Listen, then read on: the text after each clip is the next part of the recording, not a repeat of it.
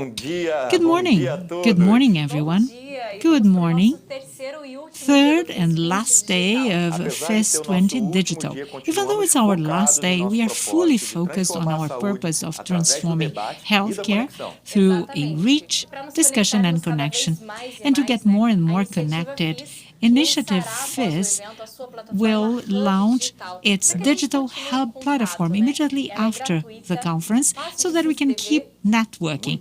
It's free of charge, you just have to join it. You can use the QR code you can see on the screen, join us, create a profile, and get connected. Through FIS Hub, Digital Hub, you can submit your questions and talk about the topics of all our discussions. And today, we also have a surprise in our live chat. Great. It's not on one surprise. There are 5 free tuition programs by Berkeley. If you want to join us, it's very easy. We are going to have a raffle similarly to what we had yesterday at 4:30 in the afternoon. There are many access platforms. You can get connected to us very easily. Come and join us.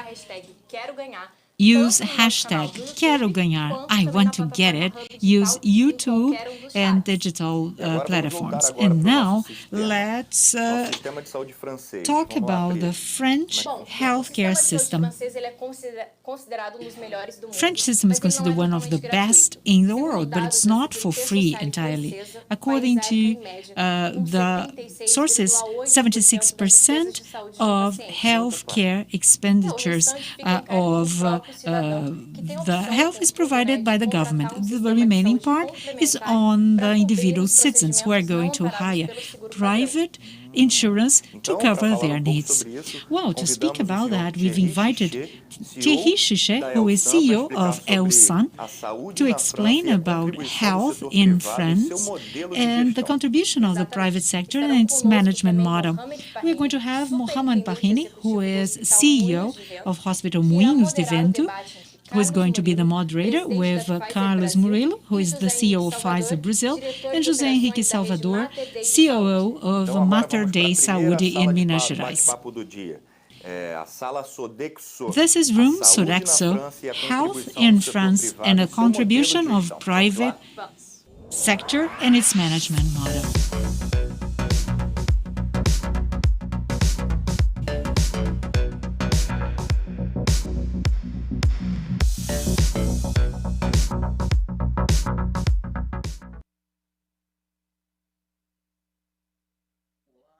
Hello, good morning, everyone. I have been introduced before. I'm Mohamed Bahini. I'm CEO of Hospital Moinhos de Vento in Porto Alegre, south of Brazil. I'm here to be the moderator of this very interesting discussion about healthcare in France and the contribution of the private sector and the management model. We have Thierry Chichet, who is CEO of Elsan, who is a private hospital network in France, a leader in France, with 25,000 employees and 6,500 independent physicians working in 120 different centers. They have over 2 million patients every year. It's really a pleasure to welcome you here. I also have here Carlos Murilo, who is CEO of Pfizer. No introductions required. Pfizer, one of our main hopes nowadays for the vaccine. We have José Henrique Salvador, who is CEO of Hospital Network Mater Dei.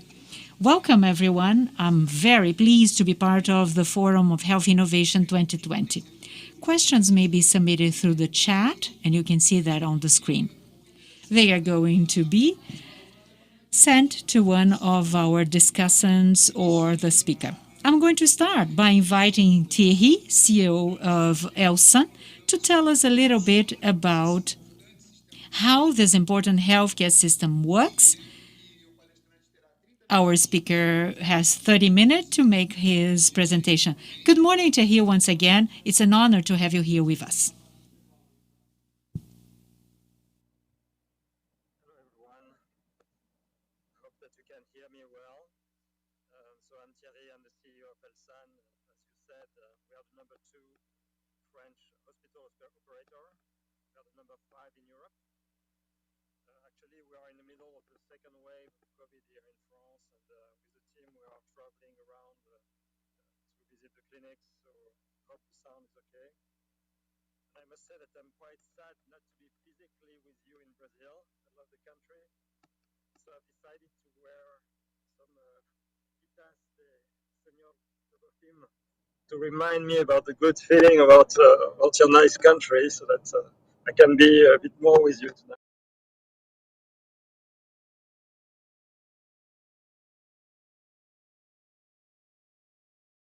And the private part of it. As you may know, France is the second largest healthcare market in Europe.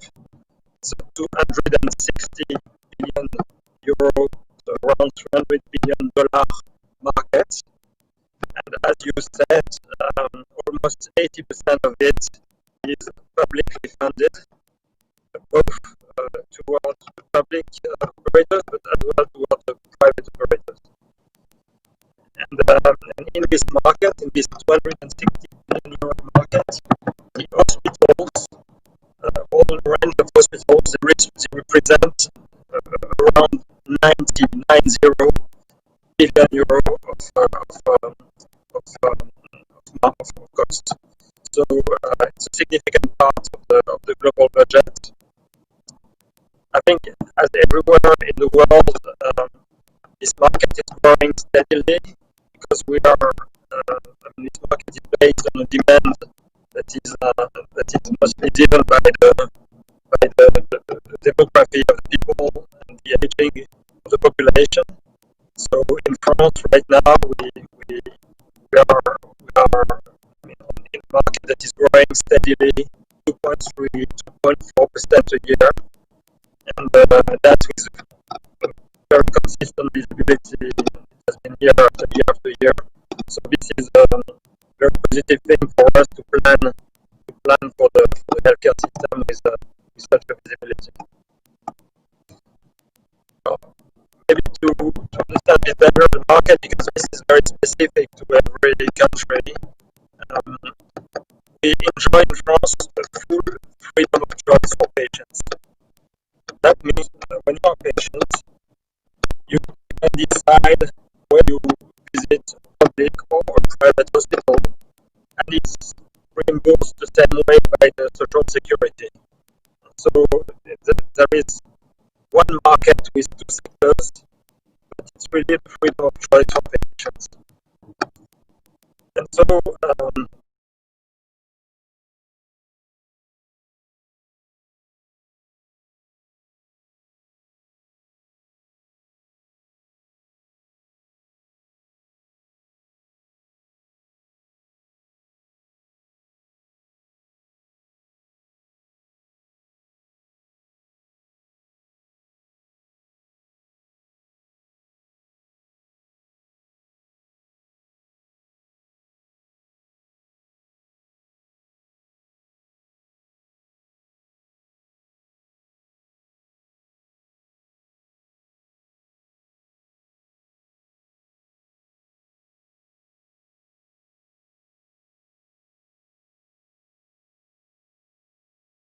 quality of care.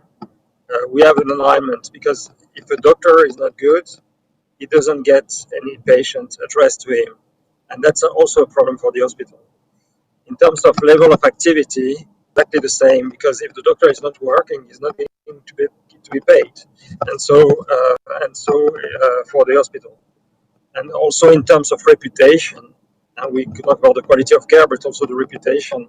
Of course, you have to treat your patient well, not only medically, but also to take care that everything is okay, that you provide the best environment for care. And this is also something which is an alignment of interest between the doctors and the hospital providers. So as I said, the context is very positive for the private sector in the hospital field in France. And to date, the private sector has really become instrumental. I mean, it's really an essential part of the system. It represents more than 30% of the hospital stays, and it represents more than 50 even more than 55% of the surgery in France. So, for example, at Elsan, one patient out of 11 in France that gets a surgery, he gets surgery at Elsan. So you see as how essential the private sector is, and within the private sector, a company like Elsan. I think there are many benefits to this, and that's the reason why there is a planning around this system with the freedom of choice. You have quality improvement that is continuous and that is driven by these different types of operators. In the private sector, we believe that we are a bit more advanced in terms of modern medicine compared to the public sector. For example, we have reached a level of more than 65% of day surgery in France in the private sector. It's only, if I may say so, 40 plus percent in the public sector. So you see more than 25 points more umbilical care and daycare. We also measure quality, and we have better quality measurement KPIs. And last but not least, so we are all paid and financed by the public NHS, but the tariffs for the private sector are more than 20% lower than the public. So it means that for exactly the same surgery, we get paid 20% less than the same surgery being performed in a public hospital. So you see how efficient the private hospitals are for the system, and again for a company like Elsan, we save the state, the French state, more than €500 million every year due to our efficiency. So we save the French state, just Elsan, and globally the sector is providing around €2 billion savings for the state because of the efficiency. So this is in normal time. This is also true actually in the crisis mode. As I said, we are in the middle of the second wave of COVID in France right now. There has been a second lockdown that has been enacted a bit more than 1 week ago. And during the crisis, the private sector is also extremely present aside the public hospitals, as well for the ICU capacities. And so we have deployed. We have offered all our ICU capacities for the benefit of the crisis management, and we have increased. We have tripled, by the way, the ICU capacities within weeks to be able to take care of all the patients.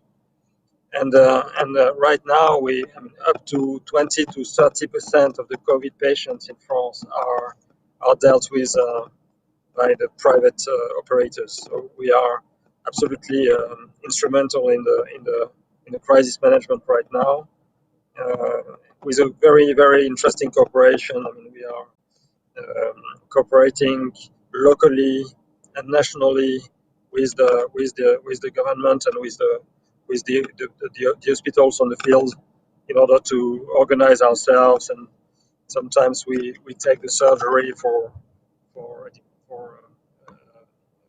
an area, and the public hospital is dealing with the COVID patient. Sometimes we take the COVID patient in our hospital, and they keep doing the other activities that are needed, of course. So this is a cooperation that is very interesting, and this shows, I think, really the role that is absolutely crucial of both sectors. So maybe to give you a bit more of insight of Elsan within that, because we are, as you understand, a key player in this story. So Elsan actually is the fastest growing private hospital platform in France. Today we enjoy a $2.6 billion revenue. It was 500 million 5 years ago. So you see the growth rate of the company. And right now we operate 120 hospitals all over the country, and we have really an unrivaled footprint in the regions. Probably the most national footprint among all private operators, because 3 French people out of 5, they live less than 50 kilometers away from one of our hospitals. So we really cover the country.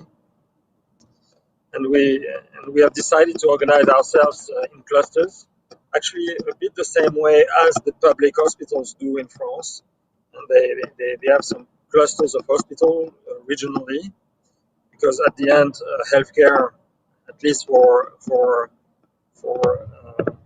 acute care, we believe is very much a question of local presence. Some people travel 1,000 kilometers to get surgery, but most of the people get the surgery and the treatment not too far away from their home, their family, their base. And that's very important. So this is something we have organized as well in Elsan, and actually we operate. To be a bit more specific, we operate 6 verticals of care, which we believe are complementary, high medical value. Of course, medical, surgery, and obstetric. This is the one. Rehab, dialysis, cancer treatment. We are the number 1 in France in radiotherapy treatments, imaging, and something that may be specific to France, which is home hospitalization. And this is something that is really growing fast here. We are already number 1 in France in this field, pushing the development of the activity. And here is really the hospital into the home of the people, which is actually very interesting, because people, they love it. They want to stay at home as much as they can, and it's much less expensive for the state and for the system. So this is a new way to treat people, and this is really hospitalization. It's not just nursing. It's really high-level hospitalization with doctors, with a high level of treatment. So this is Elsan, and I think as you do everywhere. So we are inventing with the doctors medical projects in the field with them in order to provide the best care. And we are also very much focused on efficiency, because as we mentioned, our tariffs are lower than the public one, and probably the same as in Brazil. The healthcare expenditure trend in France is a 4+ % CAGR increase, while the GNP in France is growing less than 2%, probably less than 1.5%. So this spread between the increase of the expenditure for healthcare and the GNP is unsustainable over time if you don't provide productivity. And so that's what we do as well, because that's part of the story. So maybe I will stop here. I could probably dig into details, but let's do it around the questions that you have.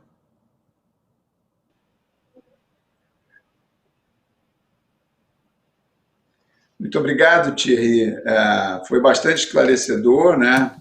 Thank you very much, Thierry. It was very clarifying, and I'm very pleased to be part of this panel, because the main inspiration for our healthcare system was the NHS, the British model, and I had to study a little bit more the French model, and I learned a lot. And I need to learn. And it was very interesting to learn that there have been changes in the past 5 or 10 years in an attempt to respond to growth and aging challenges.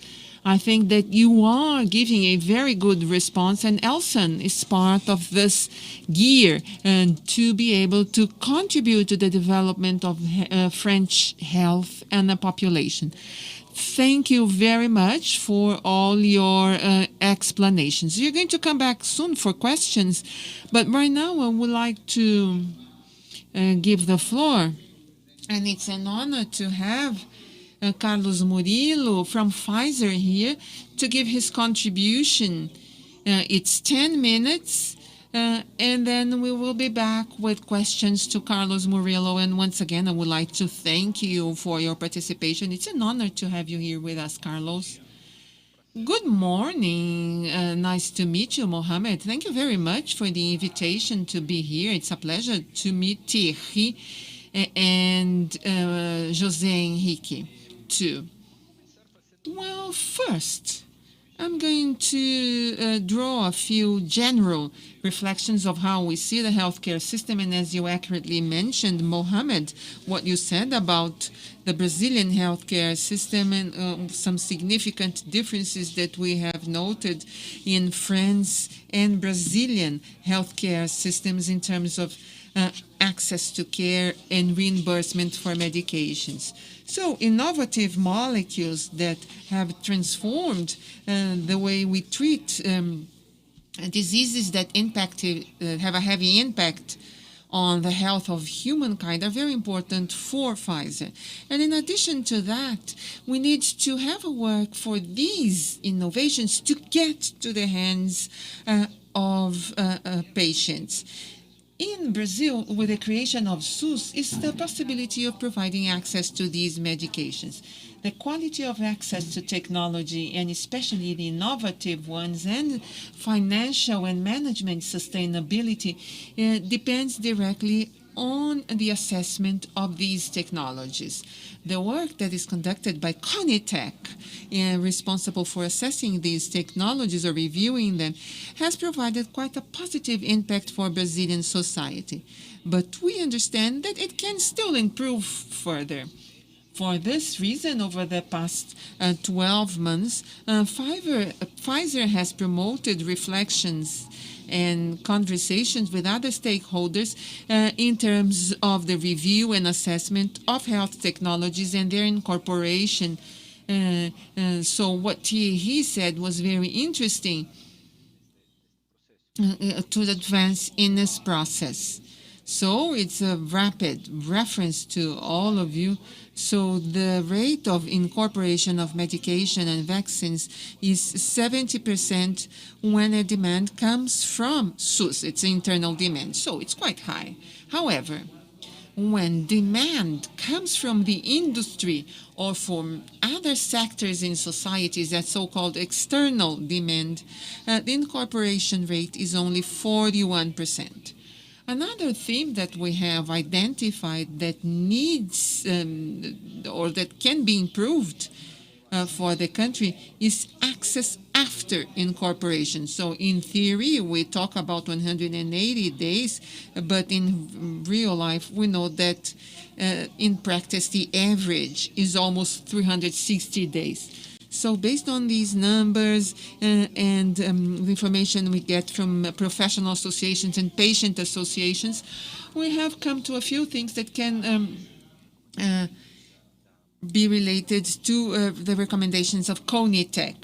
And now I'm going to try and draw a bridge with the French healthcare system and what are the things that in our understanding are very positive in a French healthcare system in relation specifically to access to medication.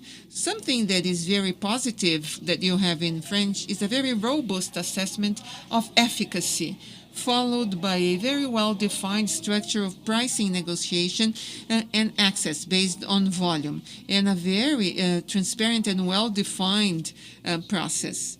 The other thing is an opportunity for Brazil to learn that Brazil can learn from France is the early access program that you have in France. So we understand that France is almost a world leader with these regard. It makes it possible for companies such as ours to generate data and revenue and to request refund for products for unmet needs and to generate real-life data, which are very widely used and are very important to assure reimbursement. And the other very important thing that Brazil needs is a clear structure for innovative contracting models. We all understand that we need to innovate, we need to do things differently in terms of access to healthcare and how we, the pharma companies, have access to incorporation and sales systems and to create innovative systems. Right now, the Brazilian law is very restrictive in terms of what can be done. So in France, with that regard, is much more advanced, and we think that this could be a good regimen for Brazil. I'm going to stop here, and then we may continue talking a little bit more further ahead. Thank you very much, Carlos Murilo. I have already some questions to ask you, and I'll ask you afterwards. Now I would like to give the floor to José Henrique Salvador, my friend, my peer, and my partner at CONAP, the current VP at CONAP, and Director of Operations of Mater Dei chain of hospitals, a hospital chain that we are very proud to have as friend, and he's an inspiration to all of us. So inspired on what you heard from Thierry and Carlos, what do you think are the opportunities for our private healthcare system? Good morning, everyone. First of all, I would like to thank Josier Villar and Rodrigo Villar, too, for the invitation for Rede Mater Dei to be part of such an enriching debate. It's a great pleasure, and I'm very proud to be here with you, Mohamed, Carlos, and Thierry. I had the chance of meeting him in San Francisco, and we talked there, and he could explain to us a little bit more about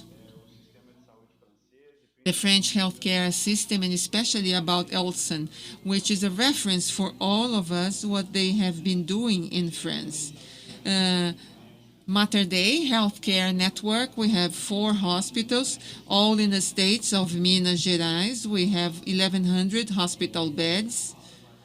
And we work especially in the private sector. We are building the first hospital outside our state. It's a large hospital that we are building in Salvador, in Bahia. So we are going to go to a different region in Brazil. But we have been trying to change significantly over the past few years this vision of us being a network or a chain that receives sick patients, and in a healthcare system where we can effectively affect and influence the health of people. I think that this has been our mission as a chain of hospitals, and we've been trying to transform our business models during this period. We have a major investment in quality and efficiency. And during the pandemic, we have been able to certify all our hospitals by the Joint Commission International. We are very proud of doing that, and this reinforces our commitment to quality and safety. But in listening to Thierry and what he said and our reflections, and especially now during the pandemic, I think it is very clear to us how important it is for us to reinforce the bonds between the private and public healthcare systems in our country. I think that the collaboration between these two sectors had never before been so important for our industry. If it weren't for SUS, I'm sure that our country now, during the pandemic, and the Brazilians would be much more worsely affected than they really were. Because SUS provides major capillarity in the care provided to our citizens. in the many regions in the country, with many remote regions, it's been organized to be close to citizens in all cities. But then on the other hand, we also need to think about some differences in performance between private and public entities during the pandemic. If we check the performance of each one of these entities and how they treated the patients during the crisis, we'll start seeing that patients treated in a private system had a better recovery than those treated in our public system, unfortunately. So I think that once the pandemic is over, and then following the teachings of the French system, the private healthcare system, I think we can provide to our healthcare system some efficiency concepts focused on management efficiency, with people training, capacity building, and some lessons that we learned a long time. That treating better our employees, preparing them in the organizations. I think that the private entities are also teaching us some things in terms of flow. All the hospitals and all centers in private healthcare have been able to define very good attention flows to treat not just COVID patients, but also patients with such a severe patients. This is another important reflex of the pandemic. The number of patients with other types of needs failed to be treated in our country, either because they were afraid to go to the hospital or because there were not appropriate flows for them to have access to the system, and also a significant bridge in terms of technology and innovation.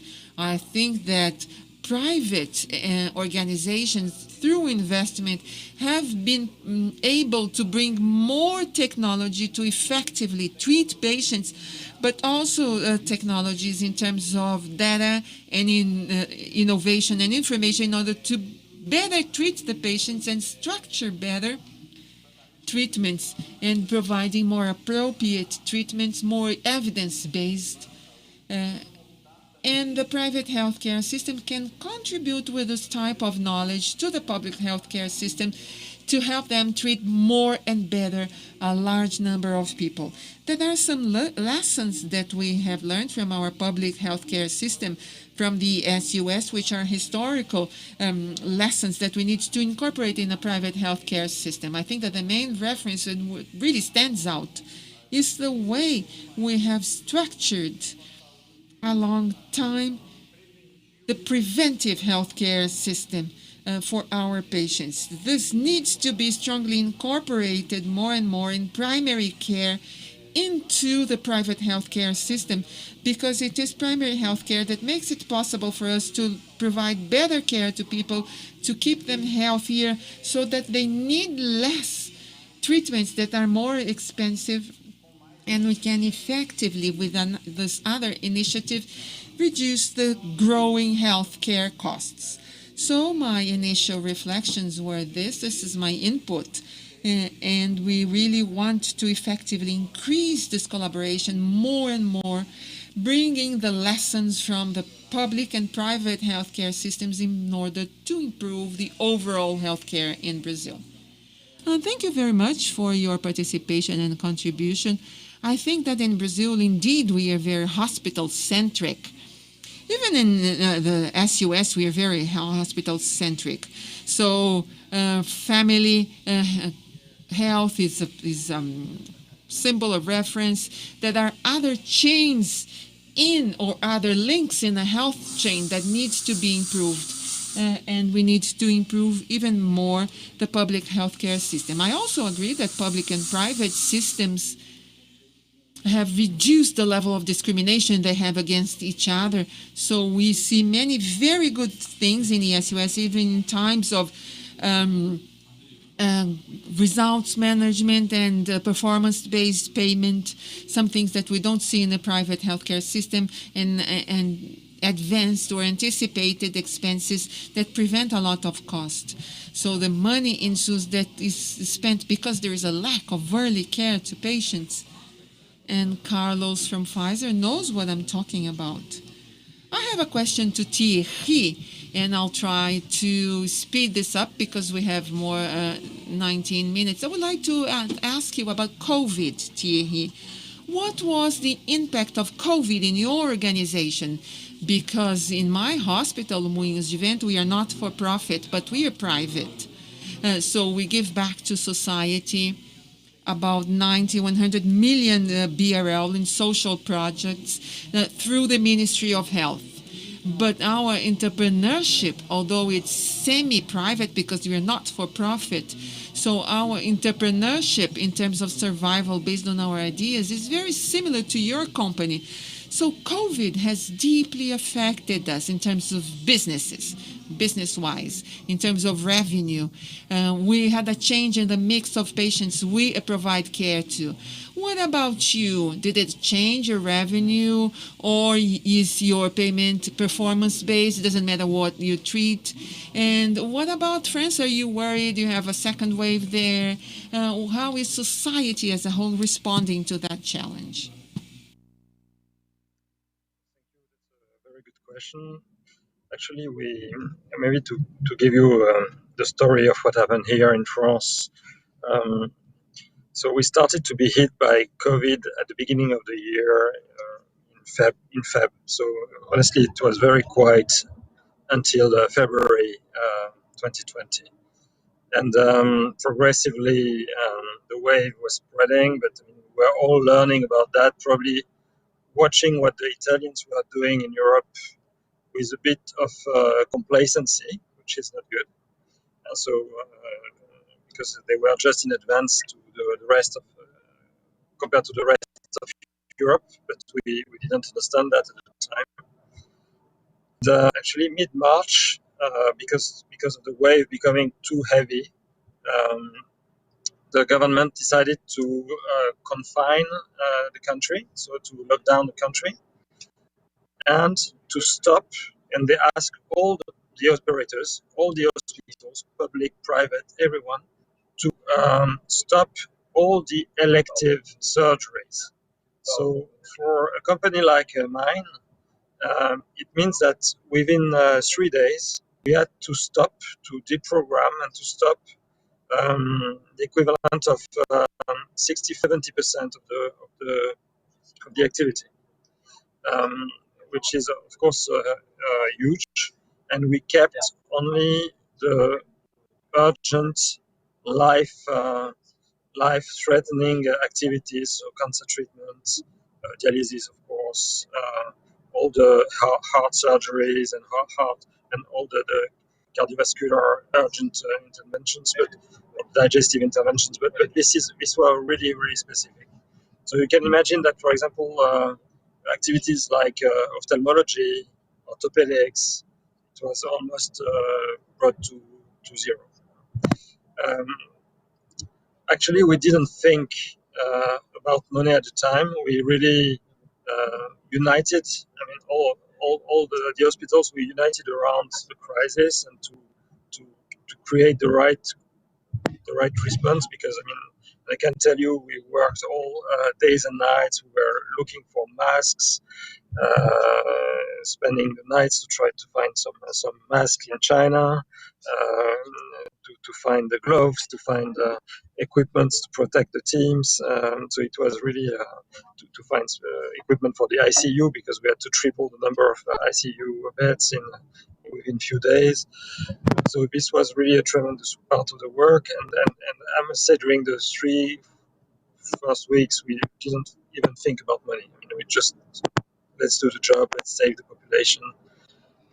The very good thing in France, I must say, and this is something I'm really proud of, is that very, very fast the government understood that I mean, we had to sustain the effort over time, and a private company cannot sustain the effort, pay the wages, and not get and lose 70% of its revenue and be in the crisis mode for long. So they decided by the end of March, they decided to give us some advances, so some treasury advances, and as a company, of course, we used all the the credit lines that we could activate to manage the cash flow, the cash of the company, the treasury of the company in the first weeks. But the state responded very fast.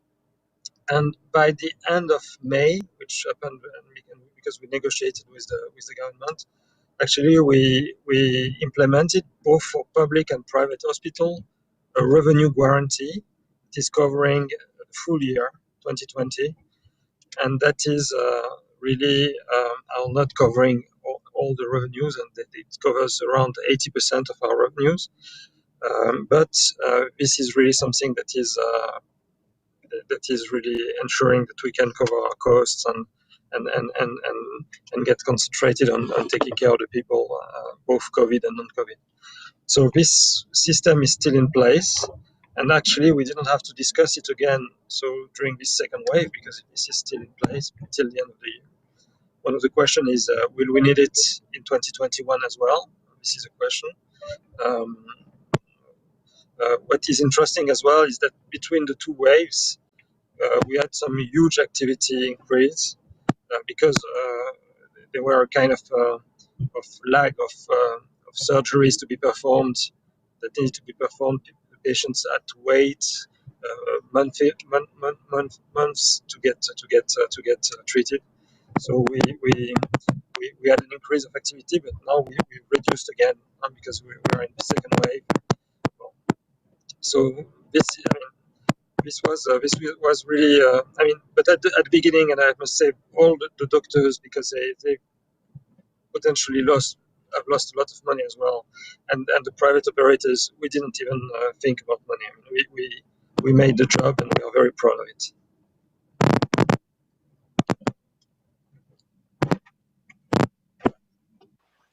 Muito obrigado, Thierry. Thank you very much, Queria destacar aqui Thierry. I would like to highlight that in Brazil we have over 6,000 hospitals, and most of the hospitals, except for the few private hospitals which are part of the new networks of hospitals in Brazil, which are welcome, of course, but most of them have a profit margin of 1-2%. Some of them have losses, right? The Ministry of Health in Brazil has also supported the public hospitals quite a lot, and private hospitals all have been making a loss, right? Because the government did not provide any additional revenues to us. They have provided some level of advances, but nothing to support our activities. I'm here on behalf of a not-for-profit organization, and I have to tell you that this is how it happened. And in Brazil, we did exactly what you said. First, we dealt with the crisis, and then we started thinking how to do with the financial crisis resulting from it. I have one question to ask Carlos, because I've been hearing about a vaccine. There is a big discussion here in Brazil now, and there is a lot of political conflict in Brazil right now, and the coping with COVID has not been very well dealt by the authorities. Just yesterday, there was a big discussion about the vaccines. Your vaccine is good, the other vaccine is not good, that kind of political use of the crisis. But Pfizer, everyone is very looking forward to the vaccine. Professionals are in burnout. We are looking forward. We need a vaccine. Can we have hopes? Tell us about Pfizer. What is the current status of development? When are we going to have the vaccine from a logistic perspective? Just overcoming, of course, any political hurdles you may come across. Well, Mohamed, I would like to start by saying that we have very promising news, really. We are very close. We are on the verge of having good news.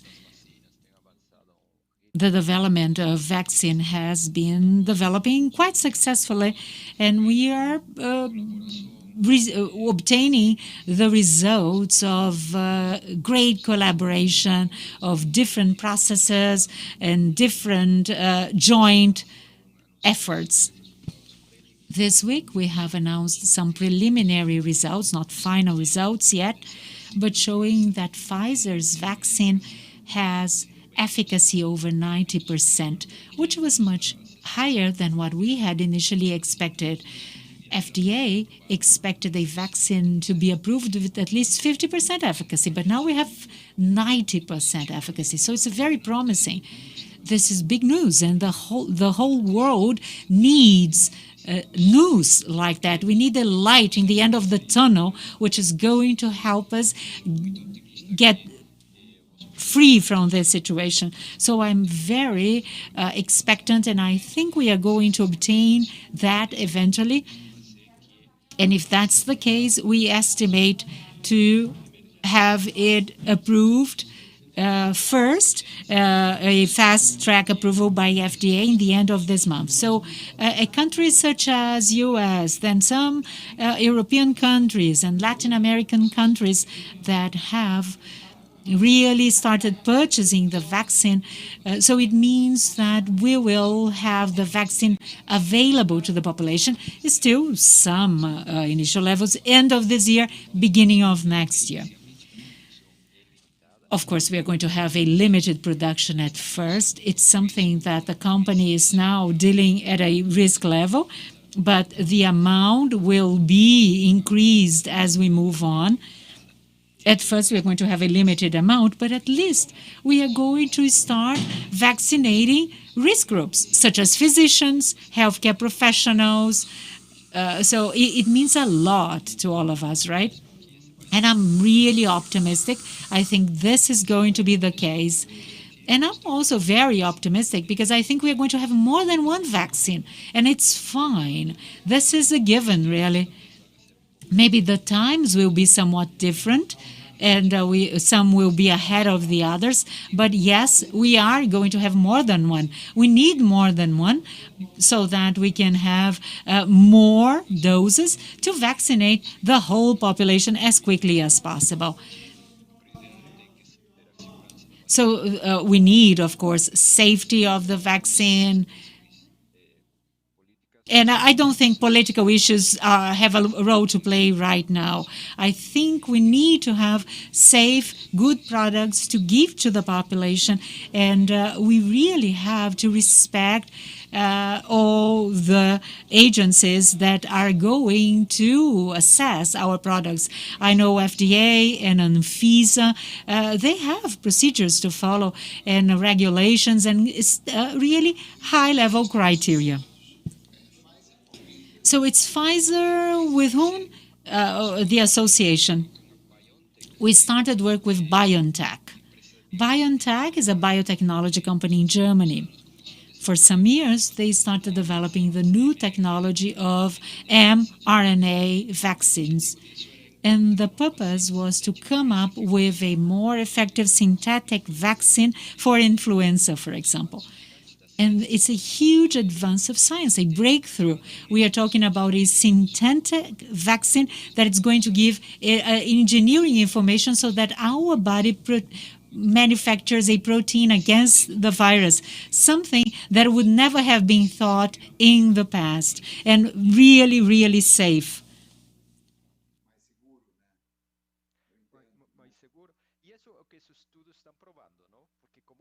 And as this is a first vaccine, we need data. We need hard and really reliable data. José Henrique, let me ask you something. What do you think about the future of Brazilian hospitals? We still have a hospital-centered system. Some hospitals are better than the others, better positioned, have their own strategies put in place, such as your case and also my case. What about the future? What are going to be the challenges of Brazilian hospital to understand population aging and also the economic challenges that society at large has been facing? What funds our organization is always the same thing, the wealth of a country, GDP, jobs, families, households that fund the government. Families pay taxes to the government, and families and households also have to pay for their own private insurance. So if the economy does not succeed, what do you expect to be the challenges that we are all going to face? How can we react to meet these needs? Well, Mohammed, I think this is a very good question. And it goes through the challenge of efficiency.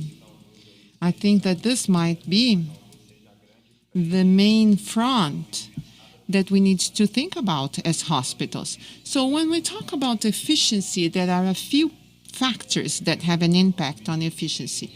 First of all, obviously, there is an issue related to size. Thierry, can you please close your audio? Mute it. Mute your mic, please. Can you mute your mic, please? And then we have, thank you. And we have a large efficiency. And because of that, we have a survival in the mid and long term.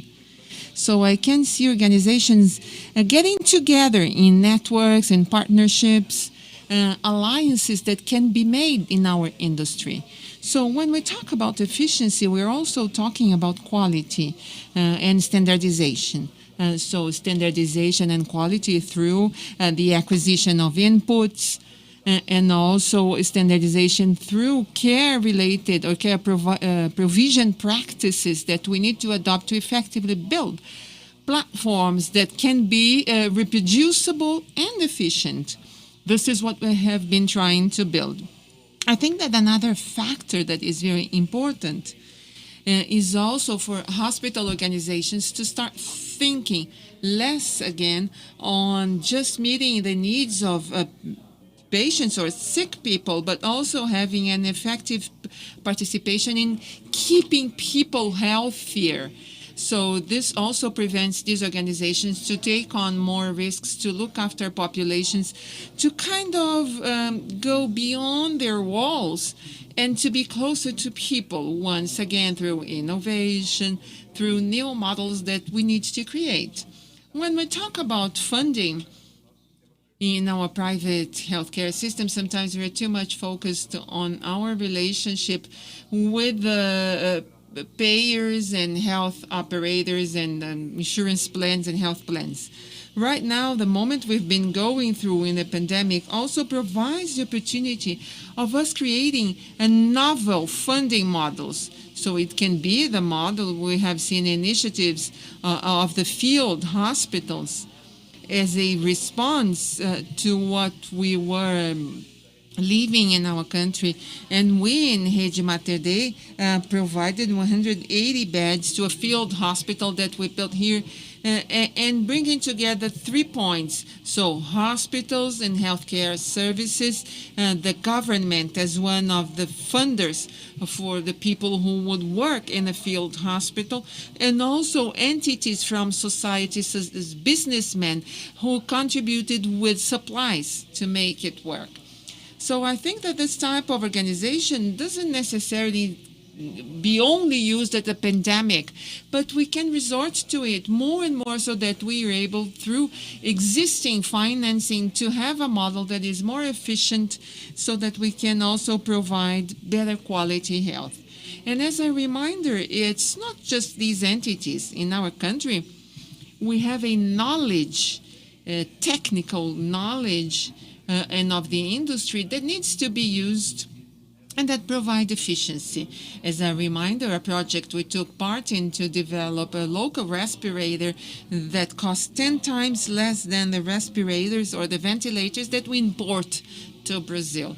So I think that we have good opportunities to work on efficiency to have a healthier healthcare system. Thank you, Zé. Well, actually, we are about to end. We have another 10 minutes before we close. I'm going to ask a final question to Thierry, our keynote speaker.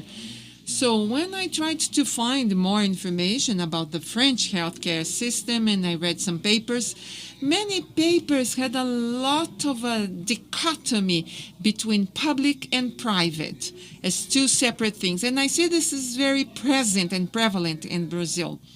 which is on the right, with a lot of discrimination from the private to the public, and the private healthcare system also discriminating the public, one discriminating the other. So Thierry, what do you imagine, and what did you have to deal with in terms of discrimination?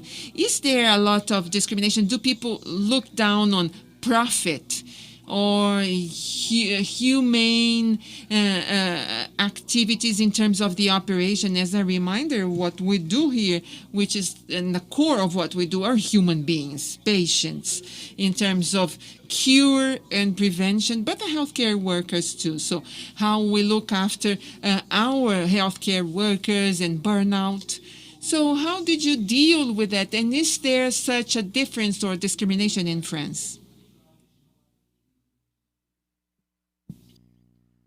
This is a good point. Actually, as you understand, there is one system and two sectors, and we are with this full freedom of choice, so that really patient can go from one side to the other. So we have this, we take care of the same patients, by the way, and for sure there is an ideology that is still very present in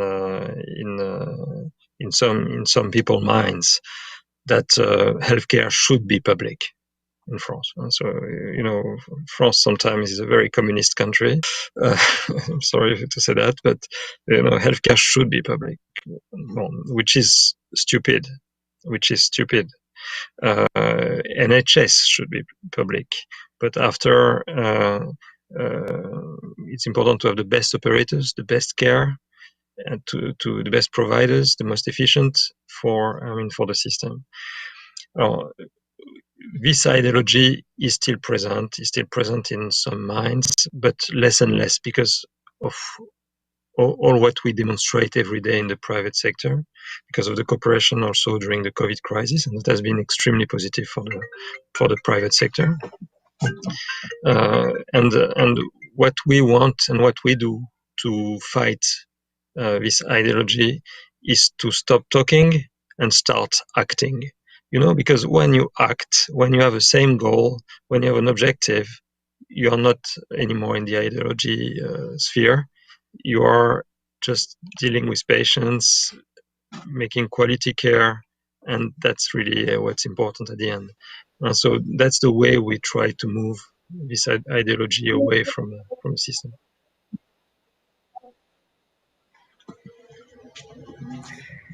Adorei, é uma honra para mim novamente agradecer ao José pelo convite. I would like to thank for the invitation, and I learned a lot today. I would like to thank Thierry for what he told us. We learned a lot from you, Thierry.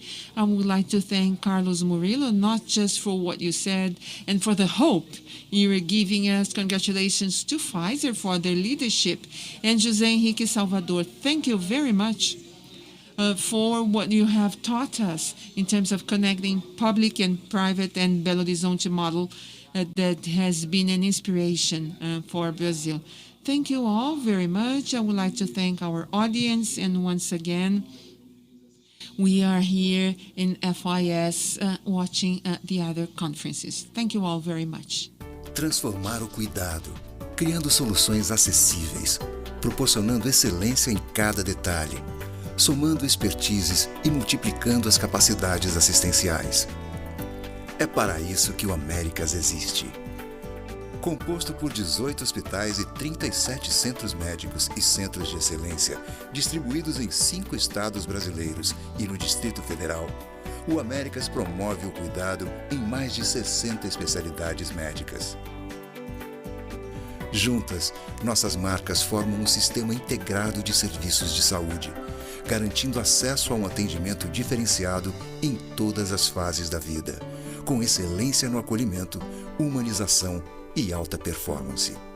Ancorados no conceito da medicina baseada em valor e movidos pela dedicação e pelo talento de mais de 17 mil profissionais, alcançamos os mais altos padrões assistenciais.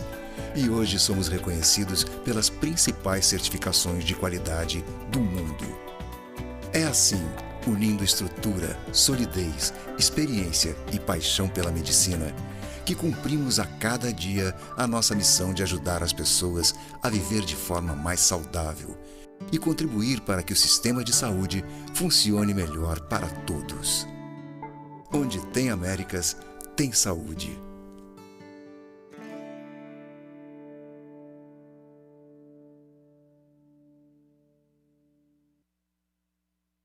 A pandemia virou tudo de cabeça para baixo, mas a Amil se virou rapidamente para você ter o cuidado certo nesse momento difícil. Em tempo recorde, disponibilizamos a telemedicina Amil para todos os nossos clientes. E agora, além de consultas de urgência, também é possível agendar horários com especialistas direto no aplicativo. Tudo com a qualidade que só uma empresa de saúde de verdade pode oferecer. Telemedicina Amil.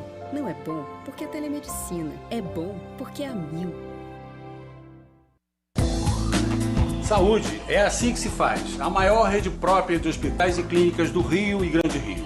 Mais de 1.000 médicos credenciados, alta tecnologia médica, mais de 700 mil clientes satisfeitos. Ressonância magnética, hemodinâmica, tomografia, entre outros. Venha você também para o Assim Saúde. Você entendeu? Saúde é assim que se faz. Ligue já para 2102-5555 ou fale com o seu corretor.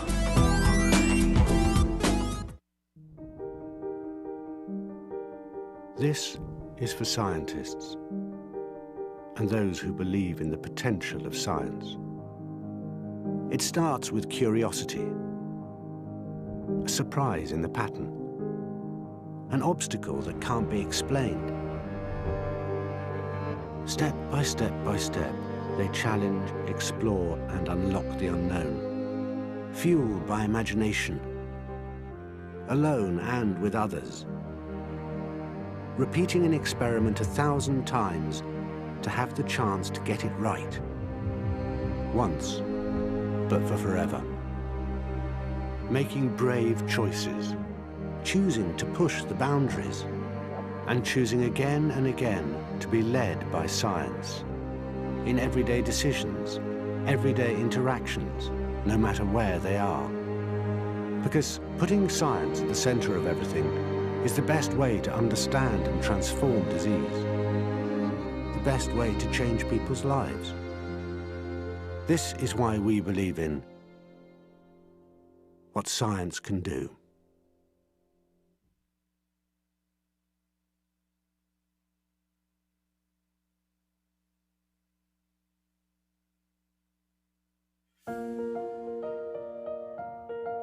Assim como você, buscamos sempre os melhores resultados. Com atendimento altamente personalizado e extensa oferta de produtos e serviços. O BTG Pactual é o maior banco de investimentos da América Latina, com 37 anos de excelência e solidez. Esperamos proporcionar a vocês uma experiência diferenciada, uma assessoria única e uma plataforma tecnológica de ponta. Com o BTG Pactual Advisors, você tem na palma da sua mão uma moderna plataforma de investimentos e acesso a conteúdos gratuitos pela premiada equipe de research. Além de acompanhamento de seus investimentos em tempo real, com a segurança que a sua carteira exige. Nós sabemos da importância de uma assessoria personalizada, mesmo em um mundo tão digital. Por isso, seu assessor estará ainda mais próximo para fazer a gestão global de seu patrimônio. O melhor do BTG Pactual, aqui e agora para você. Seu patrimônio nas mãos de quem mais entende.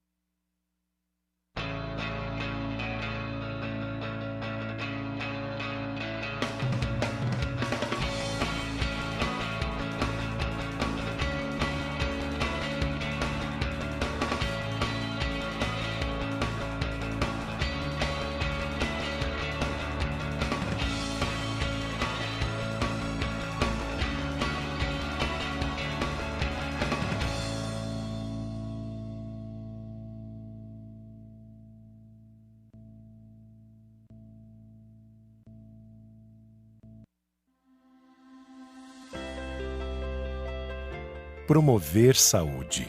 É transformar a vida das pessoas todos os dias. É o que as operadoras associadas à Fena Saúde vêm fazendo, levando saúde de qualidade a 26 milhões de beneficiários de planos e seguros privados de saúde. Sabemos que estamos no caminho certo, quando 80% dos beneficiários se dizem satisfeitos e somos o terceiro principal item de desejo dos brasileiros. Hoje, 47 milhões de brasileiros têm planos de assistência médica e 24 milhões têm planos odontológicos.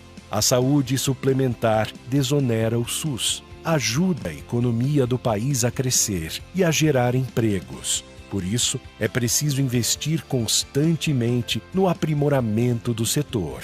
Queremos estar na agenda de reformas do Brasil. É hora de aperfeiçoar a legislação, promover acesso à saúde para mais brasileiros e permitir que mais pessoas tenham a opção dos planos privados num ambiente sustentável. Uma nova saúde suplementar é bom para todos.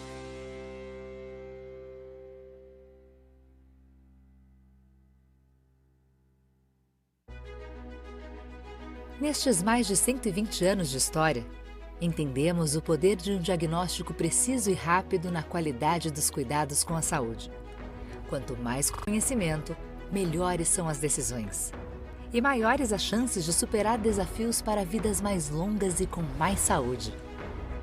Por isso que na Roche Diagnóstica, investimos tanto em pesquisa para o desenvolvimento de soluções e equipamentos. Em pessoas que podem inovar e melhorar processos e serviços. E no compartilhamento deste conhecimento que produzimos para o benefício dos pacientes. Isso é valioso. Como líderes, devemos ter consciência e orgulho do nosso poder de impacto na gestão da saúde no Brasil. De desenvolver o mercado, antecipando necessidades e soluções. Queremos ampliar ainda mais nossas condições de produzir informações relevantes e seguras, viabilizando melhores decisões clínicas para que as pessoas vivam mais e de maneira mais saudável. É isso que nos move. Possibilitar cada vez mais acesso à melhor medicina de precisão para o maior número de brasileiros.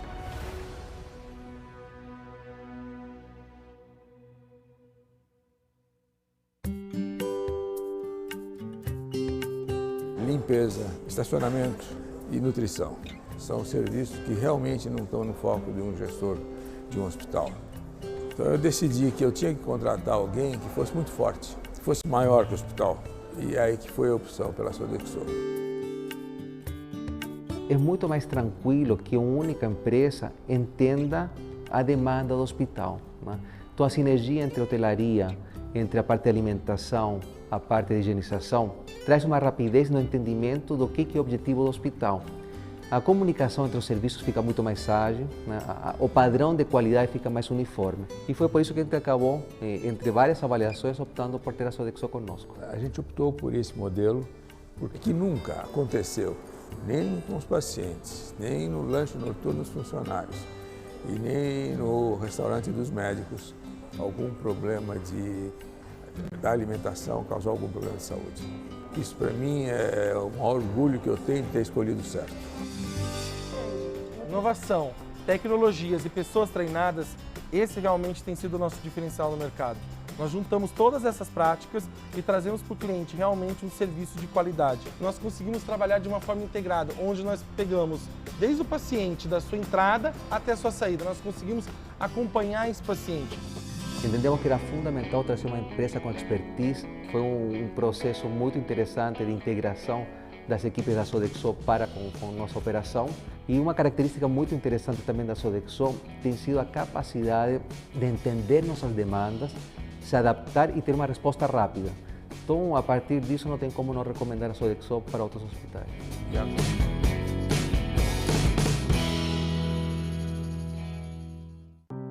A Pronep Life Care, uma marca do grupo Sodexo, é uma das empresas pioneiras na atenção domiciliar no Brasil e atende em todo o país mais de 2.000 pacientes por dia, atuando no cuidado e atenção às mais variadas necessidades.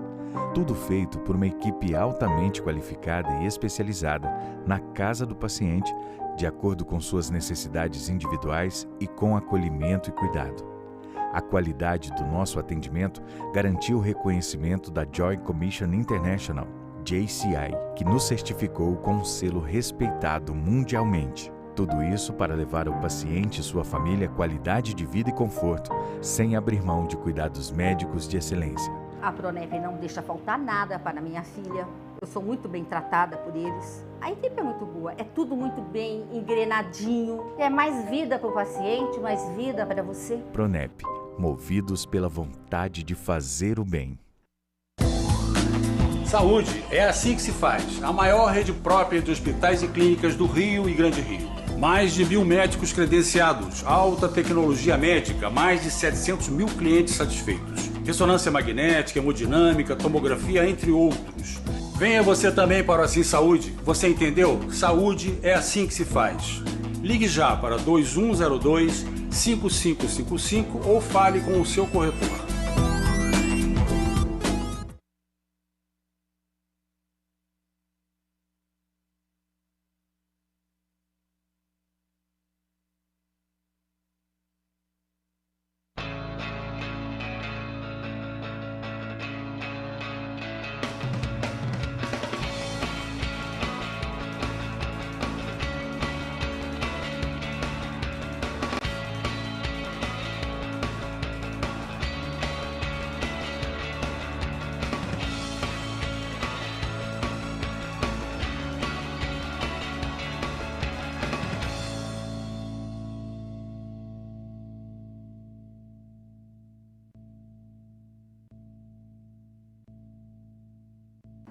Precisamos mudar o modo como cuidamos uns dos outros. Estar mais perto, mais conectados, ouvir mais.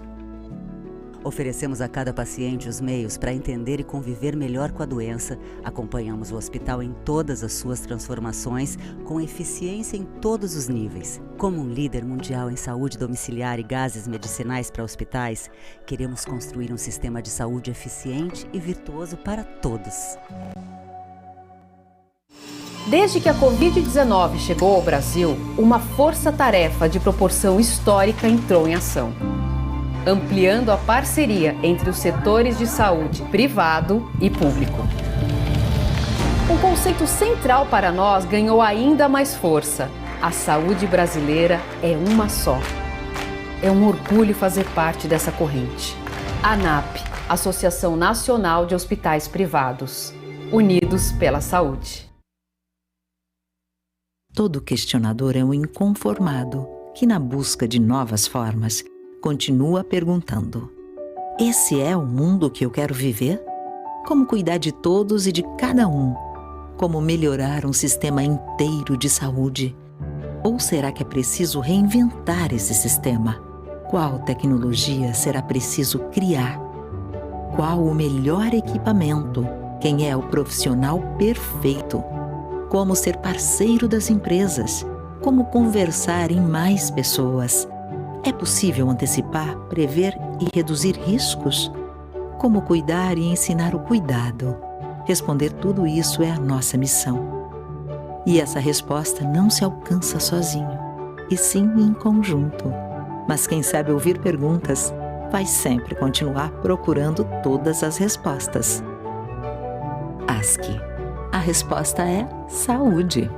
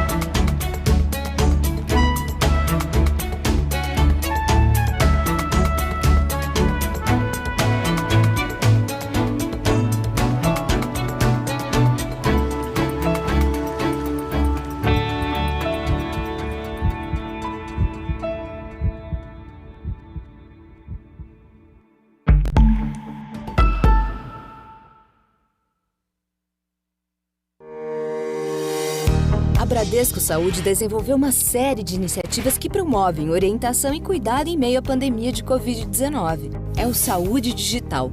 Com ele, quem tem Bradesco Saúde pode realizar consultas médicas por videochamada sem sair de casa. Veja como funciona. Para dúvidas e sintomas de Covid-19 ou outras questões de saúde, você deverá acessar o app Bradesco Saúde. Se você ainda não tem instalado, faça o download gratuito na App Store ou no Google Play.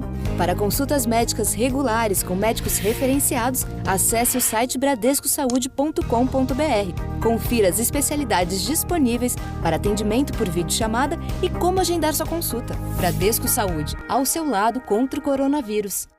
Transformamos a saúde das pessoas por meio de conexões inteligentes para a saúde. Somos a maior empresa de medicina diagnóstica do Brasil e da América Latina. E temos orgulho de ser uma empresa feita por médicos, que tem em sua essência a excelência em saúde e investe em tecnologia para o avanço da medicina. Tudo isso para cuidar melhor do paciente que confia na gente e é a nossa razão de existir. Porque onde há vida, é nossa missão estar presente. Ninguém é capaz de mudar o tempo, mas ele pode transformar você.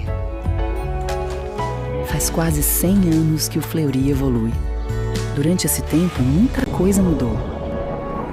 O que não muda nunca é que estamos aqui para você se sentir sempre em casa, porque cuidado gera confiança e nada é mais valioso do que isso.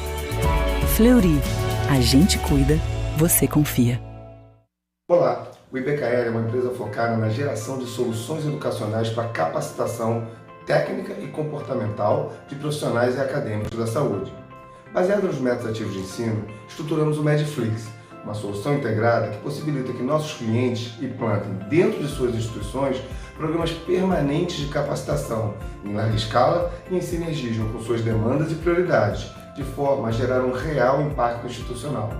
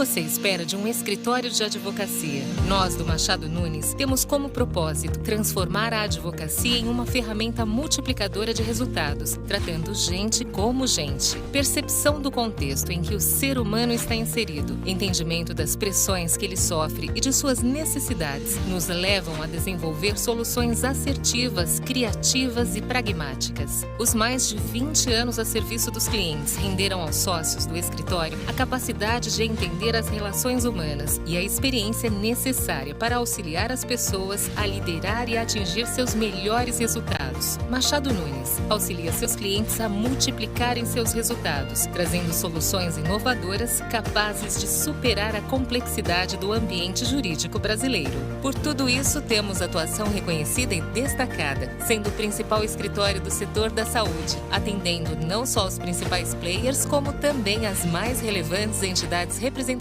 do setor.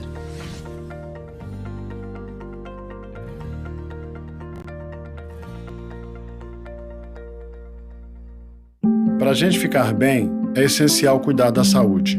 Ainda bem que nós, mineiros, podemos contar com a Rede Mater Dei. São 40 anos de uma história única, de foco no bem-estar dos pacientes e investimento no que há de mais moderno. Eu sei disso, não porque sempre estive aqui. Eu sei disso graças a cada um dos pacientes que o Mater Dei ajudou a ficar bem. Mater Dei, 40 anos. Nosso presente é você ficar bem. O Grupo Assim Saúde e o Grupo Memorial agradecem aos profissionais da saúde pela dedicação aos pacientes da pandemia do novo coronavírus Covid-19. Os nossos 14 hospitais e todos os nossos centros médicos estão cuidando com muita atenção de todos os nossos clientes. Protejam-se, lavem as mãos, evitem aglomerações e usem máscara constantemente. Dias melhores virão. Cuidem-se. Saúde para todos.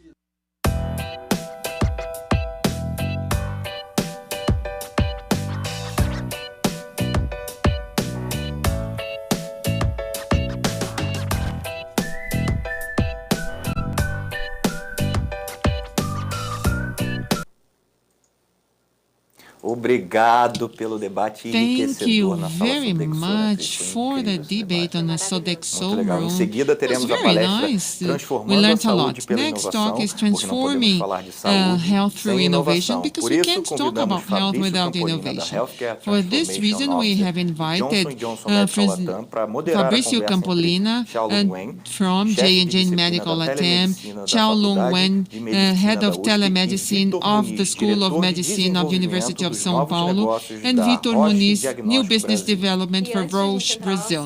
And before going to our next debate, I would like to remind you that we have a live chat in the Digital Hub platform for those of you who want to participate, many comments, ask questions, and we might put your comment live in our transmission. Cool. Okay, we are going to our room, Health Memorial, transforming health through innovation.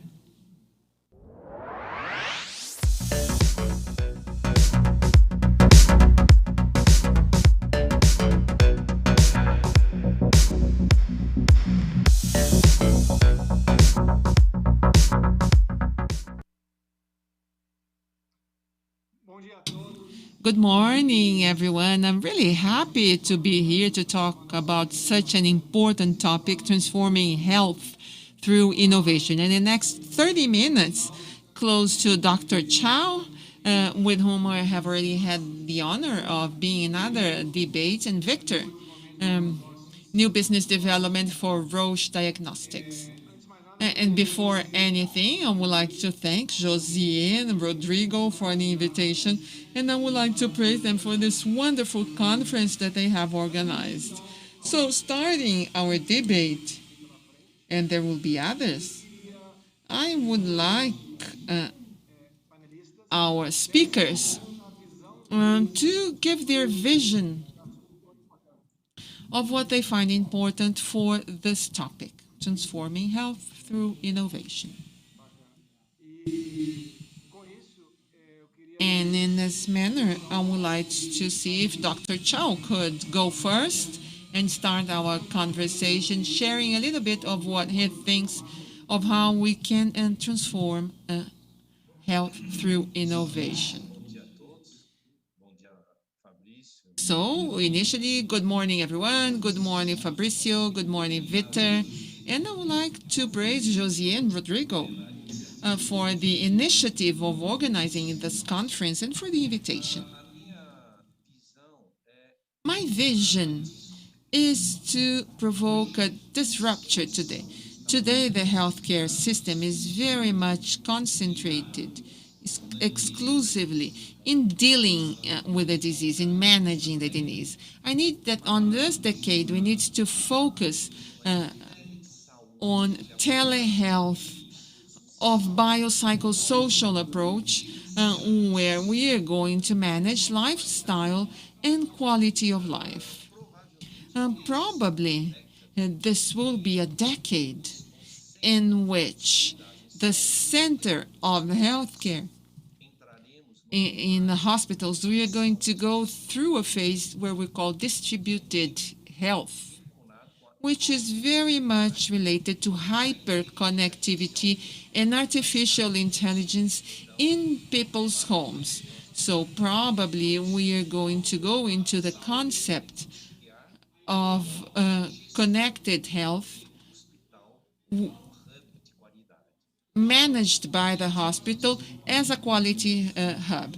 COVID has taught us two very important things. Prevention and maintenance of health is vital, so that if you get sick, you have a more higher functional reserve. Number two, hospitals are places of excellence, but you should only go there when you need. Otherwise, it is an environment where there's risk of contagion.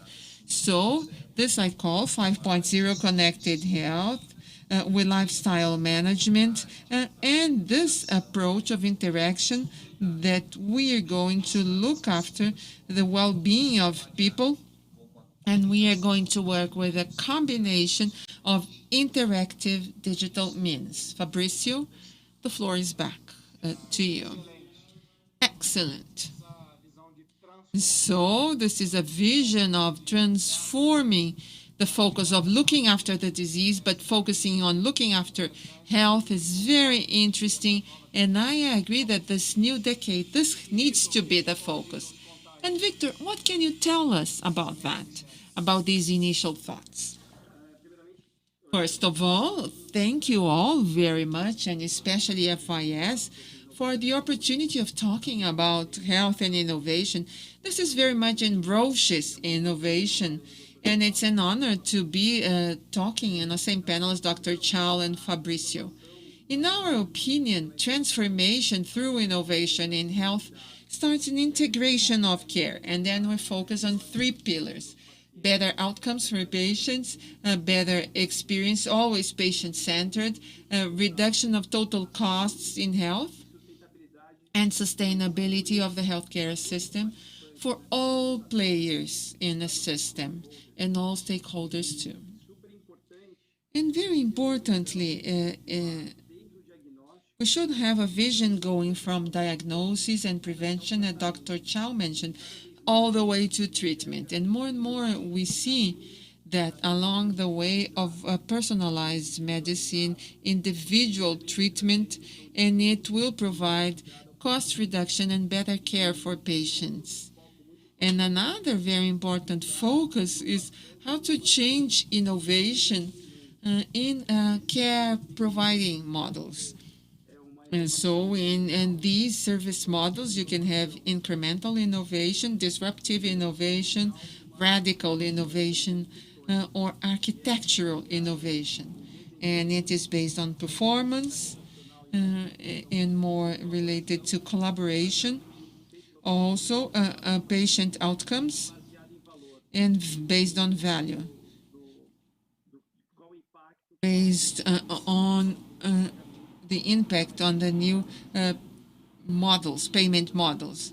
And then what we have been discussing here, and when we talk about services, We are not thinking about marketing and 4P, and we have a new 4P that starts with patient, healthcare workers, providers, and payers. So everything needs to be connected, and it needs to make sense for all players in the system. And then you need to have a good mathematics, a good calculation, and a good balance between the costs, and I can make innovation. If it doesn't get to everyone, it won't be feasible. So I think of the private, but also about the public healthcare system and access, because there's total cost too. And I always need to think about society and the impact that innovation will have. Innovation is not valid once it increases costs. So initially there is a bigger investment, but in the long term it should reduce total costs for the healthcare system as a whole. This is the initial vision for us to start this conversation. Thank you very much. Excellent. So if we think how it was 10 years ago, they were major offenders of healthcare costs and contributed to medical inflation. And I think that research and development, that the industry and other players invest into, has driven to the innovation today that is focused on sustainability, productivity gains, and complete change. So innovation 10 years ago was higher cost increase, and today is productivity gain and more contribution for the sustainability of the whole industry.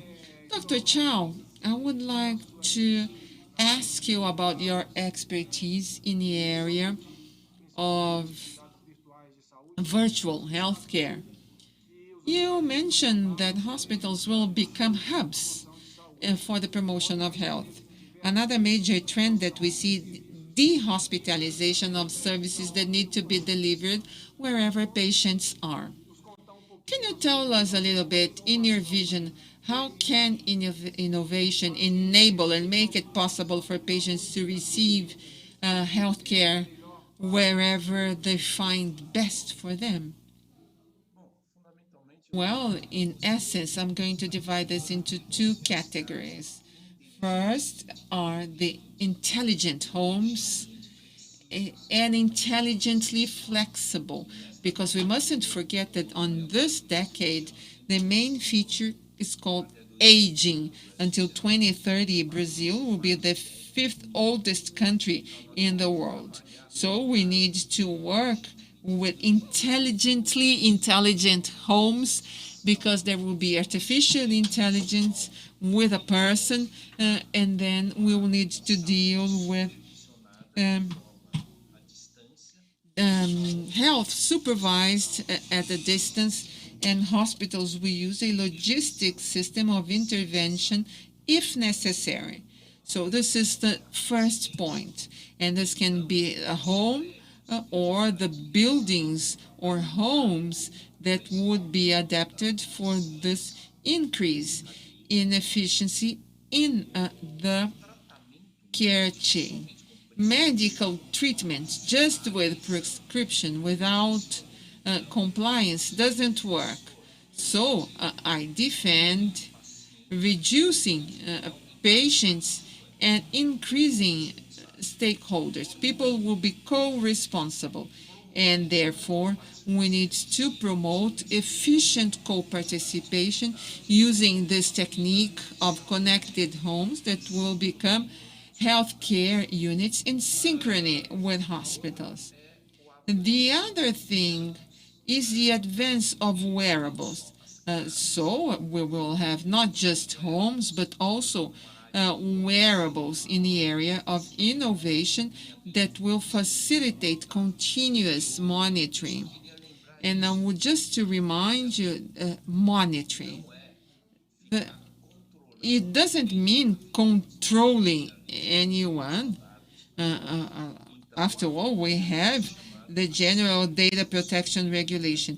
This is called supervision under demand, and a development of a policy that 5 or 6 years before we will definitely have a quality of life improvement program. For example, an elderly person we could interfere after 50 or 55 years of age, changing lifestyles.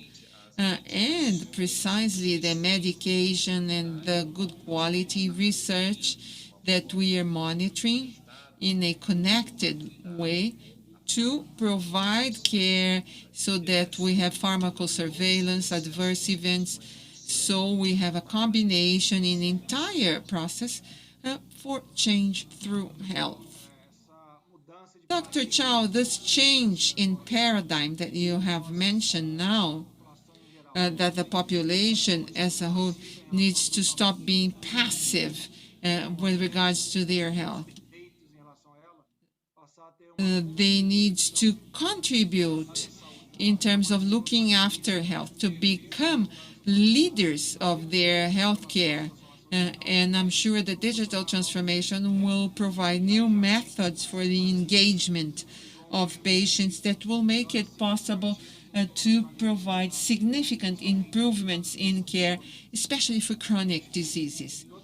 And I think that another aspect regarding the wearables, and they may transform the management of population just out of curiosity. With COVID-19, we saw the pursuit of pulse oximeters in order to be able to measure.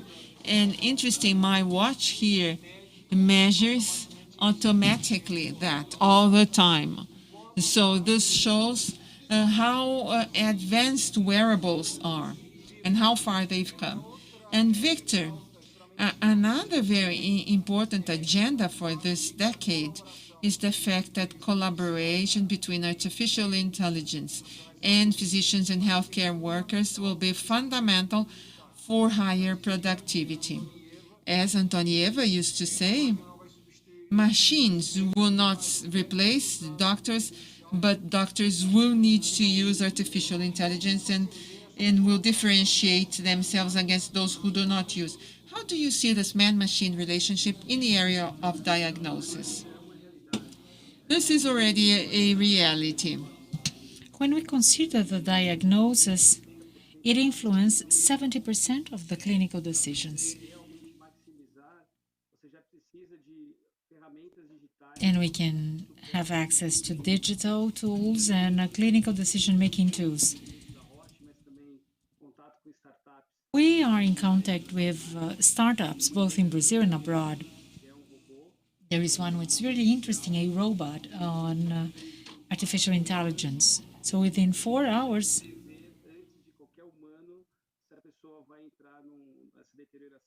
and we know whether the person will go into clinical worsening and sepsis. There is one client which is already interested in having it implemented. It's being now finally discussed.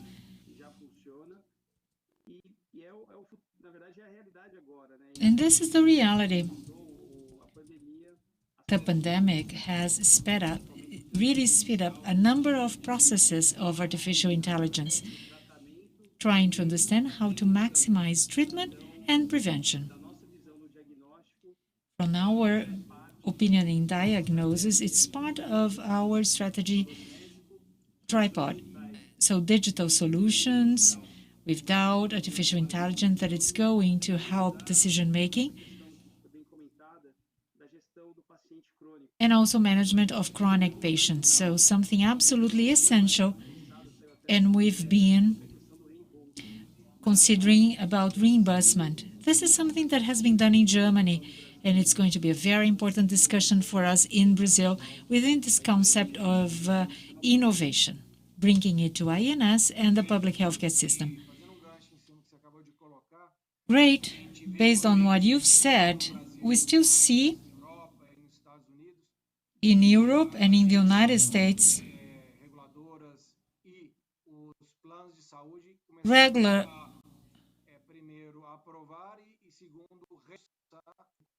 authorities see that a recent case, Medicaid, Medicare, announced that they are going to start reimbursing a digital app through the complications of diabetes in the retina, paying $20 per patient, and another app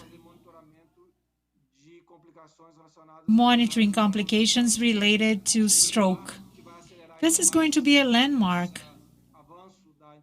showing the advance of artificial intelligence and innovation. How do you think that reimbursement, appropriate reimbursement, will be essential for the systems to get better organized, considering all the technology that is going to provide the best results to the system and to the patients?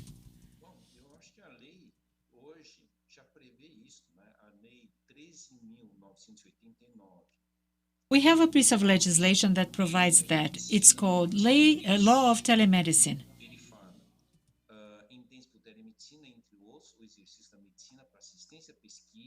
Assistance to research, prevention of diseases and risk, and health promotion.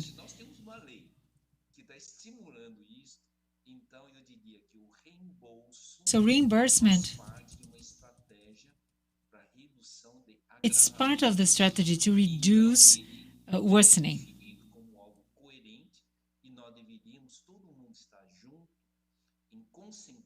I think we should all be together to concentrate on the transformation,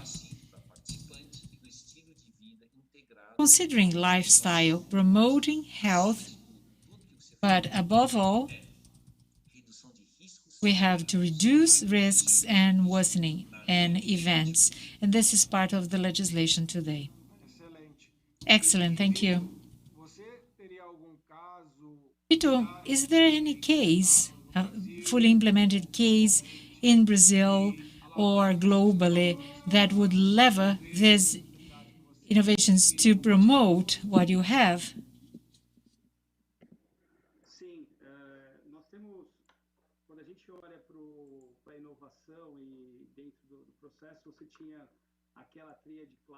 We had the classical triad: people, technology, and processes. And now we also have data. Within the lab, or the clinical perspective, especially concerning lab analysis, we all have analytics and artificial intelligence. The focus has been on better using the system.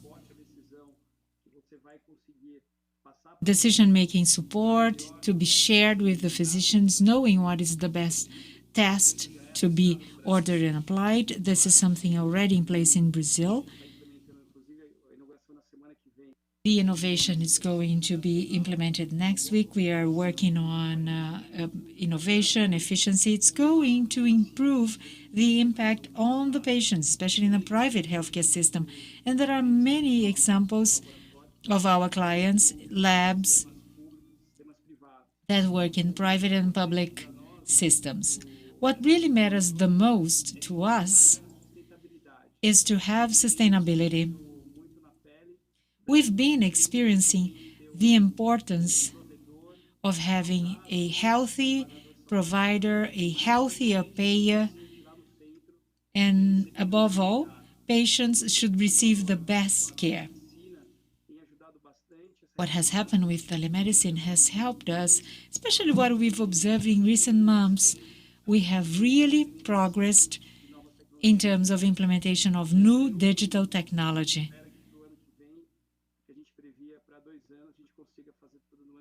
And we are going to do it all in the upcoming years. So we are going from a difficult situation to doing something much more positive to the Brazilian healthcare system. Innovation is part of a reality. Great, really great. Amazing. Time flies, and we are getting to the end of our interaction. I'm going to ask Dr. Xiao Wang to make his closing remarks. Thank you very much for your moderation, Fabricio. I think that the main issue today is that we have to build telehealth with biopsychosocial care, trying to develop the whole healthcare chain. And we should never forget the intelligent or smart technology to deliver better health to people.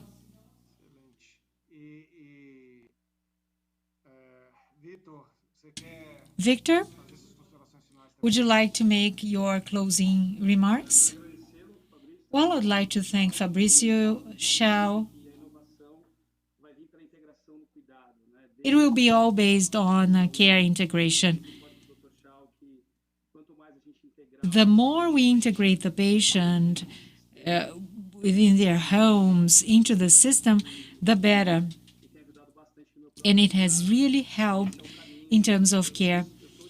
I'm very optimistic, and I believe we are on the right path. Thank you very much. To close, I would like to quote Bob Iger, the former Disney CEO. He said that in the 70s he learned that the most important thing is to be constantly innovating so that you don't lose relevance. This is something very updated, and the sentence he used to say, "Innovate or die," it's a reality to all of us. With that, I thank you, Dr. Shao, Victor, Josier, and Rodrigo. Thank you all very much. Have a good day. Thank you. Transformar Bye-bye. o cuidado, criando soluções acessíveis, proporcionando excelência em cada detalhe, somando expertises e multiplicando as capacidades assistenciais. É para isso que o Américas existe.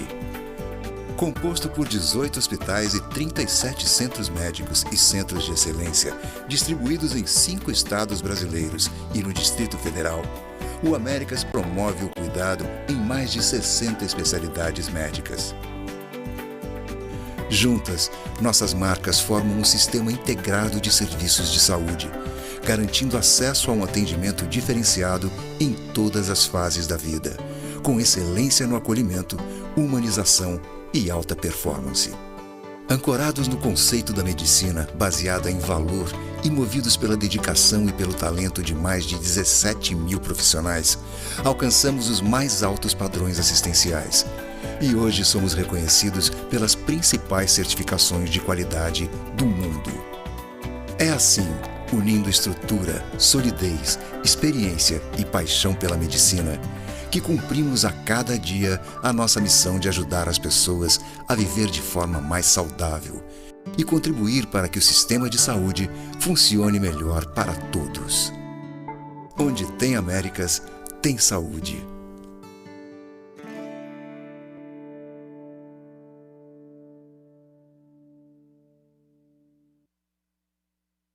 A pandemia virou tudo de cabeça para baixo, mas a Amil se virou rapidamente para você ter o cuidado certo nesse momento difícil. Em tempo recorde, disponibilizamos a telemedicina Amil para todos os nossos clientes. E agora, além de consultas de urgência, também é possível agendar horários com especialistas direto no aplicativo. Tudo com a qualidade que só uma empresa de saúde de verdade pode oferecer. Telemedicina Amil. Não é bom porque é telemedicina. É bom porque é Amil. Saúde é assim que se faz. A maior rede própria de hospitais e clínicas do Rio e Grande Rio. Mais de 1.000 médicos credenciados, alta tecnologia médica, mais de 700 mil clientes satisfeitos. Ressonância magnética, hemodinâmica, tomografia, entre outros. Venha você também para o Assim Saúde. Você entendeu? Saúde é assim que se faz. Ligue já para 2102-5555 ou fale com o seu corretor.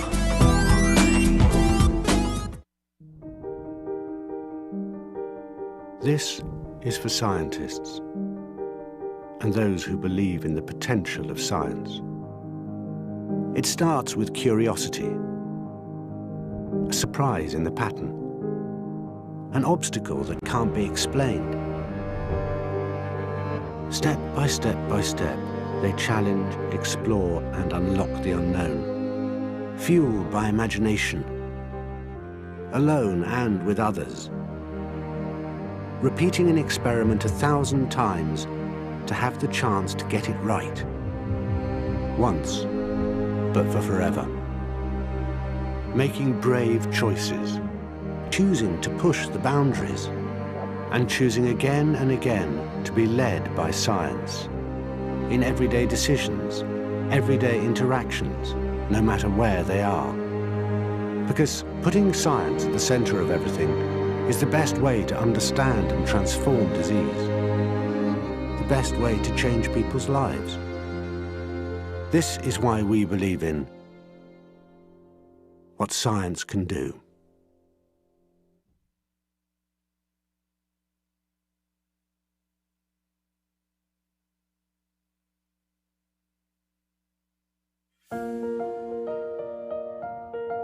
Assim como você, buscamos sempre os melhores resultados. Com atendimento altamente personalizado e extensa oferta de produtos e serviços. O BTG Pactual é o maior banco de investimentos da América Latina, com 37 anos de excelência e solidez. Esperamos proporcionar a vocês uma experiência diferenciada, uma assessoria única e uma plataforma tecnológica de ponta. Com o BTG Pactual Advisors, você tem na palma da sua mão uma moderna plataforma de investimentos e acesso a conteúdos gratuitos pela premiada equipe de research. Além de acompanhamento de seus investimentos em tempo real, com a segurança que a sua carteira exige. Nós sabemos da importância de uma assessoria personalizada, mesmo em um mundo tão digital. Por isso, seu assessor estará ainda mais próximo para fazer a gestão global de seu patrimônio. O melhor do BTG Pactual, aqui e agora para você. Seu patrimônio nas mãos de quem mais entende.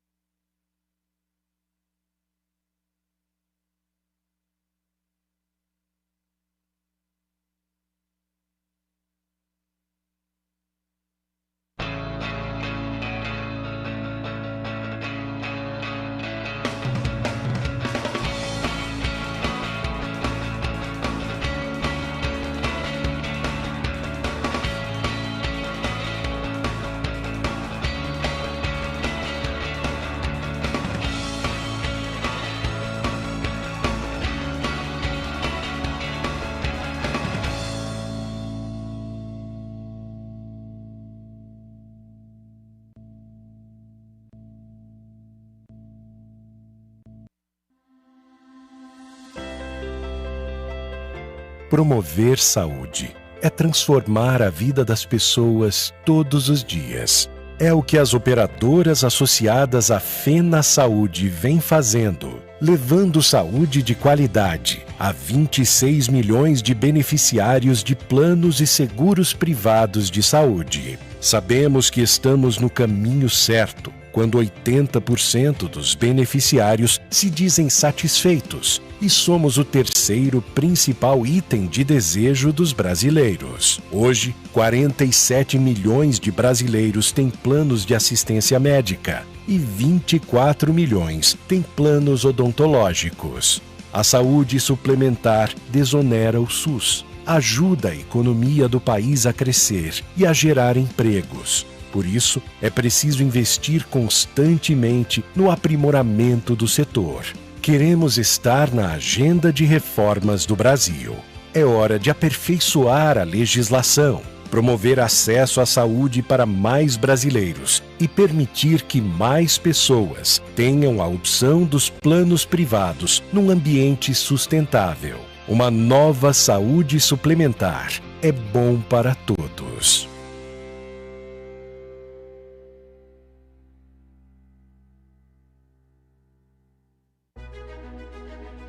Nestes mais de 120 anos de história, entendemos o poder de um diagnóstico preciso e rápido na qualidade dos cuidados com a saúde.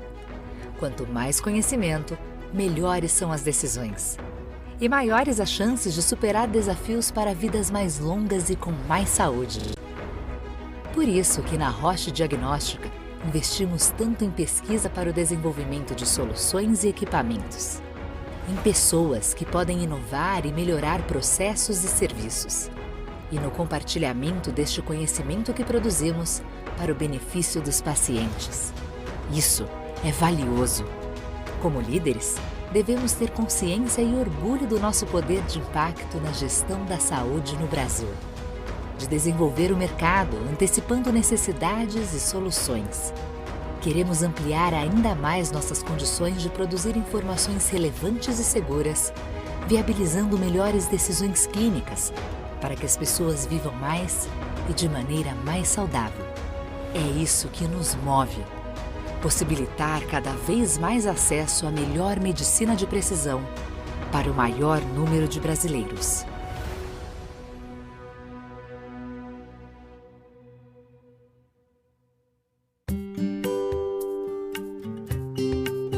Limpeza, estacionamento e nutrição.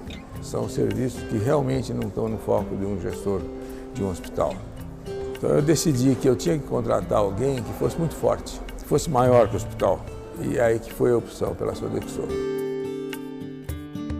É muito mais tranquilo que uma única empresa entenda a demanda do hospital, né? Então a sinergia entre a hotelaria, entre a parte de alimentação, a parte de higienização, traz uma rapidez no entendimento do que é o objetivo do hospital. A comunicação entre os serviços fica muito mais ágil, né? O padrão de qualidade fica mais uniforme. E foi por isso que a gente acabou, entre várias avaliações, optando por ter a Sodexo conosco. A gente optou por esse modelo porque nunca aconteceu, nem com os pacientes, nem no lanche noturno dos funcionários e nem no restaurante dos médicos, algum problema da alimentação causar algum problema de saúde. Isso para mim é o maior orgulho que eu tenho de ter escolhido certo. Inovação, tecnologias e pessoas treinadas, esse realmente tem sido o nosso diferencial no mercado. Nós juntamos todas essas práticas e trazemos para o cliente realmente um serviço de qualidade. Nós conseguimos trabalhar de uma forma integrada, onde nós pegamos desde o paciente, da sua entrada até a sua saída. Nós conseguimos acompanhar esse paciente. Entendemos que era fundamental trazer uma empresa com expertise. Foi um processo muito interessante de integração das equipes da Sodexo para com nossa operação. E uma característica muito interessante também da Sodexo tem sido a capacidade de entender nossas demandas, se adaptar e ter uma resposta rápida. Então, a partir disso, não tem como não recomendar a Sodexo para outros hospitais.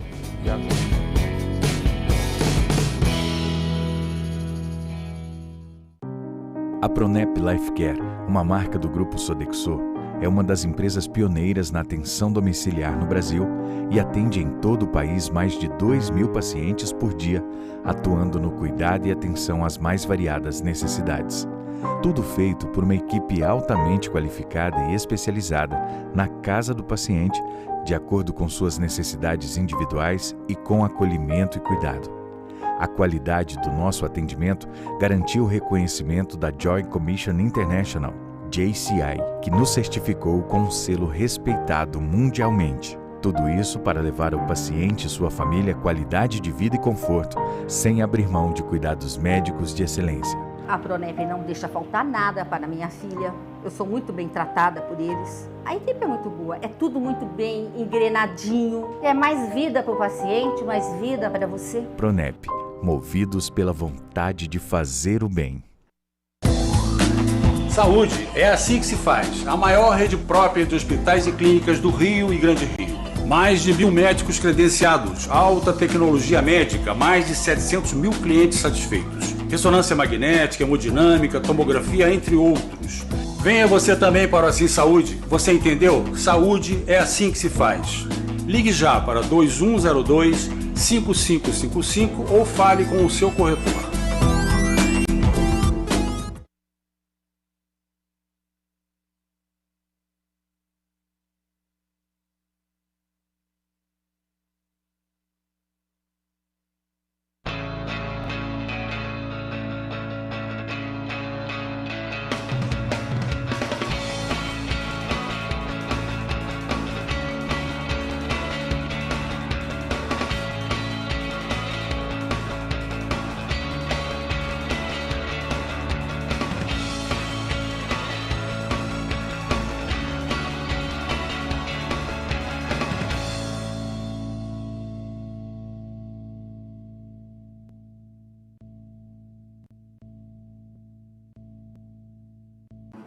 precisamos mudar o modo como cuidamos uns dos outros. Estar mais perto, mais conectados, ouvir mais. Oferecemos a cada paciente os meios para entender e conviver melhor com a doença. Acompanhamos o hospital em todas as suas transformações, com eficiência em todos os níveis. Como um líder mundial em saúde domiciliar e gases medicinais para hospitais, queremos construir um sistema de saúde eficiente e virtuoso para todos. Desde que a Covid-19 chegou ao Brasil, uma força-tarefa de proporção histórica entrou em ação, ampliando a parceria entre os setores de saúde privado e público. Um conceito central para nós ganhou ainda mais força. A saúde brasileira é uma só. É um orgulho fazer parte dessa corrente. ANAP, Associação Nacional de Hospitais Privados. Unidos pela saúde. Todo questionador é um inconformado que, na busca de novas formas, continua perguntando: esse é o mundo que eu quero viver? Como cuidar de todos e de cada um? Como melhorar um sistema inteiro de saúde? Ou será que é preciso reinventar esse sistema? Qual tecnologia será preciso criar? Qual o melhor equipamento? Quem é o profissional perfeito? Como ser parceiro das empresas? Como conversar em mais pessoas? É possível antecipar, prever e reduzir riscos? Como cuidar e ensinar o cuidado? Responder tudo isso é a nossa missão. E essa resposta não se alcança sozinho, e sim em conjunto. Mas quem sabe ouvir perguntas vai sempre continuar procurando todas as respostas. ASCI. A resposta é saúde.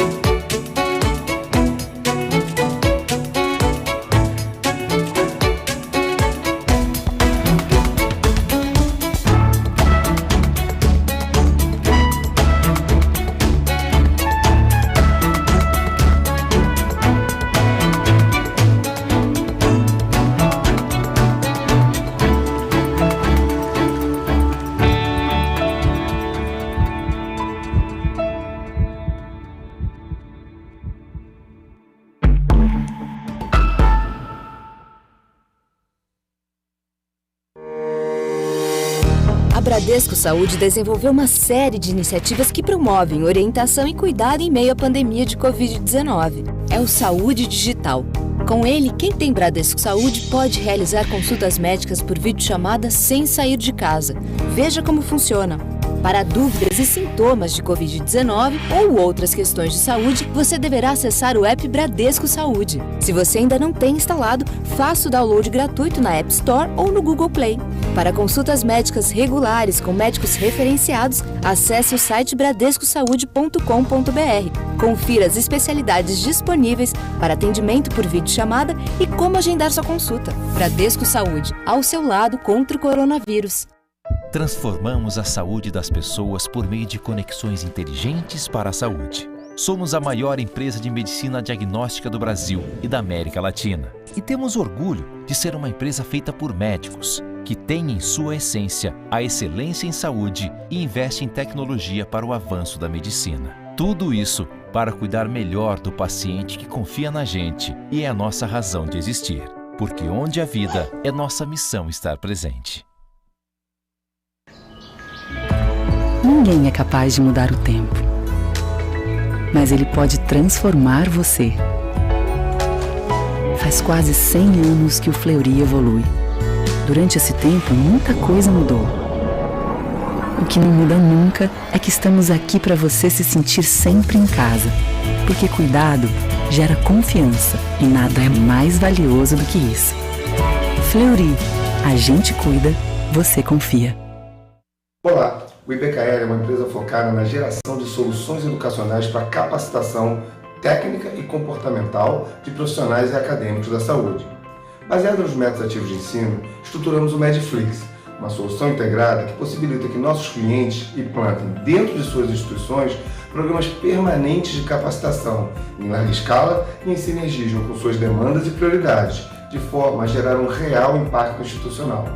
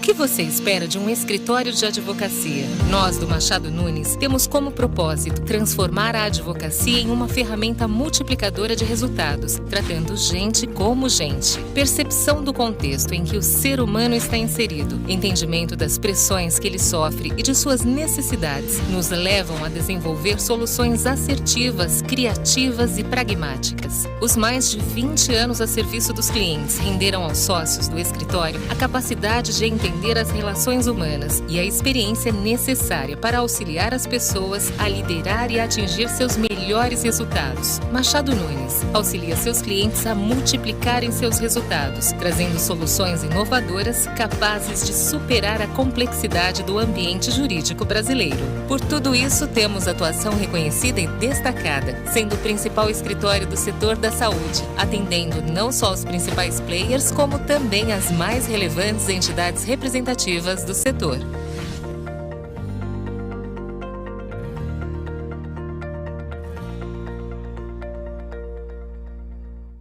Para a gente ficar bem, é essencial cuidar da saúde.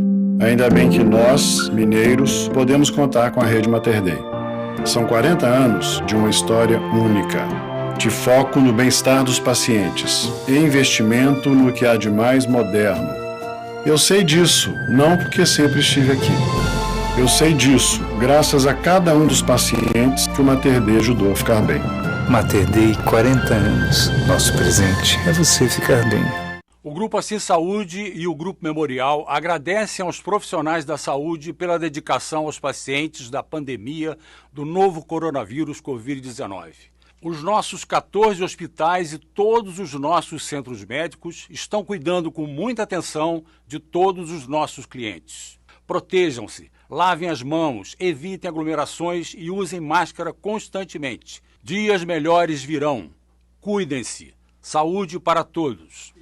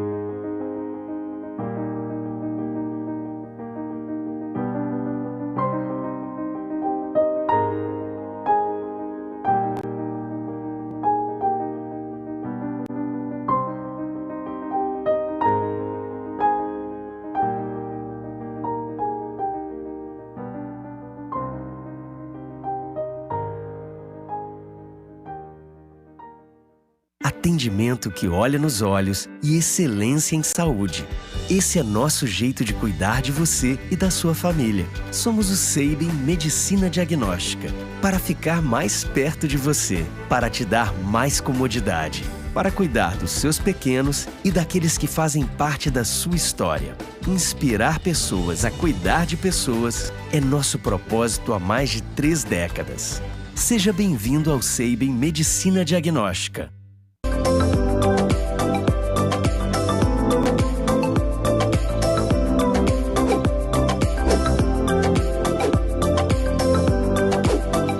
Telemedicine is something I think which is the best way to bring stroke care to remote area.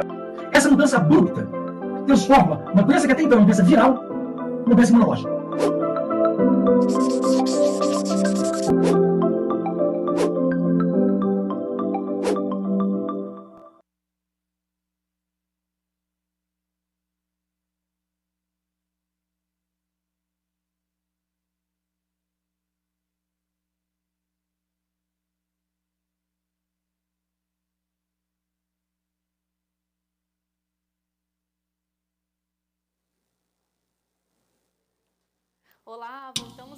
Hello, we are back here in the studio. Some people are getting in touch asking whether there will be a certificate for the conference. You can send an email to contact@fis.com.br and then you can ask for more information. And now we're going to talk about EU countries. Usually, European countries have a modern and organized healthcare system, and Portugal couldn't be any different. And in this manner, the country has an excellent public healthcare structure, just as the private healthcare system. And the lecture, Healthcare in Portugal and its Governance Model, is going to have the presence of Adalberto Campos Fernandes, former Minister of Health of Portugal and Professor of University of Nova Lisboa.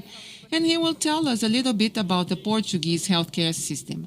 We are also going to have Leandro Reis Tavares, VP of Redidor São Luís, who will be, and along with former Minister José Gomes Temporão, and a full member of the Brazilian Academy of Medicine, and Patricia Ellen, Secretary of Development, Science and Technology for the state of São Paulo. Now we are going to have our chat. Right, Martins.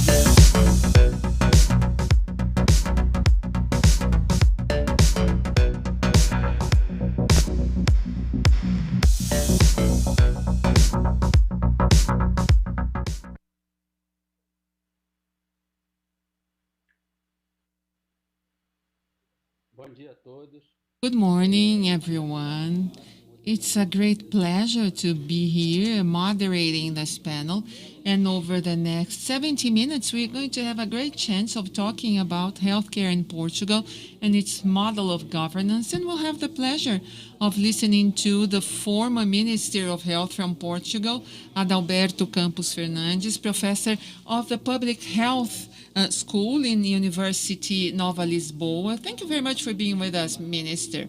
And debaters, after Minister Fernandes speaks, we are going to have our former Minister, José Gomes Temporão, to debate along with the State Secretary or a Secretary of the Department of Science, Development and Technology of the State of São Paulo. Patricia Ellen will be with us to debate right after we hear to Mr. Adalberto Campos Fernandes. So I'd like to thank Minister Temporão, Patricia Ellen, for the availability of being here with us. And I would like to give the floor to a former Minister of Health of Portugal, Professor Adalberto Campos Fernandes. Thank you very much. Good morning. I think that it's still good morning in Portugal, and in Lisbon in Europe, it's already the afternoon. I would like to thank you very much for the invitation, and especially to José Villar. And I greet Patricia Ellen and my colleague and my friend and my former peer as a Minister of Health, José Gomes Temporão. It's a pleasure to be with us. I have a short presentation, and I'll try to stick to the time that has been allotted to me. And I would like the support of the technical team, if possible, for me to show the slides that I have here to share with you about the Portuguese healthcare system.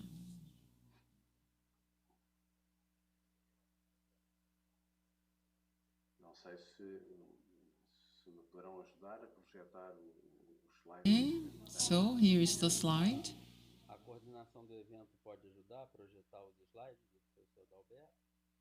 So we are already seeing the slides.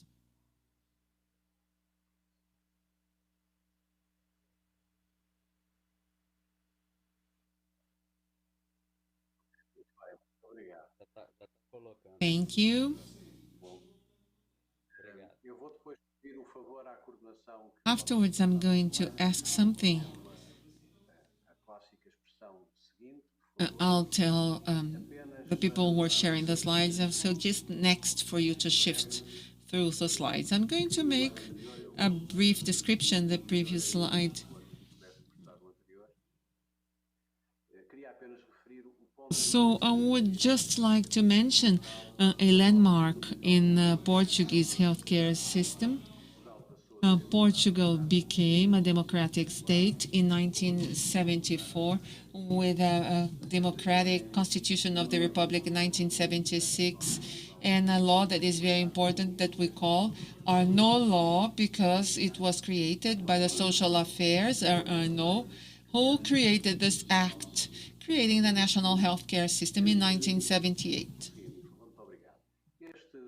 And this is the national healthcare system, followed the British model, Beveridge, right after the World War II in 1948 was created. And Europe made a political decision of repairing all the bad things that its people had suffered. And there were something that was solidary and that was a social welfare in many of those states. The public healthcare system in Portugal covers the entire population. It's universal coverage and it covers anything. It has a socio-economic institute, and they cover regardless of anything. It's for everybody, regardless of race, gender, or anything else.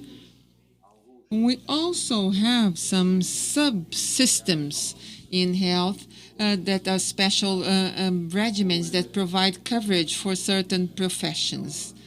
And some of them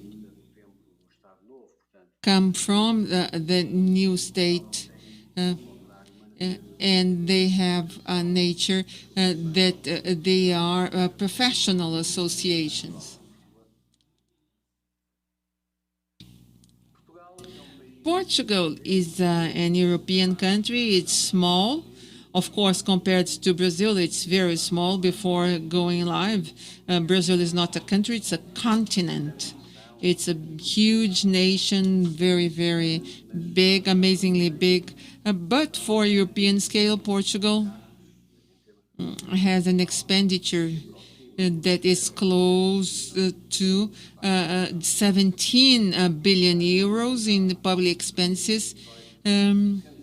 And public expenses represent 2/3 of total expenses or expenditure. In 2017, Portugal spent on average 2,029 euros per capita in healthcare, which is 1/3 of the average in European Union. And this doesn't mean much because we don't have much financial capacity or all the financial capacity that we should have to allocate to the healthcare system. But at the same time, Portugal is one of the most efficient countries in the OECD because even so, we have very good indicators and very good results. On the last decade, direct payment have increased and reached 27.5% in terms of total health expenditures.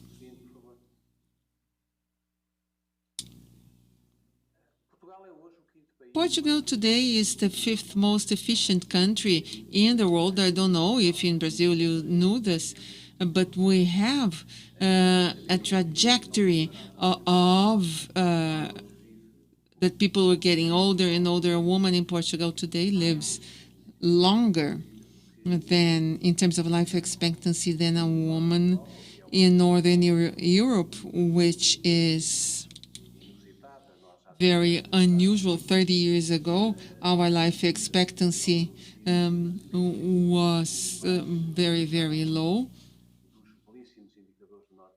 And we were very far away from the indicators in Northern Europe, but now life expectancy has increased greatly. We have healthcare problems that worsened over the past 10 years.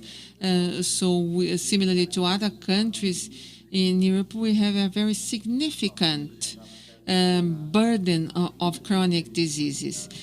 So we need to increase now life, not just in number of years, but also in quality. And we have one of the lowest mortality rates by avoidable diseases in the European Union, 140 deaths for every 100,000 inhabitants. Similarly to what happens in other countries, I think that in Brazil, for transmissible diseases, the most relevant have changed their epidemiological profile, differently from cardiovascular diabetes and cerebrovascular disease. The traditional paradigm that we know 30, 40, 50 years ago of acute diseases has been progressively changed by the burden of non-transmissible diseases, and so this required a new strategic approach model by the healthcare system with more focus on public healthcare, health promotion, and disease prevention. This is when we define midterm strategies. And this is a phenomenon that is going through all over the world and that has aggravated or heightened with COVID-19, with discontinuity and the risk of transmissible diseases make non-communicable diseases on the whole similarly to what happens in richer countries. In Portugal, since the 1990s, there has been a significant increase of the population aged equal or more to 65 years of age. This means that in 2060, if we don't do anything, the resident population will be from 10 million to 8.6 million people, with many implications on the capacity of generating income to subsidize the health protection systems.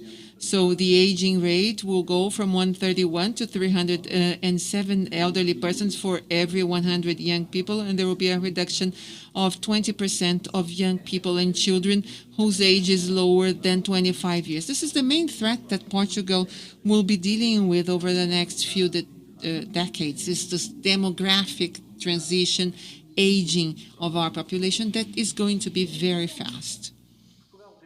So Portugal has been developing over the past 40 years of existence of its healthcare system, a structured and wide-ranging network, very much centered on the primary care. In 2018, the coverage of citizens through the family doctor was more than 94%.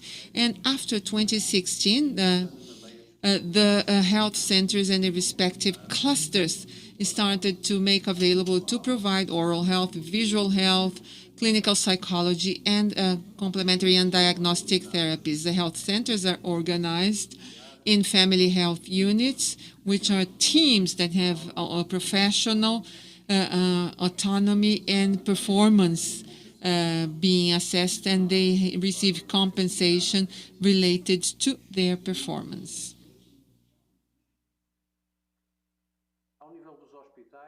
At the level of hospitals, we have been following up the trends in Brazil, and Brazil is a leader in many of these areas.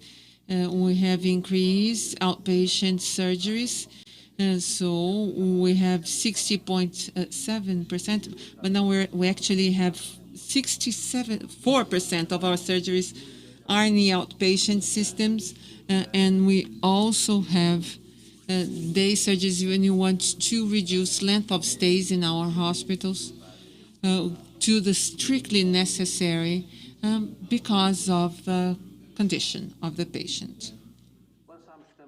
And we also launched in 2006 and 2007 two complementary networks, a very important continued care network and palliative care for the patients who leave the hospitals and stay home. They have some sort of chronic disease, but we want to keep them outside the hospital.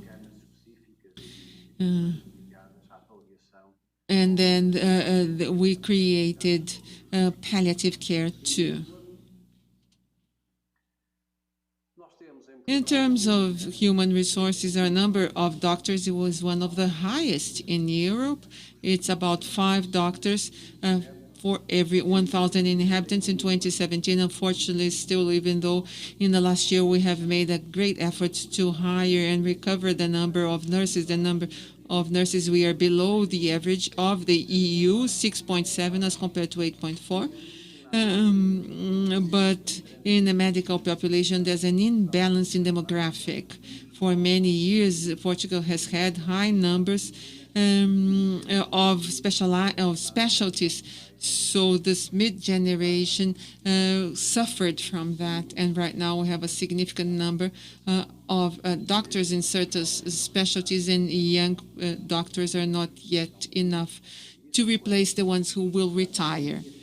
So this creates a problem. Even though Portugal is a small country, this is a reflection of everything that we have there, and the unbalances, especially between urban and rural areas. The public sector has lost competitiveness because we have a very strong and dynamic private sector right now. In Portugal, we have about 5 million with public coverage that is social, is mandatory. And so that are access to the subsystem, and there's a very important and dynamic network of private hospitals in Portugal that is sustainable, and we have used them for the past 10 or 15 years. In terms of the economic and financial crisis, we have changed the expenses with medication generics. Right now we have almost 48, as you can see on this chart, and this contributed for the system to become more efficient, not just in terms of generic medications, but also biosimilars now account for a large number in private hospitals. We also have placed great importance to a good innovation, disruptive innovation of medications that are very effective and favorable. And this happened, for example, with medications. One of the success cases in Europe in the cure and treatment of patients with hepatitis C all over Europe. And here on the chart, you can see that in 2012, which was, you can see the lower numbers because this is when our crisis was the worst, but then it got better. Also have invested on digital transformation. Digital transformation today, right now, we are dealing with a pandemic crisis, and today we are 96%, and we have a set of tools that make it possible for us to make the relationship between the healthcare system, doctors and patients. We have a contact center, and then we provide care to our citizens. We have an electronic system and a citizen area in our website, and each person may have access not just to their own information, but they can also interact with the healthcare systems and units. And in 2018, we were very proud, and Portugal consolidated and kept its position as ranking that is published every year by Euro Health Consumer Index. And Portugal is 13th, very close to countries that are very rich, such as Germany, France, Austria, Sweden, that are on the first part of the table at the top, the more developed countries. We ranked 13th in terms of healthcare, and we used to be much lower. So it means that health is performing much better than the other sectors where we ranked 23rd among other countries. I have covered it very briefly because I would like to have further interaction. But I have one last slide to share with you one of my reflections here. In Portugal, there are some problems that are faced by Europe, America, Brazil, and the whole world, everything that had been enhanced by the COVID-19 crisis. We have huge challenges of strategic nature. We have to deal with all the different players, really different from what used to be 20 or 30 years ago. There is a great impact of the private sector, and we should always take into account the interest of our citizens. And we are absolutely sure that a sustainable system for the world, for the whole environment, would require equipment, infrastructure, and human resource strategy. In Europe, professionals have difficulties to go from one country to the other. Here in Portugal, we have excellent medical training, and our physicians sometimes are recruited to work in other countries where they get higher pay. It happens in different countries of Europe.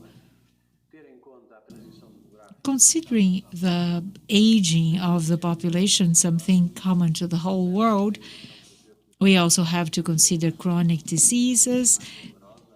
Of course, technology is disruptive, but it's also costing more and more. And I think the pandemic has brought about the importance of public health. This is going to redefine the way we have been considering public health throughout the world. And as literacy improves and knowledge level improves, of course, we have to count on the participation of all citizens in the healthcare system, because the systems exist to serve people. Thank you very much for your attention, and I'll be glad to entertain your comments and questions. Thank you. Thank you. It's always wonderful to hear from our sister country. Now I would like to hand it over to Minister Temporal. He is someone widely experienced in public management, someone who is really committed with our healthcare system, inspired in the British system. So, former minister, you have the floor now. Good afternoon, everyone. Let me start by greeting Leandro, who is our moderator. My dear friend and former Minister Alberto Fernandes, I met him the end of last year in the meeting of the Academy of Medicine in Brazil and Portugal. It was in Oporto. And Patricia Allen, it's a pleasure to be here with you.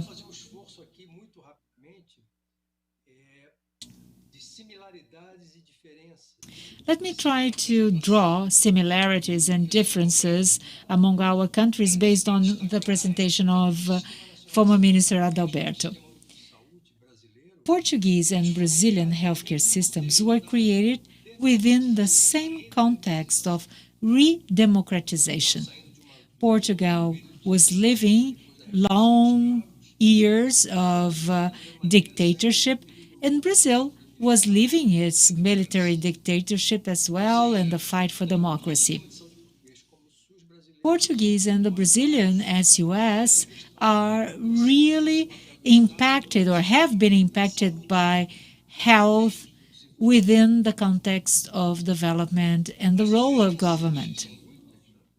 There are a number of differences. Brazil is huge, more than 200 million inhabitants, but there is also the health expenditure, which nearly 70% paid by the government. In Brazil, it amounts to only 46%. Most of health expenditures in Brazil is in the hands of employers and households. So we are far from this factor, which is really important for the creation of a universal healthcare system. Epidemiological profile is quite similar, but in Brazil there are two main differences. We have high prevalence of infectious contagious disease leading to high morbidity and mortality. And there is a negative characteristic in Brazil, which are traffic accidents, car accidents, and also murders. Last year alone, there were 100,000 deaths caused by traffic, car accidents, and murders. So structural violence in Brazil is something really that makes a difference.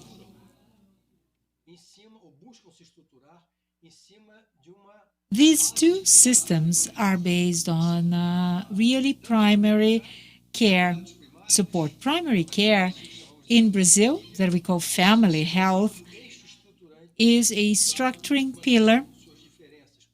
And of course, a difference that we have is that in Portugal, there are many more physicians and nurses than what we have in Brazil in terms of population.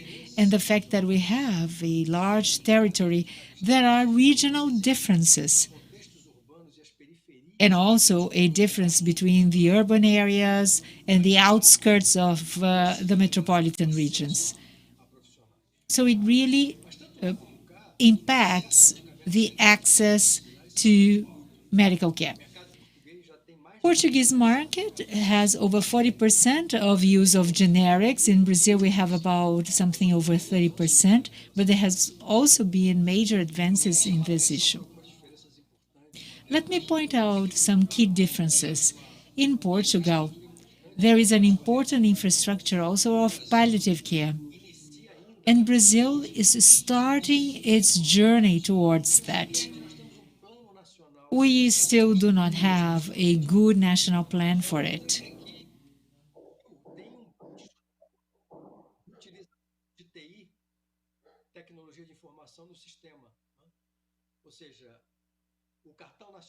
National capital, electronic medical record, use of telemedicine. This is something that has evolved much more in Portugal than in Brazil. If I may add, let me point out a number of Brazilian characteristics that really emphasize our singularity compared to Portugal. First, our inequality, social inequality in Brazil. Secondly, the fact that Brazil is a federation, and we have really been innovators in a number of things. As all our cities and states are independent before the federal government, all Brazilian public healths go through intermanagement committees. So city, state, and the federation come to consensus and approve policies which are executed and implemented by the cities, states, and co-funded by the three levels. Another very important element to our universal healthcare system is the participation of society. We have health councils, we have a national council, state councils, and over 5,000 city councils with participation of the society, and healthcare conferences that every 4 years discuss, approve, and propose to the society the implementation of policies and guidelines. We also have external control, which is part of the governance of Brazilian healthcare, which includes the audit committee, the public prosecution office, which also play an important role, much more important in recent years, because of poor use of resources and low efficiency, and it has gained more and more political colors. We still have got a lot to do in terms of transparency. In Brazil, we have a limited level of transparency only concerning budget. We don't have a national policy of hospital accreditation or a system where we share our accounts. Let me talk about one thing which is very unique to Brazil, and it's what we've been doing since 2008 to strengthen technology incorporation, development of local technology, and reduction of external resources. And let me conclude by giving you two examples. Brazil, differently from most Latin American countries, which in the 80s and 90s closed their public plans of immunobiologicals and vaccines, we did exactly the opposite. For the past 3 decades, we strongly invested in structuring the public plans to produce immunobiologicals. And this is why we are at the avant-garde. This is why we are testing 2 of the most promising vaccines to be out in the market within the next 2 months. And we have Fundação Oswaldo Cruz and Instituto Butantan. Brazil spends 300 million doses of vaccines and immune biologicals. 95% of vaccines are manufactured in Brazil in our own plants. And it was structured through a very intelligent partnership between multinational companies and public entities through technology transfer. So these were my contributions to the discussion. Thank you very much. Thank you, Minister Temporão, for your initial comments. I would like now to hand it over to Secretary Patricia Allen for her initial remarks about our Brazilian system in opposition to the European and Portuguese system. You, who are actively right now in management, is it easy? Well, of course, it's really difficult to speak after 2 top ministers, Minister Temporão, Minister Adalberto, someone who are extremely smart and seasoned in their functions.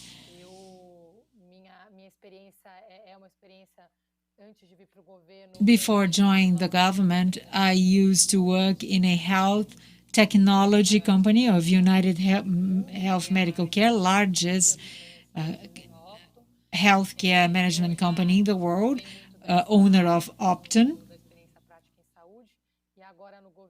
And now with the government, under the Secretary of Economic Development, Science and Technology, I agree, Leandro, science and technology has been our key priority. Not only respect to science, but through respecting science, we can also respect lives of the population. I am also the leader of COVID-19 committee. I work for the state of São Paulo. And also we have here the governor of São Paulo being part of it.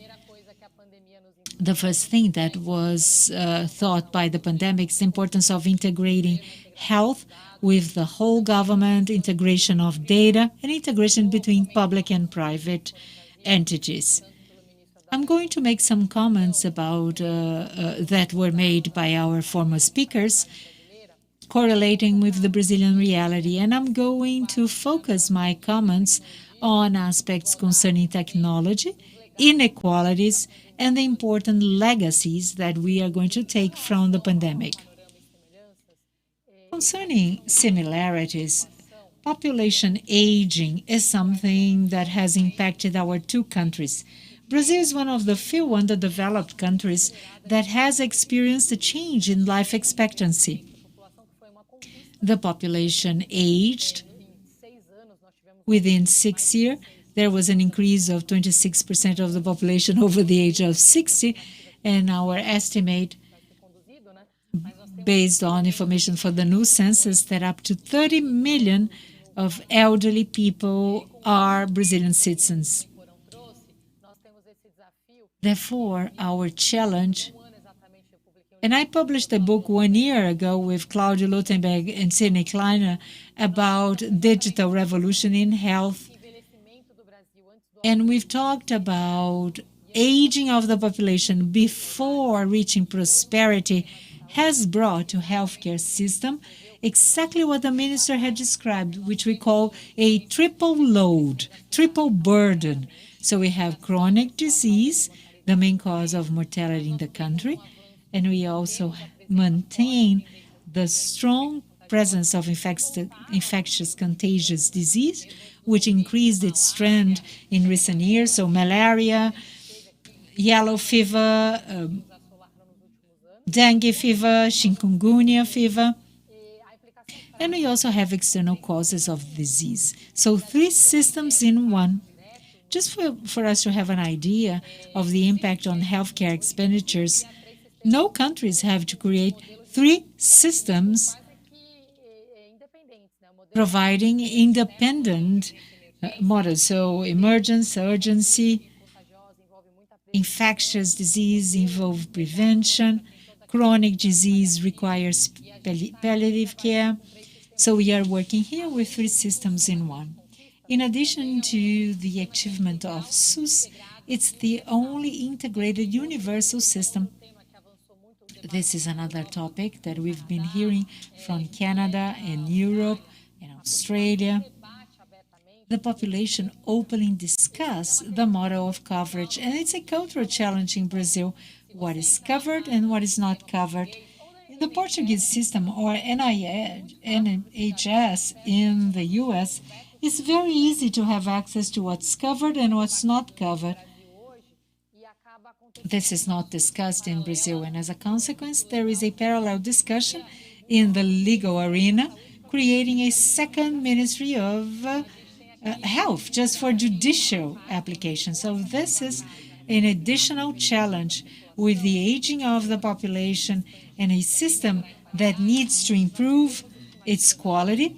We've had some estimates integrating the whole healthcare chain, and considering what Minister has said, if we had taken the necessary steps to cover palliative care, to expand primary care, to expand secondary and tertiary care, it would mean to have a threefold increase in healthcare expenditures. Together, public and private amount to 10% of GDP.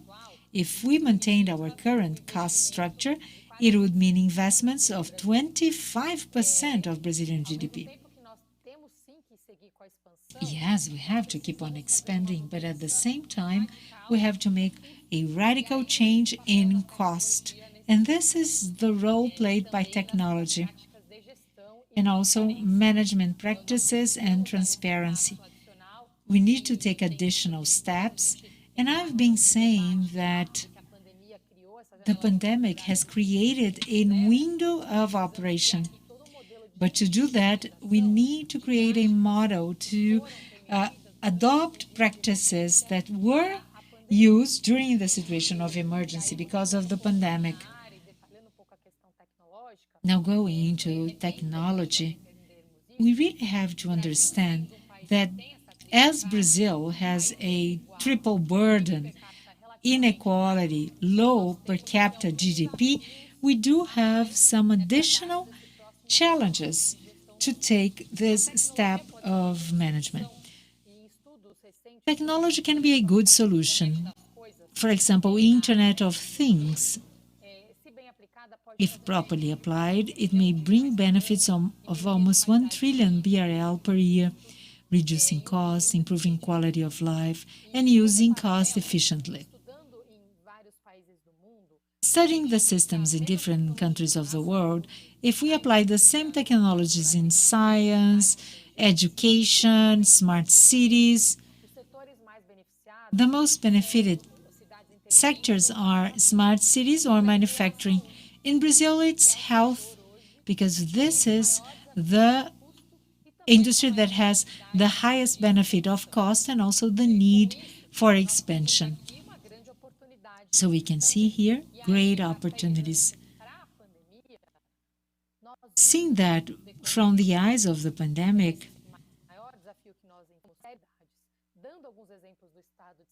and if I may give some examples of the state in São Paulo, which is the largest system within SUS, it represents 32% of all urgency and emergency services of SUS. It is the largest network of hospitals in the country. There are over 100 hospitals managed by the government of São Paulo.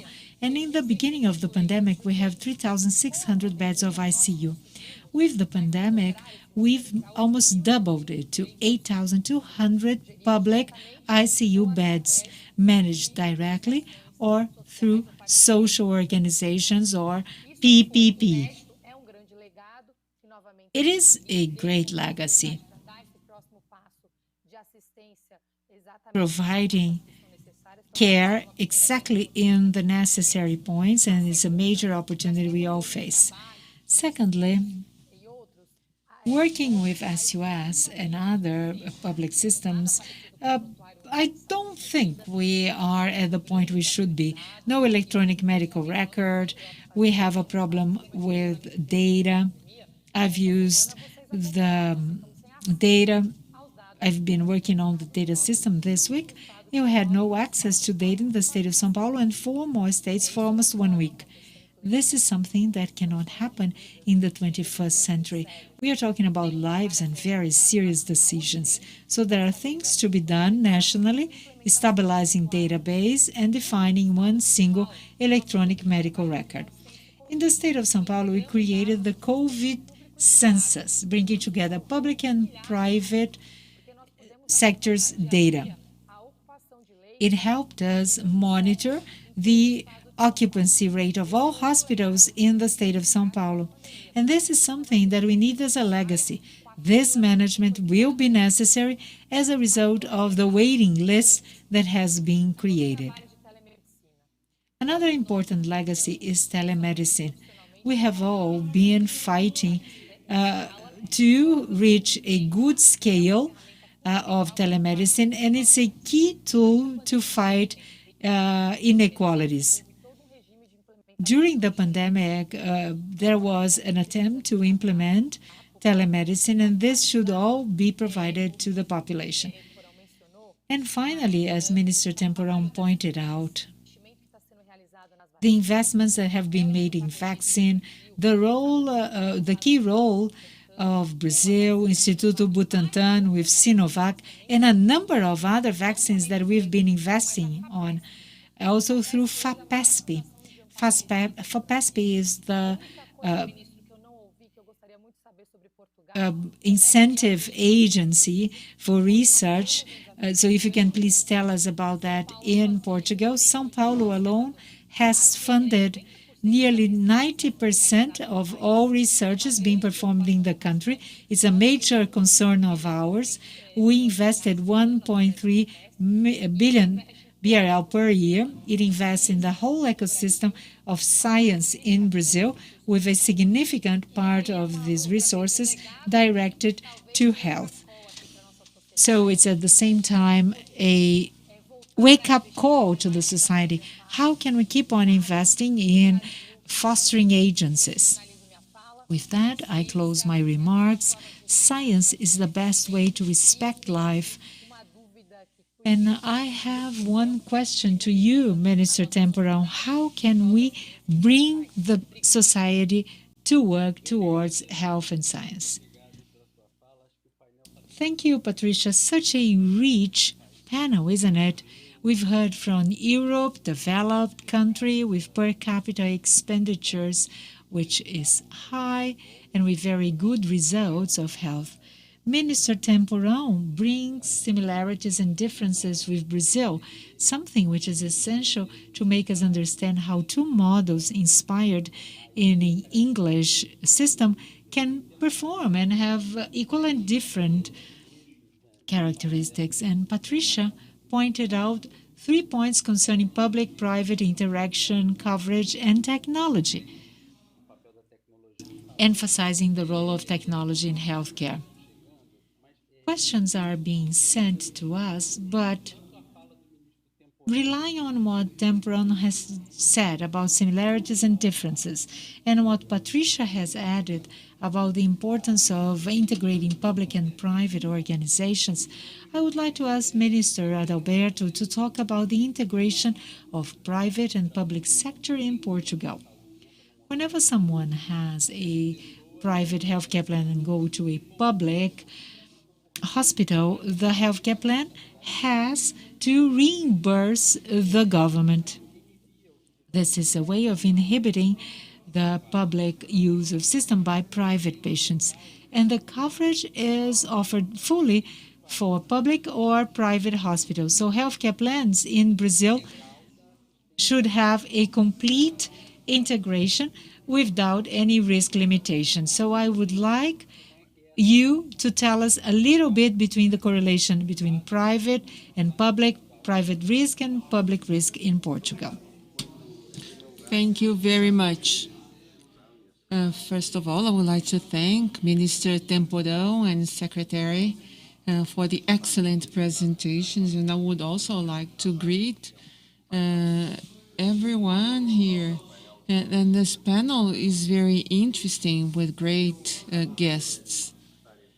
I was listening to Secretary Patricia, and she was talking about everything that a civilized country in the world should do in strategic points. It's just need to solve the political issues, and globally and politically, this is what we've been seeing over the past 15 years.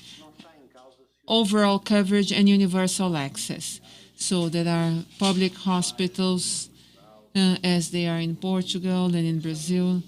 And the political issue is what do countries want to do and how do they see health? There is a whole social and economic development, and health contributes for income, for productivity, and for the economy of countries. Health organizes industries and centers and research centers that add a lot of value to the country. And Brazil is one of those examples, and we've mentioned about the vaccines and the different ways that Brazil has of technological development. Therefore, I believe that we all agree that the whole world must look at humankind under the perspective that no one should not have the right care at the right time with good quality. How can we organize ourselves in terms of courses? This is a different talk. And there are countries that do that, and this is more regular in the state. Others want to something more public, some want it more private. And lastly, I would say that I agree with Patricia Ellen. So this decision that we should have universal coverage, whether private or public or private, we should discuss. And any model needs to be what she described. It needs to be efficient, needs to create resources and advantages. And so today we really have a very good tool, which is the Internet of Things, artificial intelligence, telehealth. All of this is going to open windows, and then we'll be able to skip steps to be faster, closer to people. In Portugal, there is a separation. Those who have health insurance has access to the private healthcare, do not need to pay to the state. So I buy healthcare, and then the private sector has a relationship with private providers. But they always have coverage as a guarantee. So I may use a public hospitals because I pay taxes, and therefore this is a benefit that I have access to. But I can also have access to the private system and to have to meet some of my health needs in a private hospital funded by the public system. So there is no exchange of money and funds between public and private. So every Portuguese citizen has the public system, SNS, paying minor fees or not even paying if they have low income, and those who have insurance, they use the private healthcare system, private hospitals, and there is no funding crossover between public and private. Was that your question? So yes, this was the point of the question. Minister Temporão, since you spoke, the two other things have been said, and I would like to use your experience, but I have a question to ask you. Both the Secretary and Minister Adalberto approached very clearly the coverage profile of the countries and a clarity of what is covered in the countries.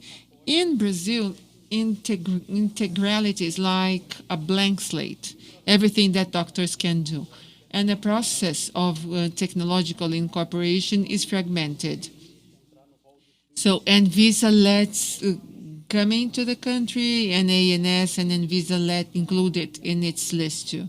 And we know that the way of technological incorporation is fundamental for a minimally organized system.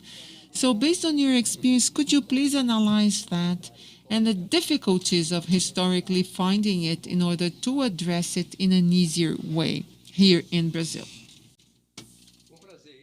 It's a pleasure. This is a core point. I think that Patricia approached it very well. And so that there are historical features, and that there is a democracy, and the idea of having a generous system meeting everyone and covering all needs.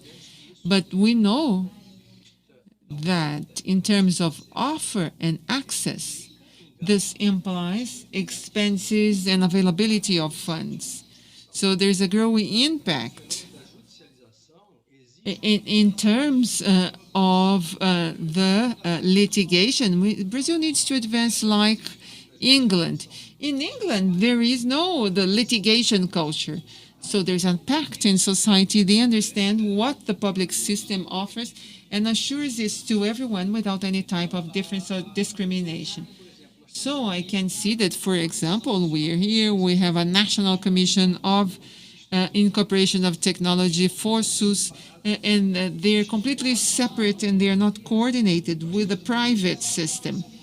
We need to think of an agency like NICE in Britain to define better the process for technology incorporation for the Brazilian healthcare system, be it public or private, and to make it clear that what is outside this set of technology that has been validated in terms of technology, cost effectiveness, economic rationality, and scientific knowledge is outside. And if it's out, litigation is not appropriate. And in closing Patricia's provocation, in terms of the importance of research for development, look how difficult this is. We are in a world where denial is king. This is happening in Brazil. Our government denies science. We have anti-vaccine movement. So we need to think, what is the responsibility of those producing science, governments, the media, universities, of getting closer to society and closer to the population in a way that is educational and positive and transform a discourse that sometimes is closed in itself into explicit evidence that without science we'll never have development, we are not going to reduce inequality, and we're never going to reach equality. Excellent, Minister. Thank you very much. I think that the process of incorporation needs to be standardized. It shouldn't have differences between public and private coverage because access needs to be related to citizenship. Patricia, giving the floor back to you, I have a question, something that intrigues me and intrigues some of our listeners because I'm getting many questions.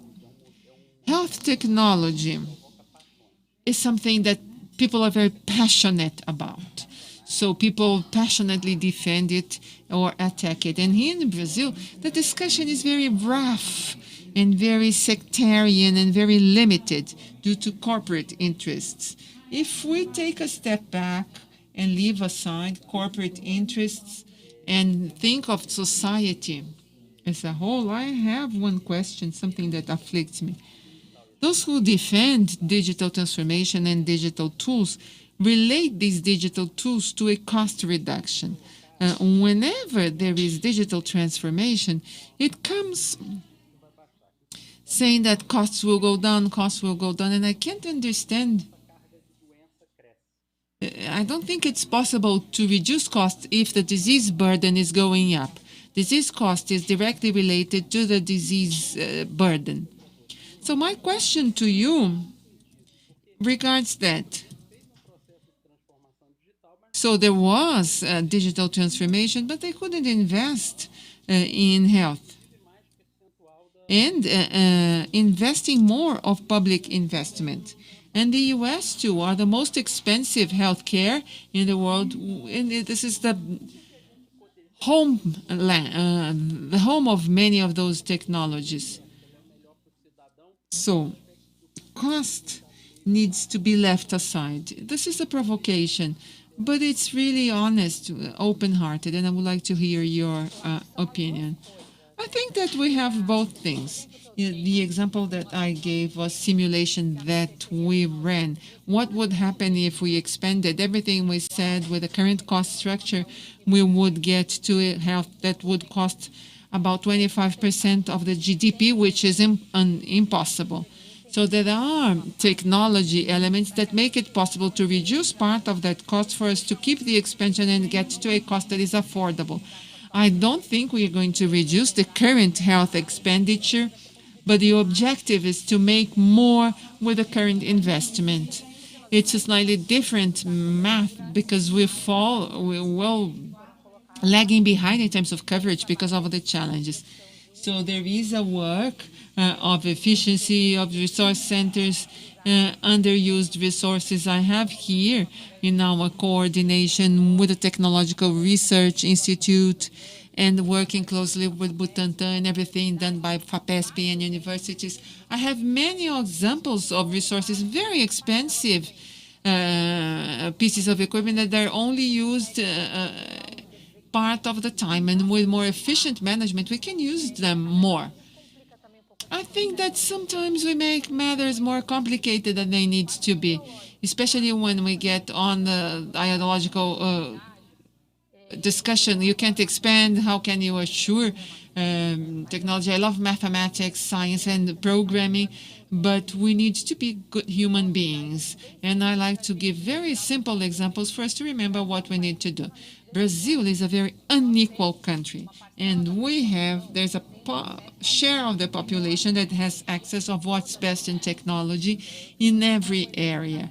If you take the example of telemedicine, specific. I am a mother. I have two 5-year-old daughters. If my daughter feels sick, I get a picture, call the pediatrician, and that is a video call, and then he looks and he tells me, well, bring in to the office, go straight to the hospital, go have some tests. Because I, Patricia Eller, I have the right to this, and 99% of the population are not entitled to do that. And if the population has access to that, then it's very simple. We would avoid that domino effect that we are all very familiar with. Much of the cost of the health is the wrong gateway. The population is still going to the emergency because they don't know where to go. So UBS were a huge leap that we had in basic or primary health care, but we still have a very severe problem of gateway.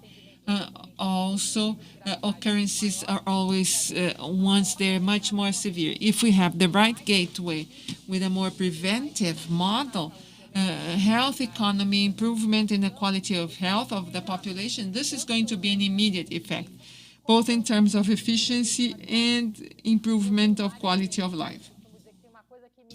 And I have many examples to give, my main benefit.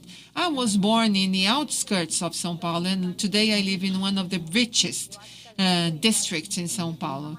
But my family is still in the outskirts, so this is an easy discussion. If we get into bureaucracy, you're going to spend another 20 years here talking about the same thing.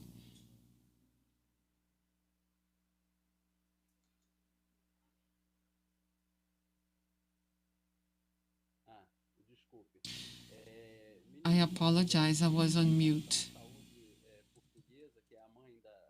So, we are going back to the Portuguese system. How did digital transformation help you in Portugal to reduce costs, or did you expand access? And in my opinion, this is what happens. So it's expansion of access, and people who would otherwise not have access to appropriate health care. How did you do that? How did you conduct this transformation? And 96% electronic medical records in Portugal. This is wonderful in terms of healthcare management.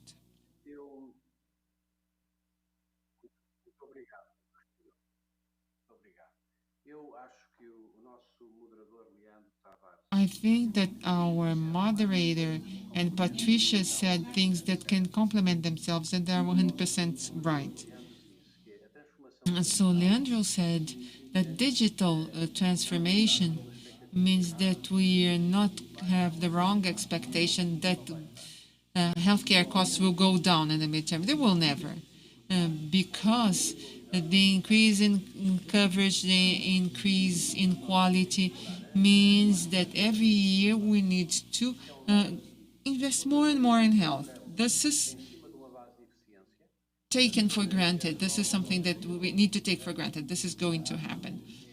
And then the health should yield in terms of result. And this is what Patricia was saying. We need to use digital transformation in an intelligent way, in a more intelligent and less bureaucratic way, faster. But dear friends, vaccinating the entire population costs more than vaccinating 1/3 of the population. And there are other issues and other measures. I agree with Minister Temporel that unification of an agency, having a single agency that is neutral, and to have a technical work, because every technology is good, it's innovative. We need to discuss about that. We need to have redundancy. And this is the idea that we need to have access to what's best, and this is fundamental. And the key word is effectiveness. So we need to have a vaccine against polio in Africa. Is very effective, drastically effective.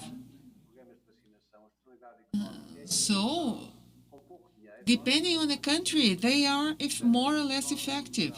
So in Portugal, we have invested heavily in digital transformation so that we become more efficient, but also so that we may make the most of everything that technology may do for us. As Secretary Patricia said, with a phone call, we can solve a problem of a person that otherwise would lose a whole morning of work. We need to take the car, schedule an appointment, and therefore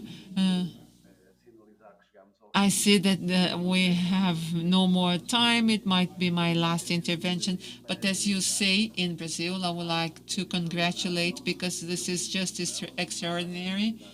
And I already knew Minister Temporão.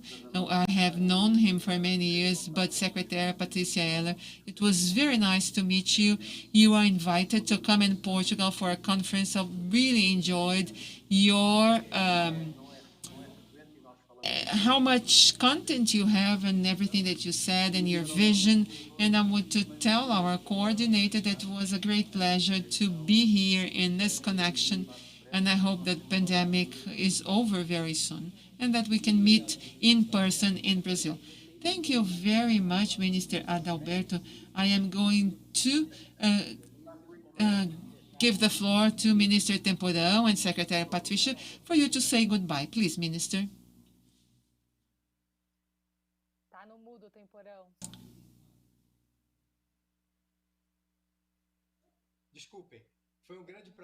I'm sorry, it's a great pleasure to meet my dear friend from Portugal, Adalberto, to meet Patricia. I learned a lot, very interesting positions, and Leandro, very good coordinating and asking questions that were provocative and that encouraged us.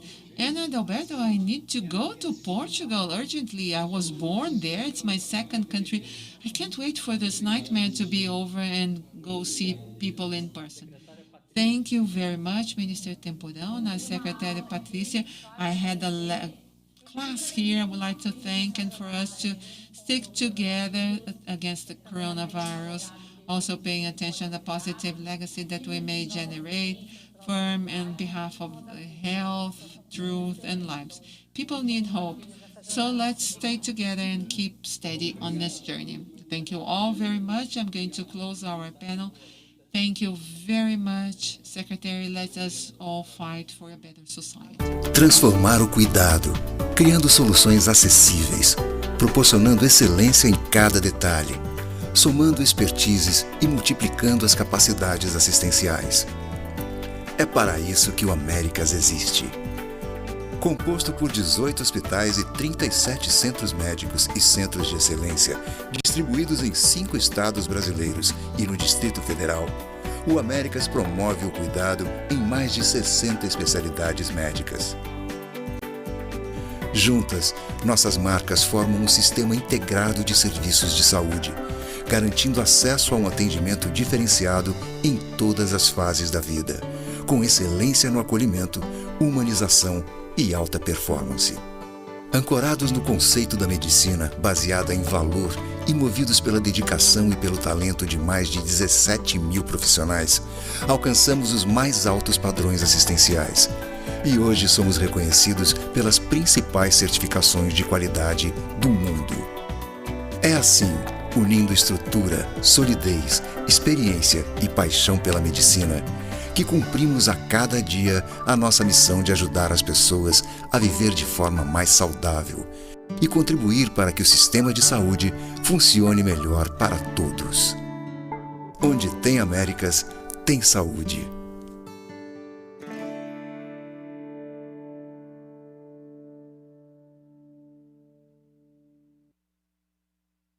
A pandemia virou tudo de cabeça para baixo, mas a minha se virou rapidamente para você ter o cuidado certo nesse momento difícil. Em tempo recorde, disponibilizamos a telemedicina a 1000 para todos os nossos clientes. E agora, além de consultas de urgência, também é possível agendar horários com especialistas direto no aplicativo. Tudo com a qualidade que só uma empresa de saúde de verdade pode oferecer. Telemedicina a 1000. Não é bom porque é telemedicina. É bom porque é a 1000. Saúde é assim que se faz. A maior rede própria de hospitais e clínicas do Rio e Grande Rio. Mais de 1000 médicos credenciados, alta tecnologia médica, mais de 700 mil clientes satisfeitos. Ressonância magnética, hemodinâmica, tomografia, entre outros. Venha você também para o Assim Saúde. Você entendeu? Saúde é assim que se faz.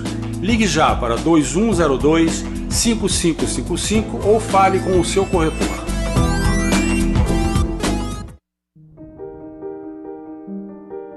This is for scientists and those who believe in the potential of science. It starts with curiosity, a surprise in the pattern, an obstacle that can't be explained. Step by step by step, they challenge, explore, and unlock the unknown, fueled by imagination, alone and with others, repeating an experiment 1,000 times to have the chance to get it right. Once, but for forever. Making brave choices, choosing to push the boundaries, and choosing again and again to be led by science. In everyday decisions, everyday interactions, no matter where they are.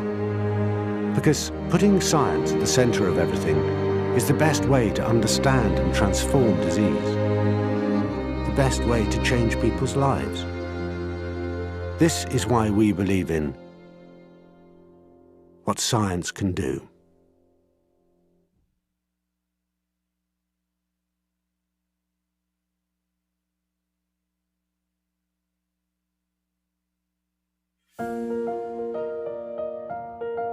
Assim como você, buscamos sempre os melhores resultados.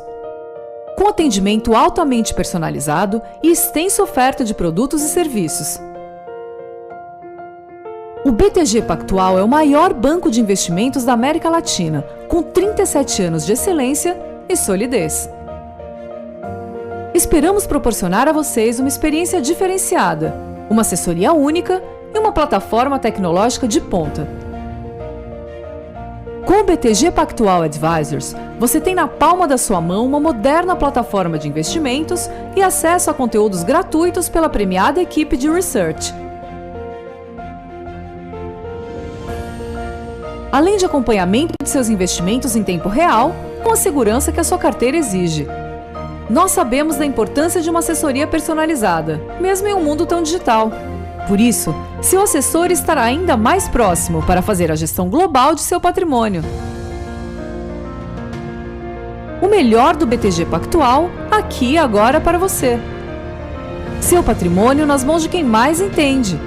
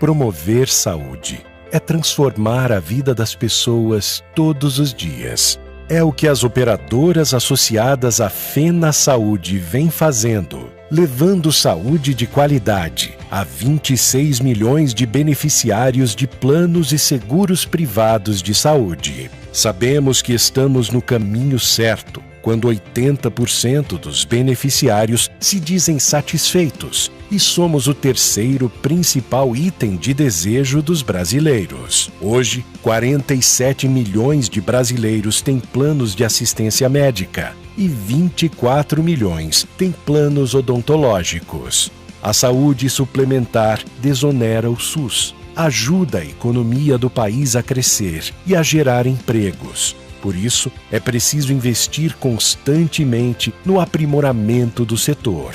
Queremos estar na agenda de reformas do Brasil. É hora de aperfeiçoar a legislação, promover acesso à saúde para mais brasileiros e permitir que mais pessoas tenham a opção dos planos privados num ambiente sustentável. Uma nova saúde suplementar é bom para todos.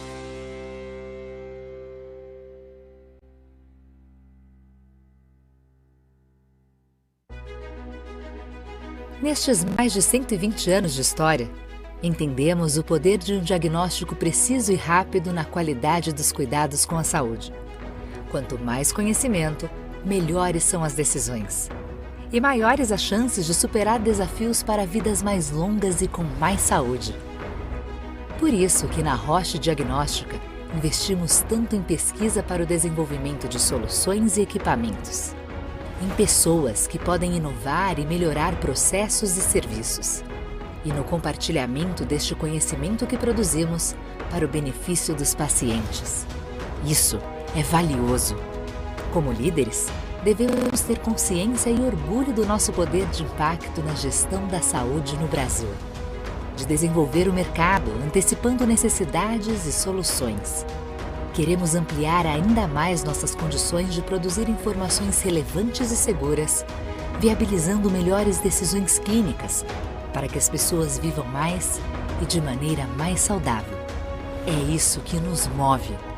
Possibilitar cada vez mais acesso à melhor medicina de precisão para o maior número de brasileiros.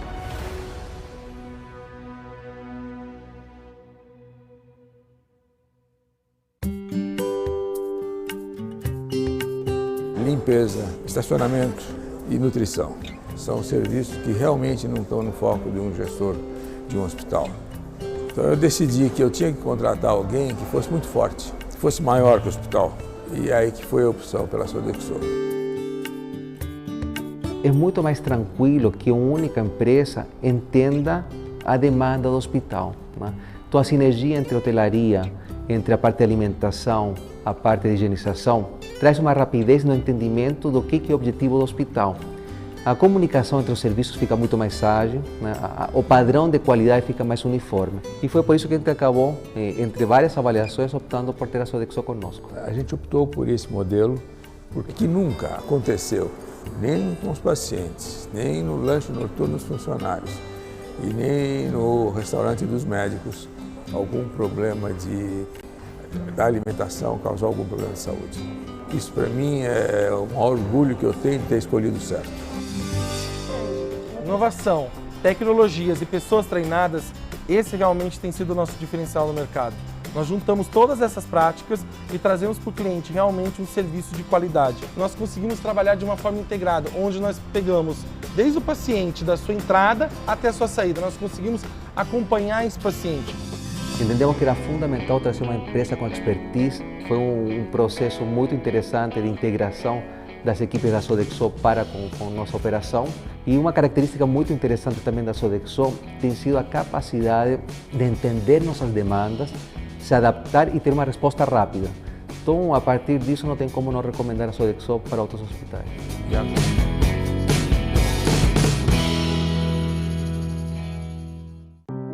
A Pronep Life Care, uma marca do grupo Sodexo, é uma das empresas pioneiras na atenção domiciliar no Brasil e atende em todo o país mais de 2.000 pacientes por dia, atuando no cuidado e atenção às mais variadas necessidades. Tudo feito por uma equipe altamente qualificada e especializada na casa do paciente, de acordo com suas necessidades individuais e com acolhimento e cuidado. A qualidade do nosso atendimento garantiu o reconhecimento da Joint Commission International, JCI, que nos certificou com um selo respeitado mundialmente. Tudo isso para levar ao paciente e sua família qualidade de vida e conforto, sem abrir mão de cuidados médicos de excelência. A Pronep não deixa faltar nada para minha filha. Eu sou muito bem tratada por eles. A equipe é muito boa, é tudo muito bem engrenadinho. É mais vida para o paciente, mais vida para você. Pronep, movidos pela vontade de fazer o bem. Saúde é assim que se faz. A maior rede própria de hospitais e clínicas do Rio e Grande Rio. Mais de 1.000 médicos credenciados, alta tecnologia médica, mais de 700 mil clientes satisfeitos. Ressonância magnética, hemodinâmica, tomografia, entre outros. Venha você também para o Assim Saúde. Você entendeu? Saúde é assim que se faz. Ligue já para 2102-5555 ou fale com o seu corretor.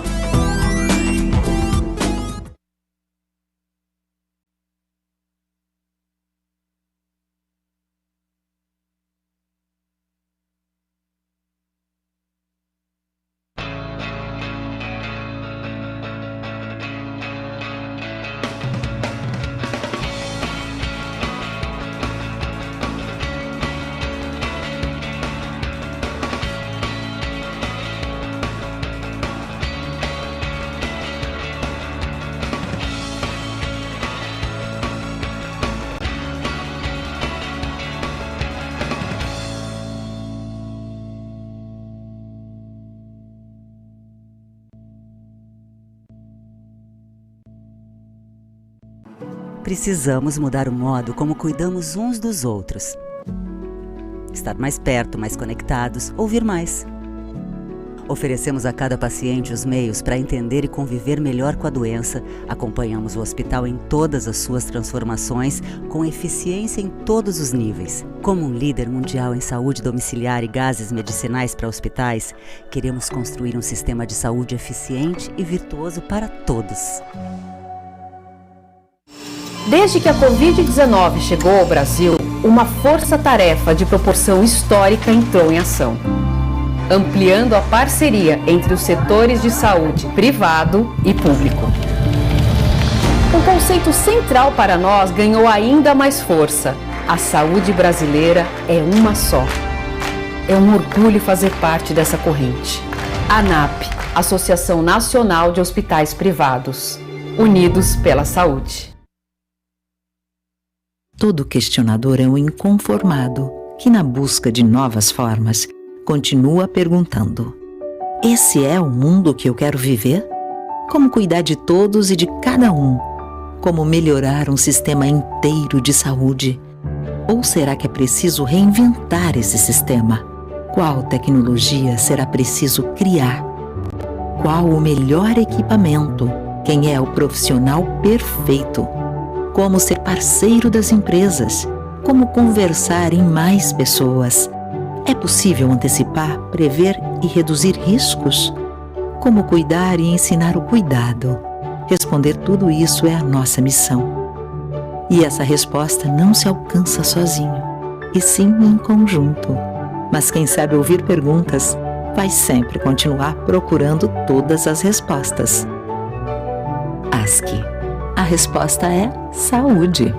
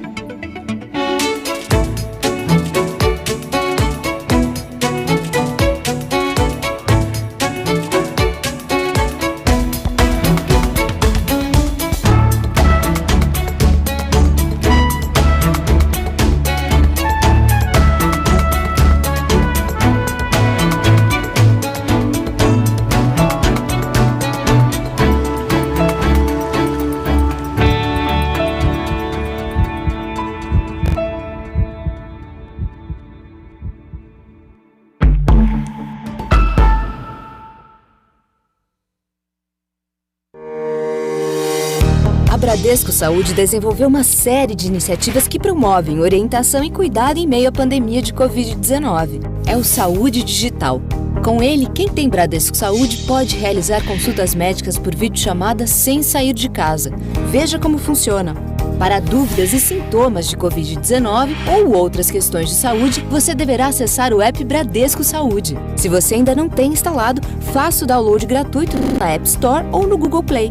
Para consultas médicas regulares com médicos referenciados, acesse o site bradescosaude.com.br. Confira as especialidades disponíveis para atendimento por videochamada e como agendar sua consulta. Bradesco Saúde, ao seu lado contra o coronavírus.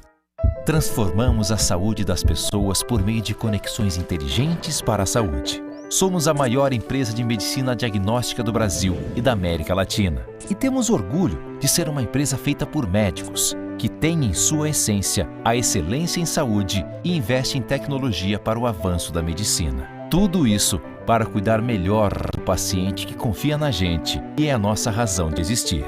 Porque onde há vida, é nossa missão estar presente. Ninguém é capaz de mudar o tempo, mas ele pode transformar você. Faz quase 100 anos que o Fleury evolui. Durante esse tempo, muita coisa mudou. O que não muda nunca é que estamos aqui para você se sentir sempre em casa, porque cuidado gera confiança e nada é mais valioso do que isso.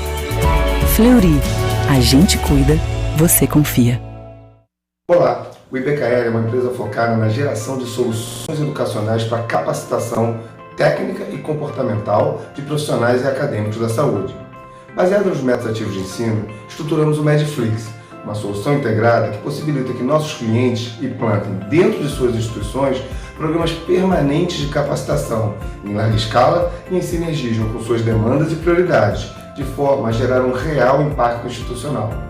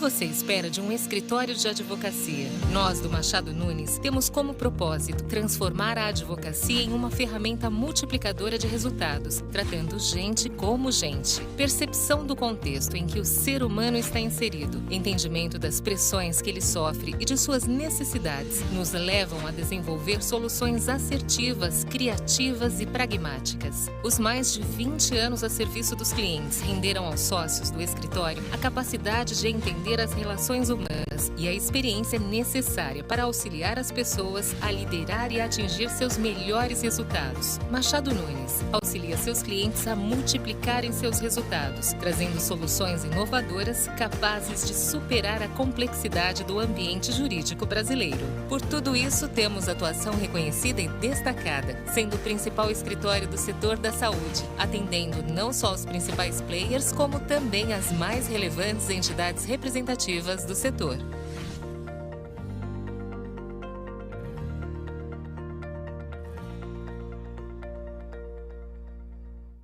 Para a gente ficar bem, é essencial cuidar da saúde.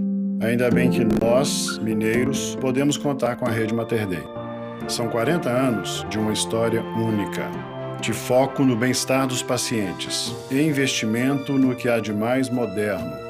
Eu sei disso, não porque sempre estive aqui. Eu sei disso graças a cada um dos pacientes que o Mater Dei ajudou a ficar bem. Mater Dei, 40 anos. Nosso presente é você ficar bem.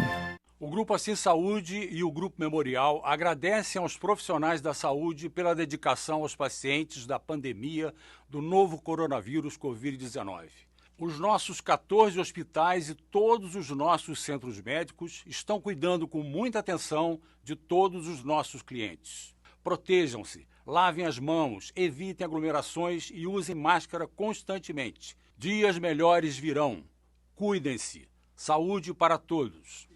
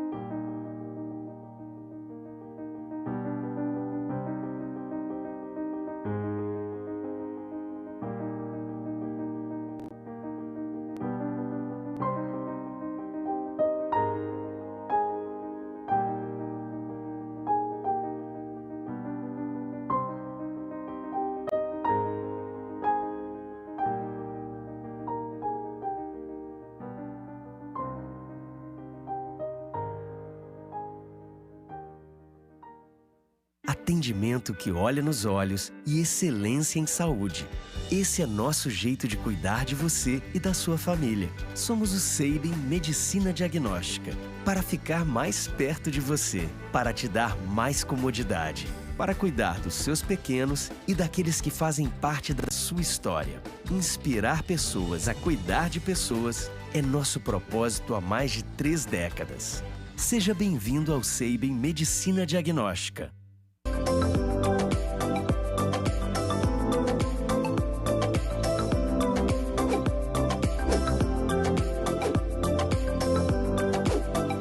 Telemedicine is something I think which is the best way to bring stroke care to remote area.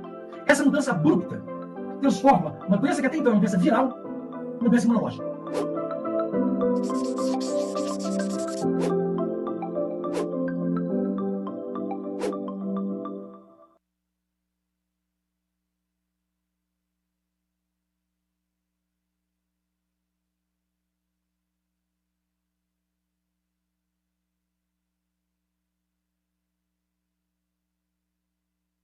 Oi, estamos aqui. Vamos lá. So we are back to FIS 20 Digital.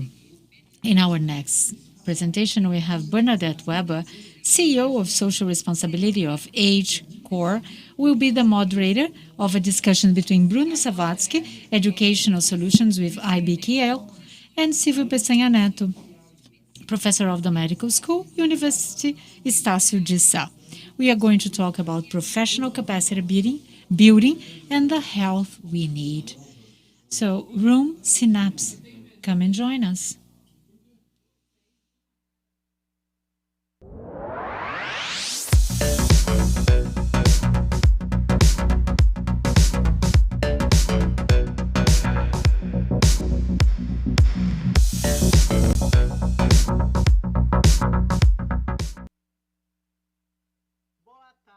Good afternoon. It's an honor to be here with you, with FIS, this great event that brings to all of us healthcare professionals an opportunity in such an important moment, rethinking the health we want. It's an honor to have here with me Professor Peçanha, and so Silvio Peçanha, who is someone with a relevant academic career, who is going to talk about competence of our healthcare human resources. We also have Bruno Zavascki. It's a pleasure to have you here, Bruno. I'm sure we are going to have a very good discussion with your experiences. Thank you very much. Thank you for accepting the invitation to be here with us. I'd like to start by inviting to share his closing remarks, 10 minutes each. I'll start with Professor Silvio Peçanha, please. Tell us a little bit about your experience and what you think about healthcare in Brazil. Thank you very much, Bernadette, for the opportunity. Let me thank the organizing committee of a forum or innovation in health. It's a pleasure to talk about trends and what we've been observing in terms of transformation. It's a pleasure to be a partner of mine, Bruno. We have known each other for a long time, and we have already been part of a number of training and capacity building actions together. Thank you, Professor Bernadette, to be here this afternoon. In recent months, it has become quite evident that we had to deal with the transformation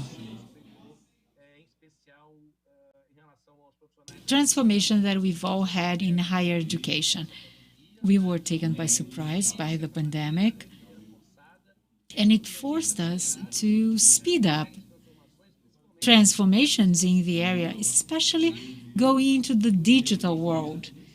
We know that healthcare training is very much dependent on on-site training, interaction with peers, interaction with patients, physical contact with the patient, physician-patient relation, which depends very much on face-to-face interaction. As a result of our new times, we had to reinvent ourselves. If we analyze what higher education centers are doing, especially those with healthcare training courses, is that they had to do specific actions. First, before the end of March, when everyone was absolutely sure that the activities had to be discontinued, going into social distancing. So we all had to take a pause and think how we would keep on teaching students. You had teachers, so faculty and students and coordinators, everyone together, thinking what they could do remotely. At first, we had some theory taught over the computer, but as the pandemic got further and further disseminated, we started discussing how to go into the practical portion of it. we resumed some of the activities, and today we have a very interesting remote interaction tool, which was not a reality in our first weeks.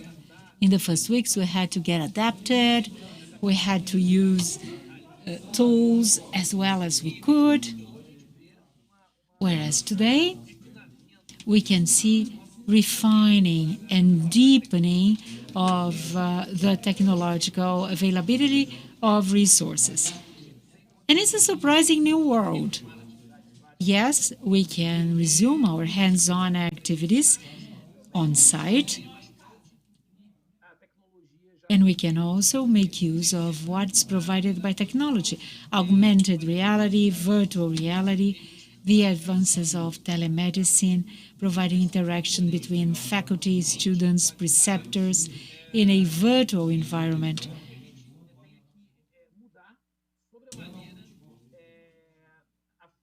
And this has changed the way we develop our professionals, the way we train our teachers, revisiting the teaching model and planning of classes. So we've been through a moment of transformation.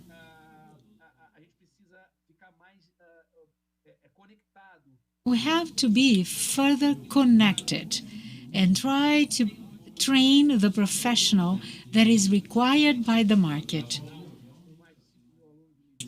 Our educational center has over 5,000 students of the medical school, and the profile has changed completely because the new generation, they are digital natives.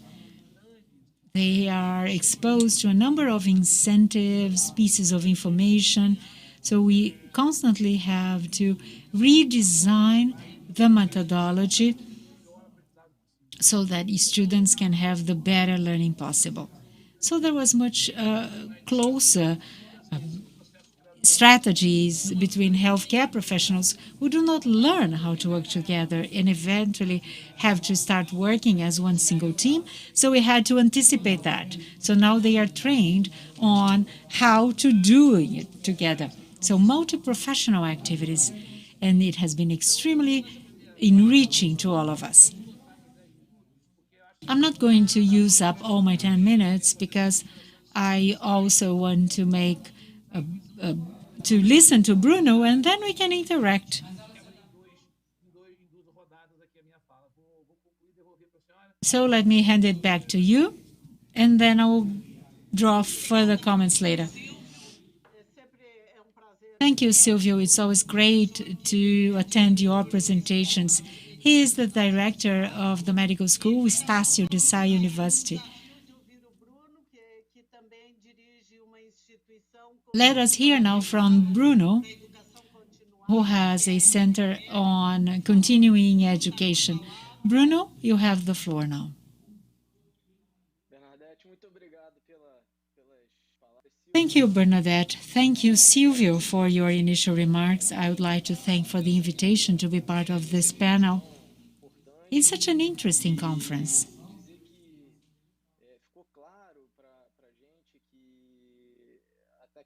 I think it's all very clear that technology has to be incorporated in health and in capacity building and training of professionals.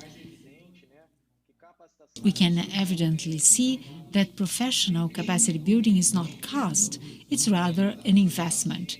Investment is providing better care to patients, reaching better outcomes, and reducing the cost of care.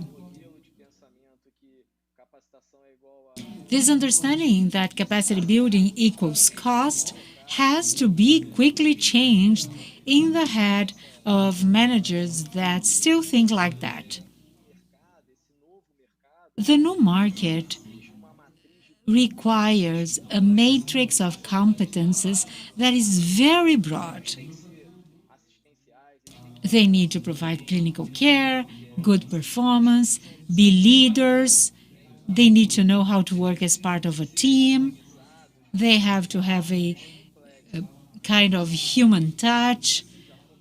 And as Silvio pointed out, during undergraduate training, competences have to be developed, because when it comes to the graduation and finally being in the job market, they'll know exactly what to do. We can see some still presenting a gap, and this is what we've been trying to avoid. These professionals have to be properly trained. They have to have their capacities built and developed. And these competences are sometimes intangible. They can be trained and developed throughout the whole capacity building program.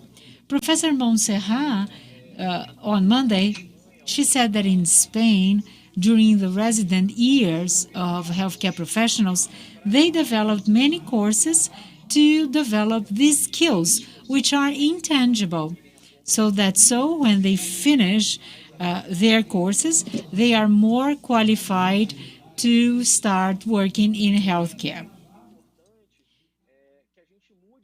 But we have to change the way we train them. We have technology, we have a new generation, people who come to the marketplace and they are fully digitalized. They were born with technology. They've been interacting with it since school years. So we cannot teach them as we used to teach 20 or 30 years ago. It does not cause engagement. So we observe resistance and difficulties, and professionals do not get engaged. Therefore, the results cannot be perceived. In our opinion, to make this change and enhance engagement, participation, and to impact outcomes, we need to train professionals using active teaching methodologies. And maybe Silvio can talk more about that. The National Curriculum Guidelines, which were recently updated, they encourage the use of active methodology for teaching and for training of professionals. And this is what we've been working on, producing. And by doing that, we've been generating impact. And some papers show that if you use active methodology for training, you tend to have better results, outcomes, care, and reduction of cost to companies, which is equally important. Another point, which is also very relevant, is that we are going through this period, and I think we are coming to the end of it eventually. I think we would have created a hybrid method. It's very important for healthcare professionals. Of course, on-site training will be maintained. There are a number of tasks that have to be trained on-site, but there is a lot that we can do remotely with active teaching methodology. It's not conventional distance education that we used to have in the past, but rather digital teaching with active methodology to engage, train them, and create a scale. With technology platforms, as Silvio pointed out, we can generate scale in training volume, enhance engagement, and as a consequence, impact outcomes. And to close these opening words, I really like to mention a sentence by Paulo Freire. He says that education won't change the world. It changes people, and people will change the world. And this is the key: education and training, continuing education, but with a new methodology, not with the old educational methodology that we used to use. It's still important, but new methods have come up. There are new professionals, new generations, and we need to engage these professionals more and more with recent methodologies. Thank you very much, Bruno. I think that you are giving the floor back to Professor Silvio, and I would like to make a provocation. We all know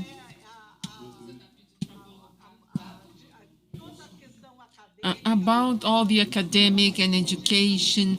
It's all very much related, also because of regulation issues. and a movement that's slightly slower in some structure in major universities, but within the scope of more rigidity or strictness in terms of legal compliance. In your perception, what is the challenge that Bruno is saying, which is to learn to working in work and through work? What is the link that you can have? Well, that's something very relevant. And as you said, so Brazilian syllabus, and especially in the case of medicine, they have a very strong connection with the new generation. And the generation that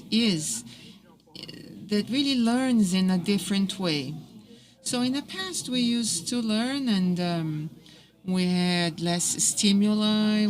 We learned through memorization and just had to learn things by heart.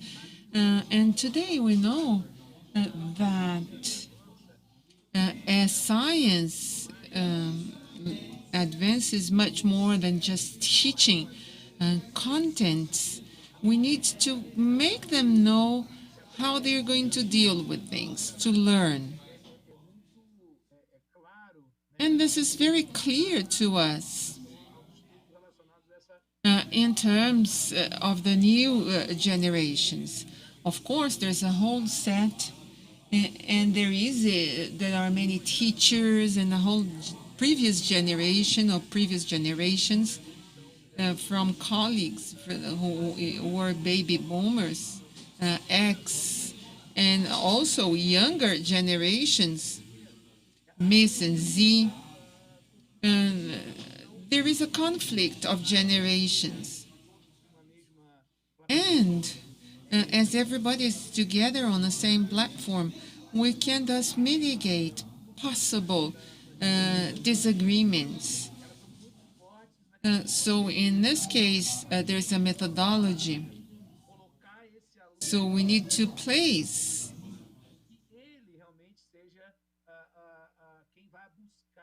and they are the ones seeking something based on the problems and to be cognitively active so that they can solve these issues and learn in a more accelerated way. So the same professional that today allows us to work in this manner, as you correctly mentioned, so considering the Ministry of Education and everything, that today see this as something that is desirable. This is very important to us for us to take in and absorb all the tools. So in terms of regulation, this stiffness is clearly reduced, and that's good. And this becomes more flexible as we absorb these tools, and then we deliver to students everything that is most modern in terms of education in health. And this perfectly related to these professionals, because once they are educated, they will deal with a medical and healthcare market where there is a requirement, be it in the government system or private system, and there is an expectation. And what we are seeing now is that this expectation is clearer, both in terms of education, undergraduate course and graduate courses, that this is all more included. And this is very positive for future years. And of course, this is mediated by technology, because technology has made it possible to expedite and accelerate all this process. This is very good. Thank you very much, Professor. I would just like to make a provocation to both of you as to the moment we are going through. We all professionals working on the front line, in organizations that provide services to healthcare came across this pandemic, which has forced us to learn in doing and to learn doing together with our patients and families and patients' families with multiple facets, the flow, the strategy, and even patient care guidelines in dealing with the pandemic.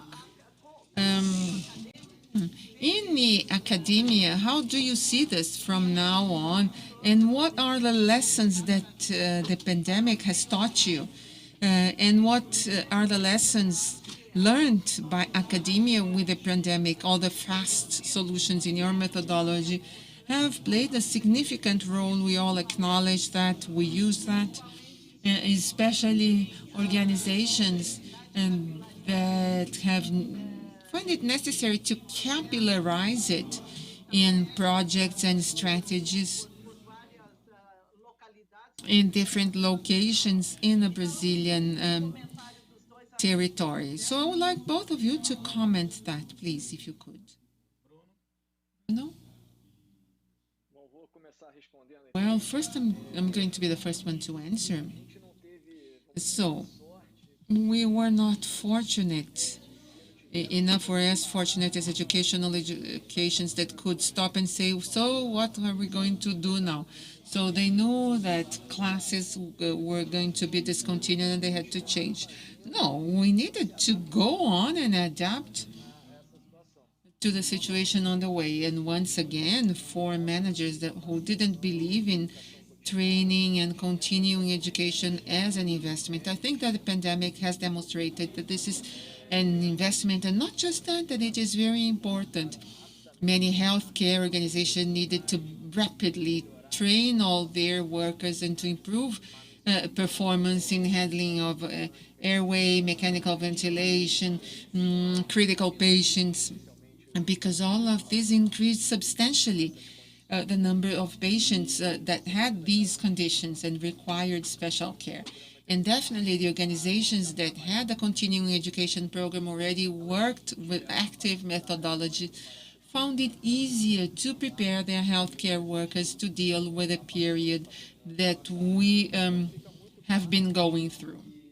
So it is very clear that with active methodologies and technology, we are capable of providing training using the digital environment, using active methodology and adapt, and to leave it for the live moment, everything that is extremely necessary to keep the capacity of these professionals or the training of these professionals. So we are going to end this period, and this is clear for everyone, and this is going to be a hybrid education. So we're going to have training programs with new emerging technology and technologies that have come up, and keeping in-person training with realistic simulation, with workstations and practice stations for them to practice the skills that healthcare workers need to do their job. Please.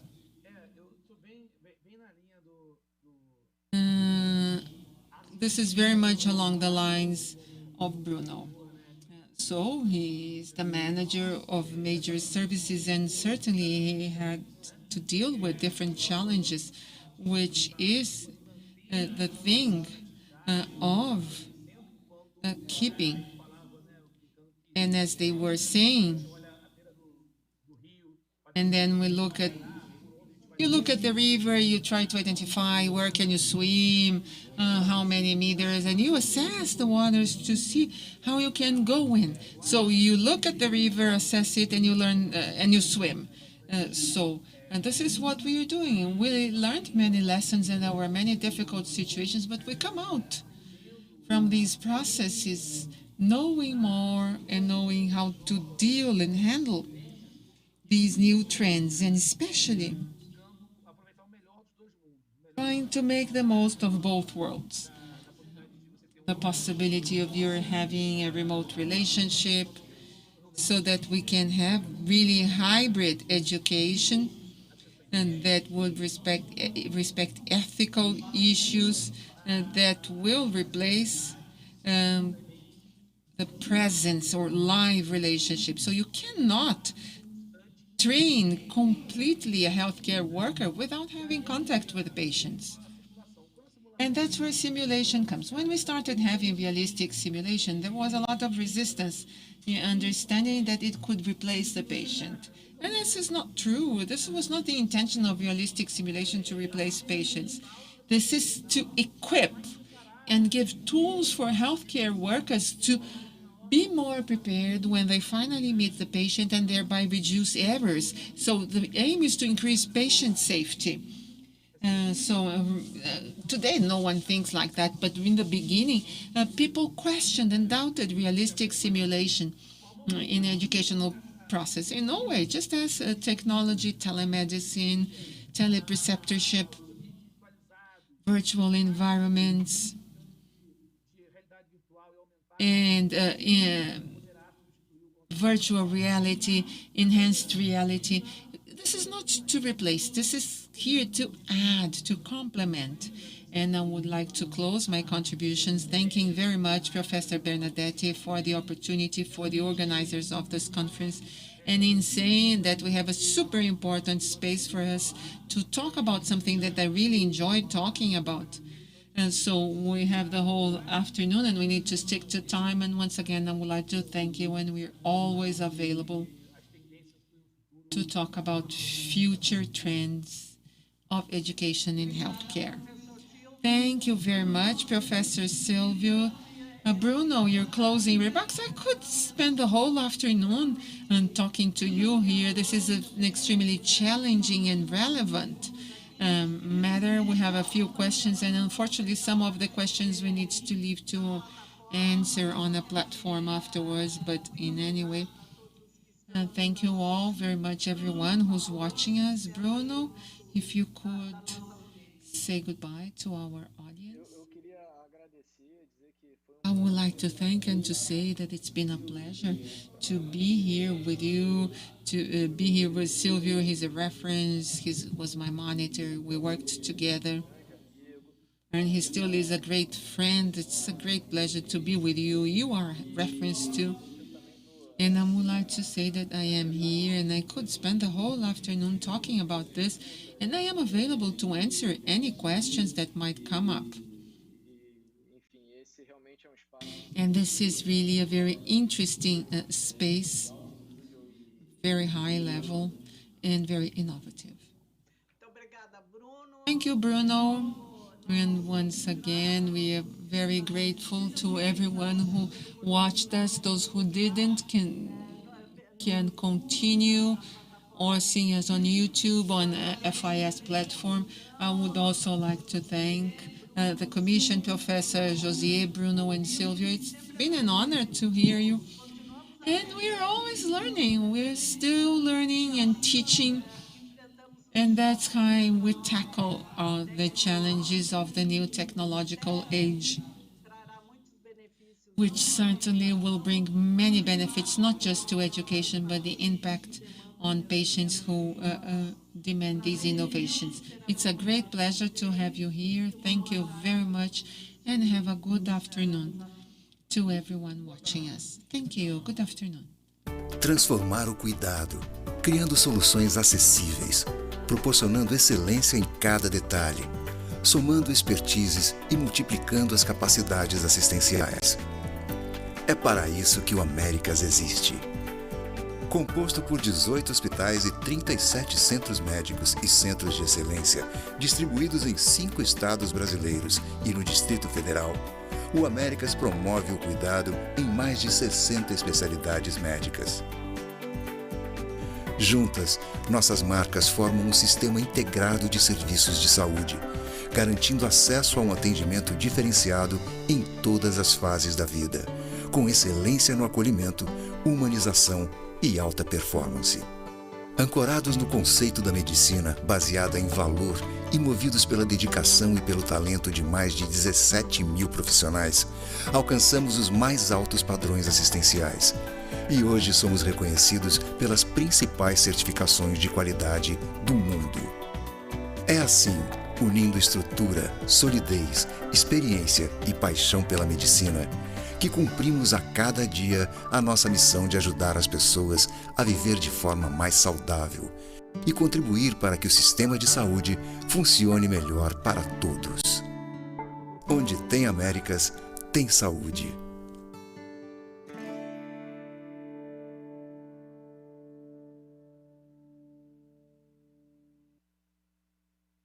A pandemia virou tudo de cabeça para baixo, mas a Amil se virou rapidamente para você ter o cuidado certo nesse momento difícil. Em tempo recorde, disponibilizamos a telemedicina Amil para todos os nossos clientes. E agora, além de consultas de urgência, também é possível agendar horários com especialistas direto no aplicativo. Tudo com a qualidade que só uma empresa de saúde de verdade pode oferecer. Telemedicina Amil. Não é bom porque é telemedicina. É bom porque é Amil. Saúde é assim que se faz. A maior rede própria de hospitais e clínicas do Rio e Grande Rio. Mais de 1.000 médicos credenciados, alta tecnologia médica, mais de 700 mil clientes satisfeitos. Ressonância magnética, hemodinâmica, tomografia, entre outros. Venha você também para o Assim Saúde. Você entendeu? Saúde é assim que se faz. Ligue já para 2102-5555 ou fale com o seu corretor.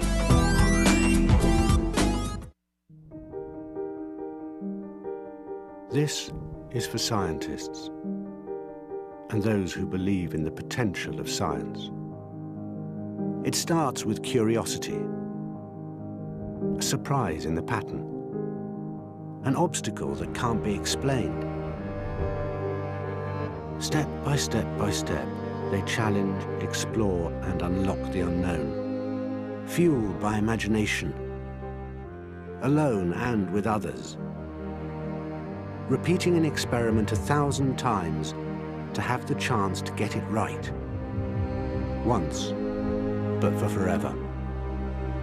Making brave choices, choosing to push the boundaries, and choosing again and again to be led by science.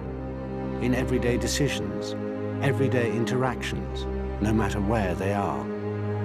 Because putting science at the center of everything is the best way to understand and transform disease. The best way to change people's lives. This is why we believe in what science can do.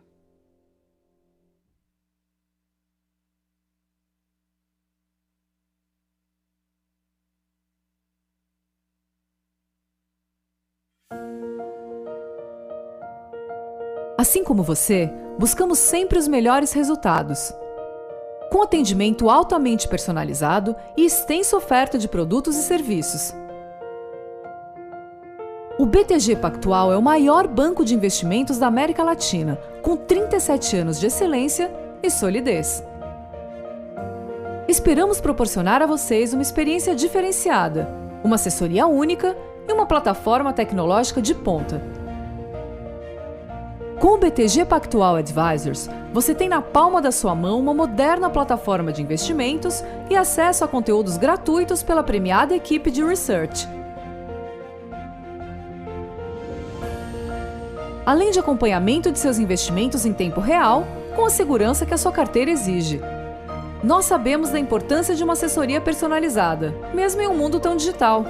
Por isso, seu assessor estará ainda mais próximo para fazer a gestão global de seu patrimônio. O melhor do BTG Pactual, aqui e agora para você. Seu patrimônio nas mãos de quem mais entende.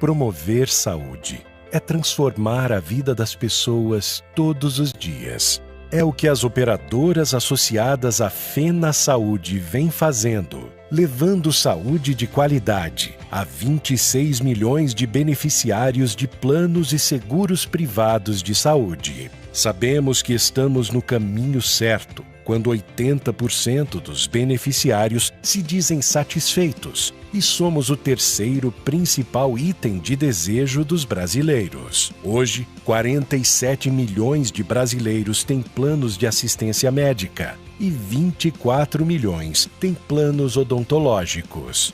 A saúde suplementar desonera o SUS, ajuda a economia do país a crescer e a gerar empregos. Por isso, é preciso investir constantemente no aprimoramento do setor. Queremos estar na agenda de reformas do Brasil. É hora de aperfeiçoar a legislação, promover acesso à saúde para mais brasileiros e permitir que mais pessoas tenham a opção dos planos privados num ambiente sustentável. Uma nova saúde suplementar é bom para todos.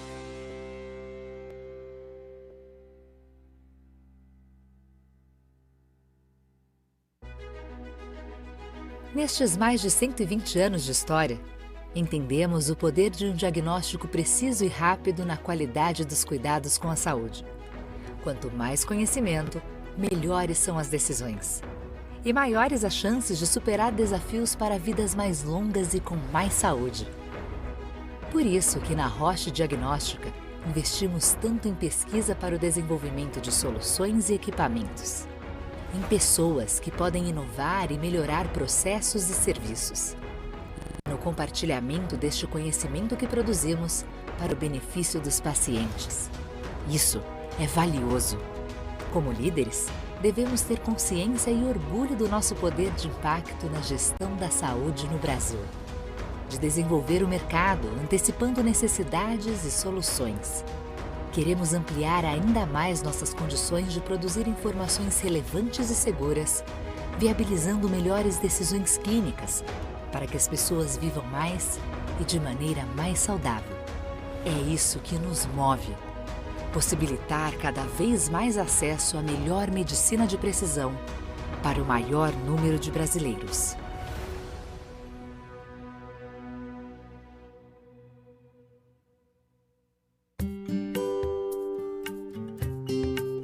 Limpeza, estacionamento e nutrição são serviços que realmente não estão no foco de um gestor de um hospital. Então eu decidi que eu tinha que contratar alguém que fosse muito forte, que fosse maior que o hospital. E aí que foi a opção pela Sodexo.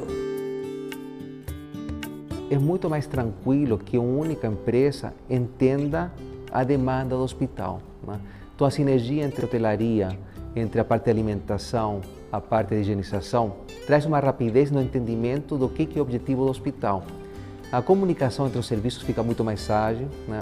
O padrão de qualidade fica mais uniforme. E foi por isso que a gente acabou, entre várias avaliações, optando por ter a Sodexo conosco. A gente optou por esse modelo porque nunca aconteceu, nem com os pacientes, nem no lanche noturno dos funcionários e nem no restaurante dos médicos, algum problema da alimentação causar algum problema de saúde.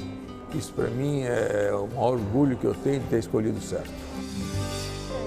Inovação, tecnologias e pessoas treinadas, esse realmente tem sido o nosso diferencial no mercado.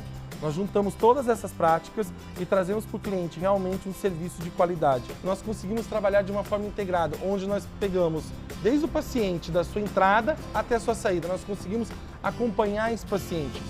Entendemos que era fundamental trazer uma empresa com expertise. Foi um processo muito interessante de integração das equipes da Sodexo para com nossa operação. E uma característica muito interessante também da Sodexo tem sido a capacidade de entender nossas demandas, se adaptar e ter uma resposta rápida. Então, a partir disso, não tem como não recomendar a Sodexo para outros hospitais.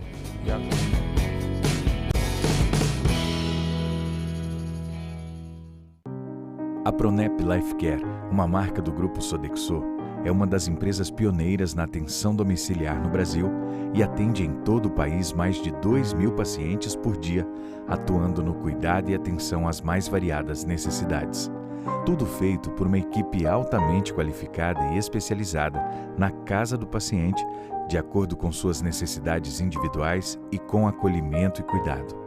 A qualidade do nosso atendimento garantiu o reconhecimento da Joint Commission International, JCI, que nos certificou com um selo respeitado mundialmente. Tudo isso para levar ao paciente e sua família qualidade de vida e conforto, sem abrir mão de cuidados médicos de excelência. A Pronep não deixa faltar nada para minha filha. Eu sou muito bem tratada por eles. A equipe é muito boa, é tudo muito bem engrenadinho. É mais vida para o paciente, mais vida para você. Pronep, movidos pela vontade de fazer o bem. Saúde é assim que se faz. A maior rede própria de hospitais e clínicas do Rio e Grande Rio. Mais de 1.000 médicos credenciados, alta tecnologia médica, mais de 700 mil clientes satisfeitos. Ressonância magnética, hemodinâmica, tomografia, entre outros. Venha você também para o Assim Saúde. Você entendeu? Saúde é assim que se faz. Ligue já para 2102-5555 ou fale com o seu corretor.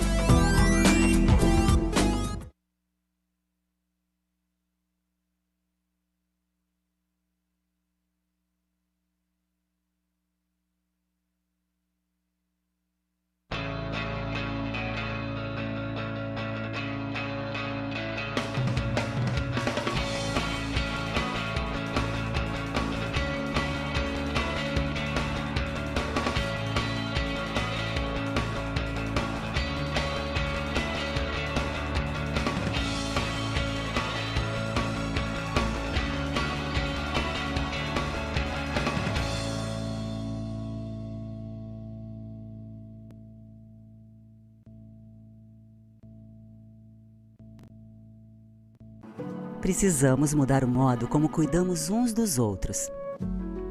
Estar mais perto, mais conectados, ouvir mais.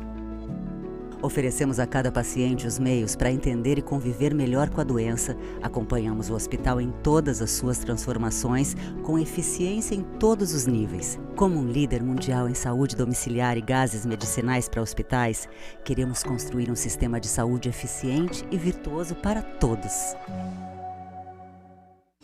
Desde que a Covid-19 chegou ao Brasil, uma força-tarefa de proporção histórica entrou em ação, ampliando a parceria entre os setores de saúde privado e público. Um conceito central para nós ganhou ainda mais força. A saúde brasileira é uma só. É um orgulho fazer parte dessa corrente. ANAP, Associação Nacional de Hospitais Privados, unidos pela saúde.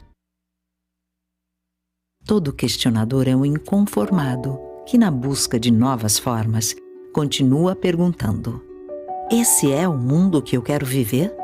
Como cuidar de todos e de cada um? Como melhorar um sistema inteiro de saúde? Ou será que é preciso reinventar esse sistema? Qual tecnologia será preciso criar? Qual o melhor equipamento? Quem é o profissional perfeito? Como ser parceiro das empresas? Como conversar em mais pessoas? É possível antecipar, prever e reduzir riscos? Como cuidar e ensinar o cuidado? Responder tudo isso é a nossa missão. E essa resposta não se alcança sozinho, e sim em conjunto. Mas quem sabe ouvir perguntas vai sempre continuar procurando todas as respostas. ASCI. A resposta é saúde.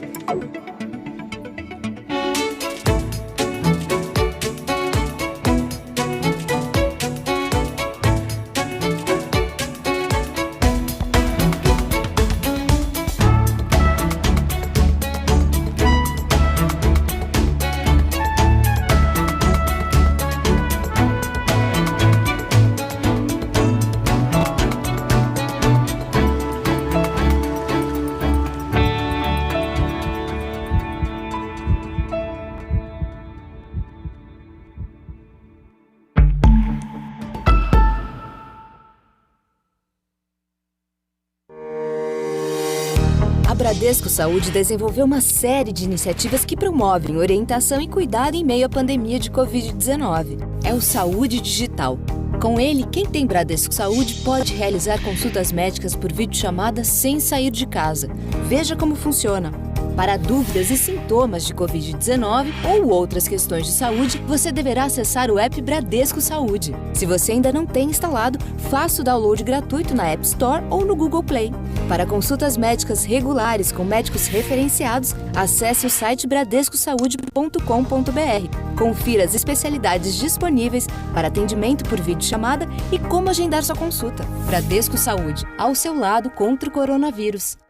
Transformamos a saúde das pessoas por meio de conexões inteligentes para a saúde. Somos a maior empresa de medicina diagnóstica do Brasil e da América Latina. E temos orgulho de ser uma empresa feita por médicos, que tem em sua essência a excelência em saúde e investe em tecnologia para o avanço da medicina. Tudo isso para cuidar melhor do paciente que confia na gente e é a nossa razão de existir.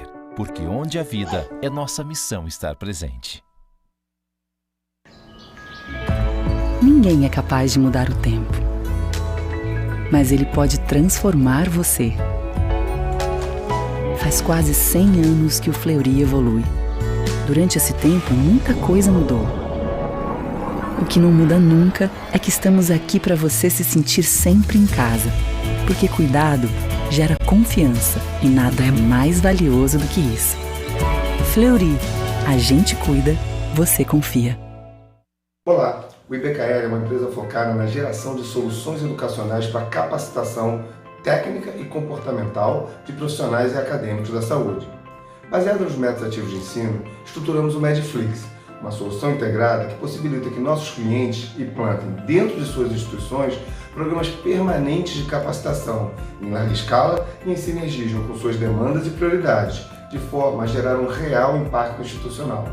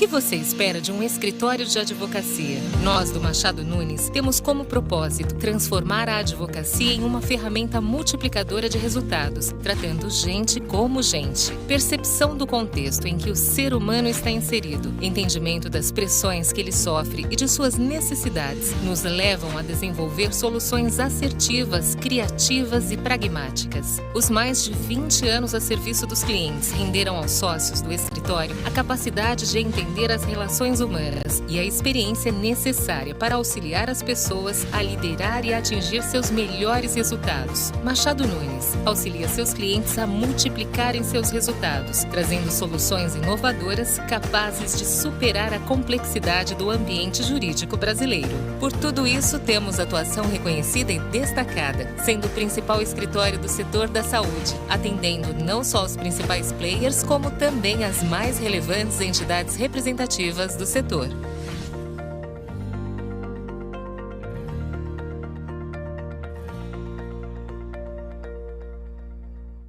Para a gente ficar bem, é essencial cuidar da saúde.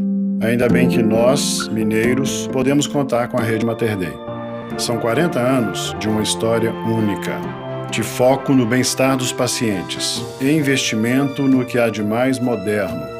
Eu sei disso, não porque sempre estive aqui. Eu sei disso graças a cada um dos pacientes que o Mater Dei ajudou a ficar bem. Mater Dei, 40 anos. Nosso presente é você ficar bem. O Grupo Assim Saúde e o Grupo Memorial agradecem aos profissionais da saúde pela dedicação aos pacientes da pandemia do novo coronavírus Covid-19. Os nossos 14 hospitais e todos os nossos centros médicos estão cuidando com muita atenção de todos os nossos clientes. Protejam-se, lavem as mãos, evitem aglomerações e usem máscara constantemente. Dias melhores virão. Cuidem-se. Saúde para todos.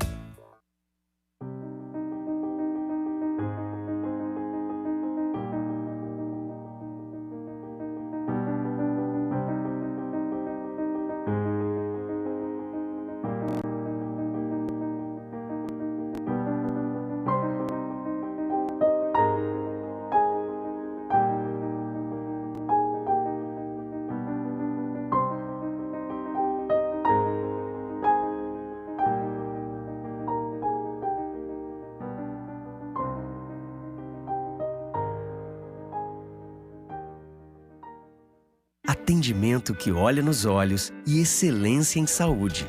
Esse é nosso jeito de cuidar de você e da sua...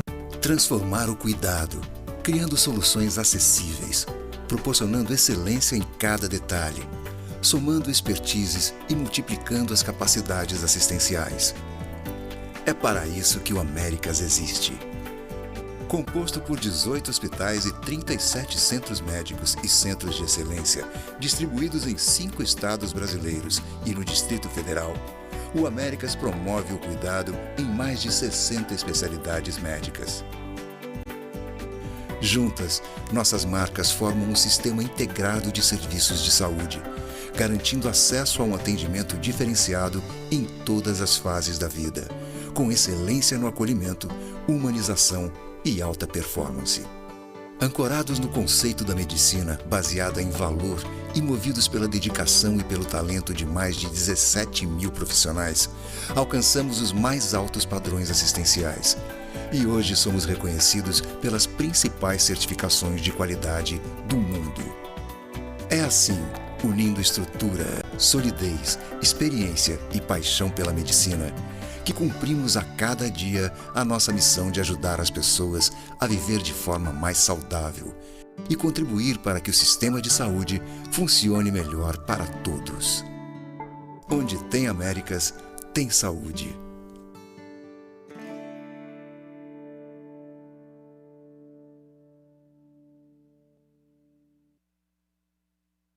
pandemia virou tudo de cabeça para baixo, mas a Amil se virou rapidamente para você ter o cuidado certo nesse momento difícil. Em tempo recorde, disponibilizamos a telemedicina Amil para todos os nossos clientes. E agora, além de consultas de urgência, também é possível agendar horários com especialistas direto no aplicativo. Tudo com a qualidade que só uma empresa de saúde de verdade pode oferecer. Telemedicina Amil.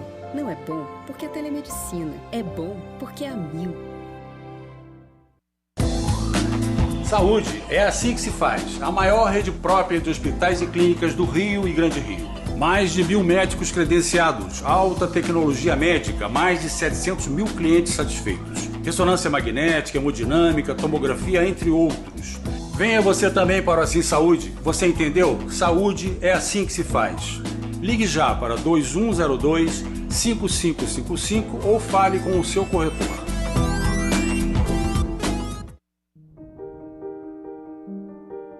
This is for scientists and those who believe in the potential of science.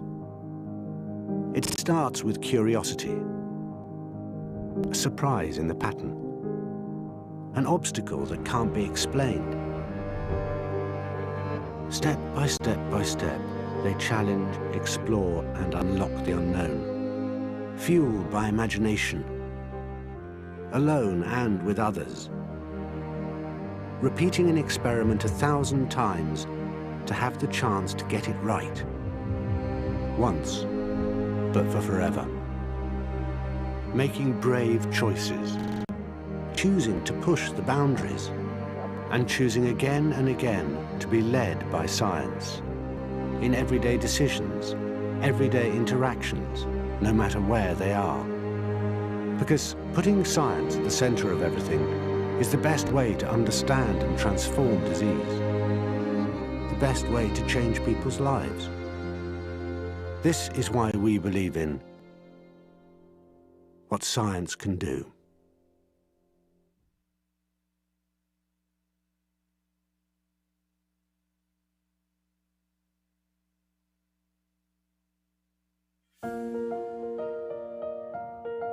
Assim como você, buscamos sempre os melhores resultados.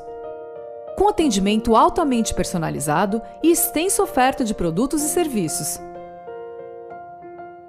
O BTG Pactual é o maior banco de investimentos da América Latina, com 37 anos de excelência e solidez.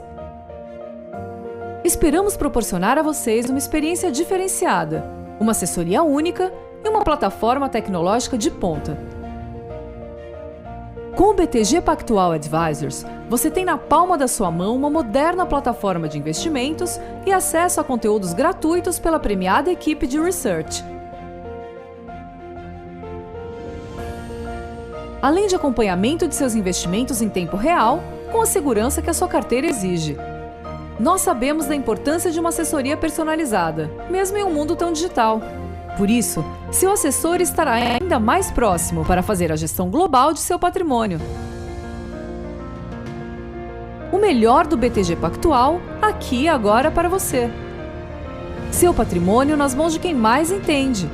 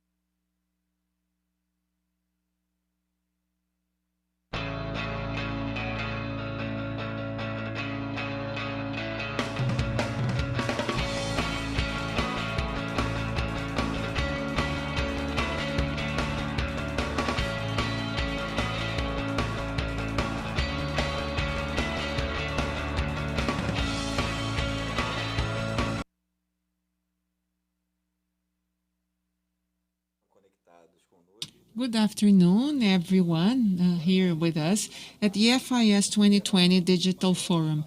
Now we'll be talking to Canada, one of the biggest countries, And obviously, the Canadian health system is one of the best in the world. So next, we are going to have Craig Sepitelli of the international collaboration of the Royal College Physicians and Surgeons, and Don Rousseau, adjunct professor of the University of Ottawa, to talk about the healthcare system in Canada and its access model.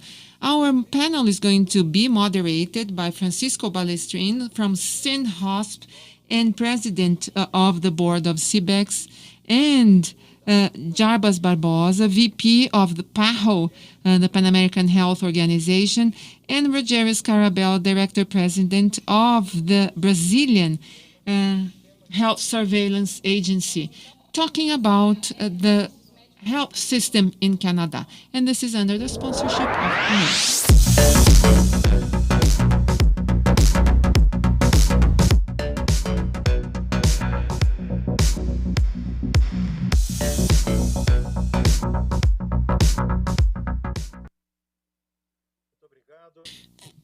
Thank you very much. Hello to everyone. Now I can see everybody. Hello, good afternoon. Good afternoon, George. Good afternoon. So you do excellent work in public health in our country and in Latin America. It's a pleasure to be here with you.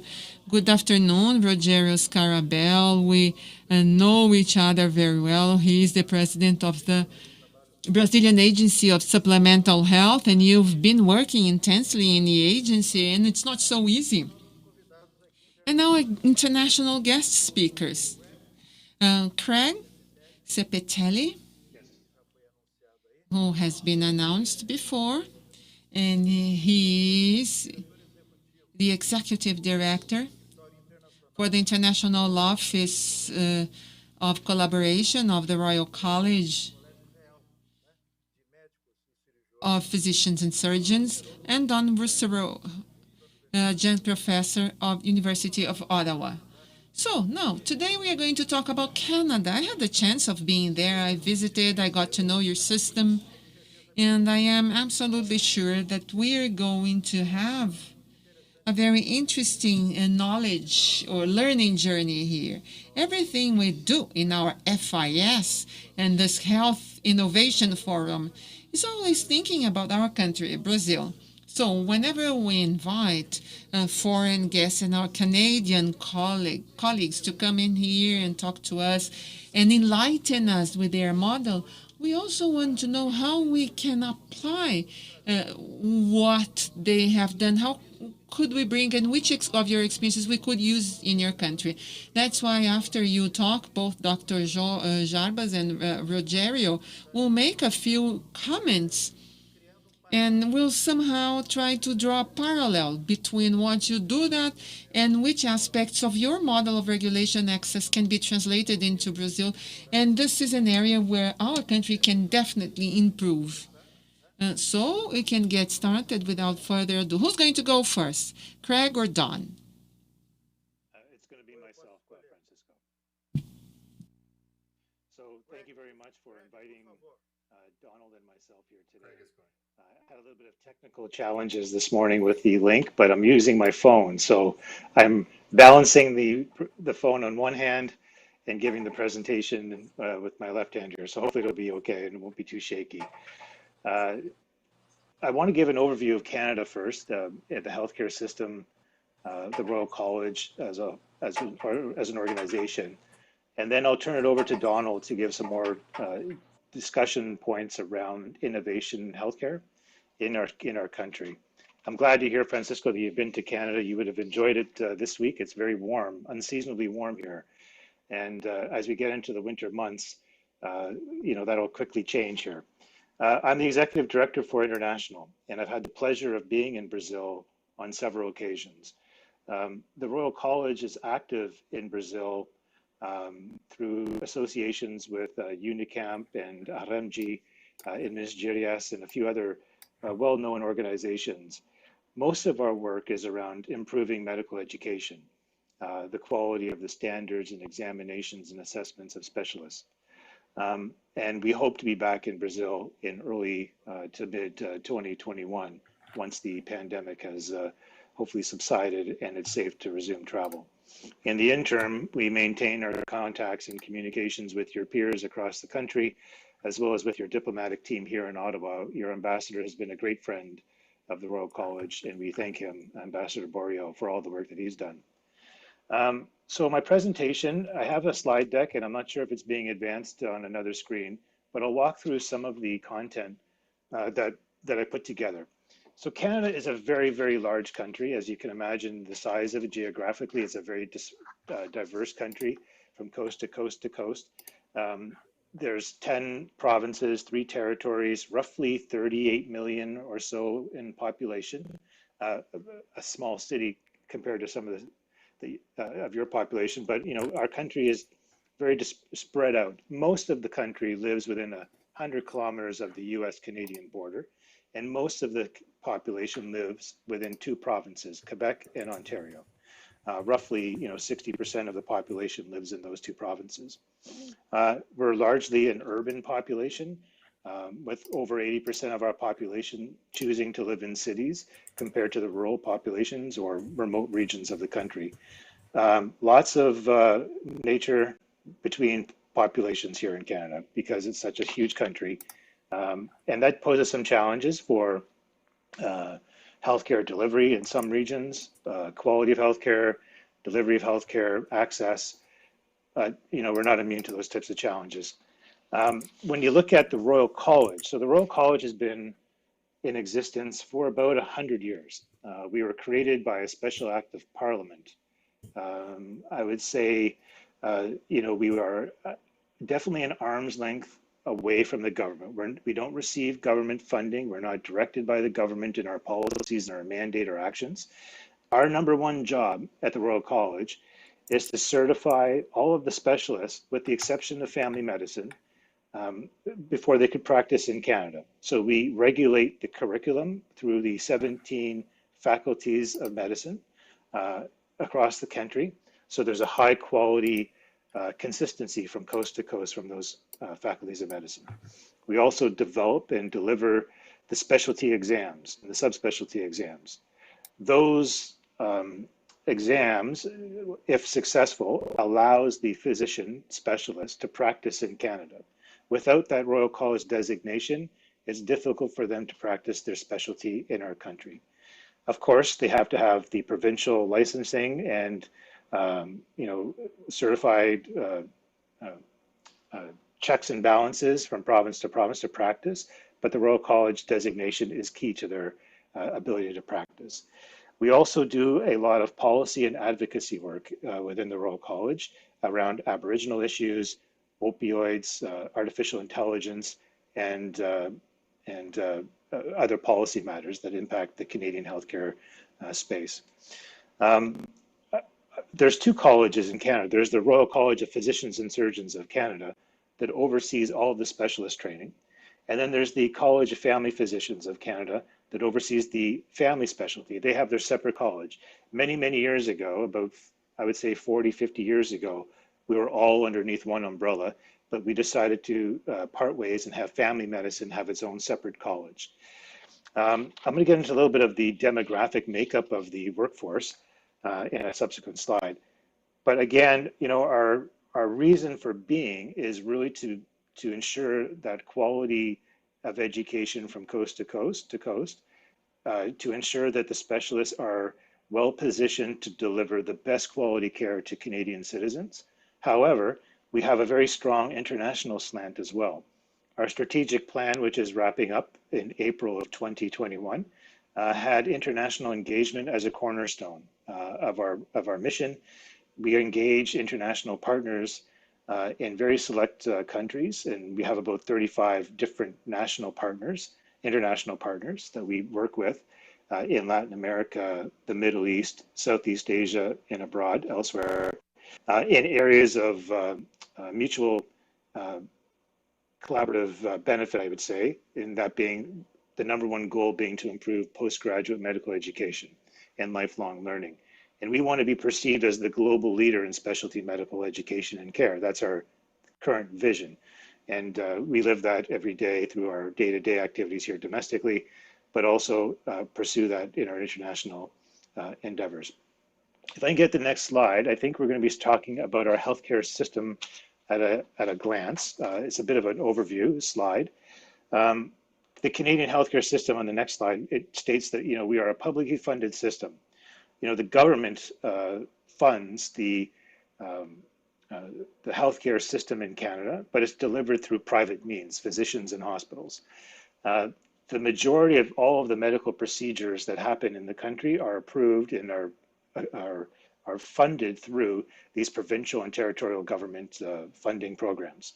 Now, of course, the Canadians pay into these programs through their taxation policies and regulations, but the government does administer the healthcare through that system of public advocacy, public oversight.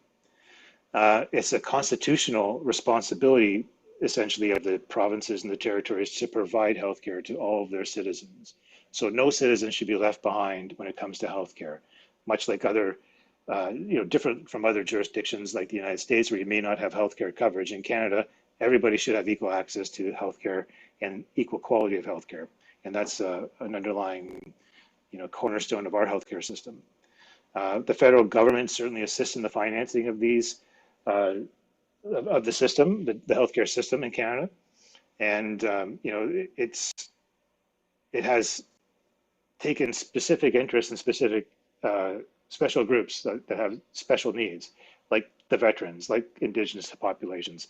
We have, some very significant healthcare challenges and inequalities that we're trying to remedy in Canada in our Indigenous population communities, and Canada is trying to resolve those challenges. Same with our veterans. We have special systems in place to provide healthcare for our veterans who are served in the military. But by and large, all the members of the public's community in Canada have access to good quality healthcare. You may have to wait. There are wait lists that are challenging to many of the Canadians who are seeking healthcare. But at the end of the day, when you do get healthcare, it is of high quality and high dependability and a high level of trust and confidence in it. Next slide, please. I think the next slide will actually speak to some of the foundational, I call them cornerstone topics or items that really guide our healthcare policy. What I really want to touch upon, again, is the equality, accessibility, and the portability and the universality of our healthcare. So whether you are in the East Coast, West Coast, or northern or southern regions of Canada, you should be able to get treatment for any condition that you may have at a time when you need it, and certainly at a quality that you expect. And that's really an underlying, philosophy for Canada, is that healthcare is a human right, and that we should be ensuring that all of our citizens have access to that basic human fundamental right, which is not always the case in many of the countries that we work in and engage in. There are some healthcare quality and accessibility disparities that we see, and it's a shame. From a demographic point of view, the next slide will get into a little bit of our the makeup of our healthcare system on the medical side. I didn't talk about nursing or allied health in these slides, but from a medical point of view, there's roughly 50,000 specialists outside of family medicine. So orthopedic surgeons, oncologists, pediatricians, and they comprise about 50,000 clinicians across the country. An equal number have taken the specialty of family medicine and established practices across the country. So there's roughly 50,000 family physicians across the country. And, when you get into, the gender balances or those that have taken their studies in Canada versus international, you'll see some additional statistics on this page. We have a very diverse healthcare field, I think, in terms of training. When you look at family medicine and the medical specialties, it's 25 to 30% of our specialists have trained outside of the country. The United States probably being the most dominant, followed by some of our European countries. In Canada, on the other side of that coin, we bring in a lot of foreign resident trainees into Canada to conduct their specialty training. I believe it's roughly 2,500 international resident trainees come into Canada to study those specialties here within our faculties of medicine, the vast majority of which go back home at the end of their training cycles. It's well into the high 90 percentiles that return back to their home countries to continue their practice. But that gives you a bit of an overview of the spread of the specialties in family medicine, the gender diversification, and the international mix of our training here in Canada, this slide. When it comes to spending in Canada, it is not obviously a cheap system. The spending in healthcare on a per capita basis has been increasing rather steadily. It does comprise almost 11% of our gross domestic product. And most of that money, 75% of it, is funded through the public sector, the government bodies that we mentioned, the territories and the provinces. So the total dollar spend in 2015, and these are old numbers, is roughly $220 billion on healthcare spending a year for our citizens. And again, we have a population of around 38 million. So, there is a significant amount of money being invested in healthcare. I would say that I heard a statistic just recently that most of our hospitals are operating at about 110% capacity, so they're already stretched thin. We have an aging population, like most North American countries and Western European countries. There's an aging population. There's a need for long-term care solutions to take some of the pressure off of our healthcare system. So these are some additional challenges that we are trying to solve through some of the innovation means that might be discussed in the next slides. But it is a huge issue in Canada, this aging population, the increasing fiscal requirement to support the healthcare system. The demands are certainly outpacing the supply. The next slide, if you will. This might be where I'm going to turn the presentation over to Professor Hussereau from the University of Ottawa, and Donald will walk you through some of the technology innovation side of the healthcare space and how that gets integrated into the healthcare system and the policies around that and the regulations. Donald? Okay, thanks, Craig. And I hope you can hear me well. We can go to the next slide. Although I can't see the next slide now. But I think it's introducing myself. And what I hope to address here. So I was asked to speak specifically about technology. How do we regulate access to new medical technologies, particularly technologies that are needed for routine care? I've also been asked to address how we guarantee access to new technologies, and I was given the mandate of speaking about diagnostics and therapeutics. And also issues that might remain in Canada in regards to technology management.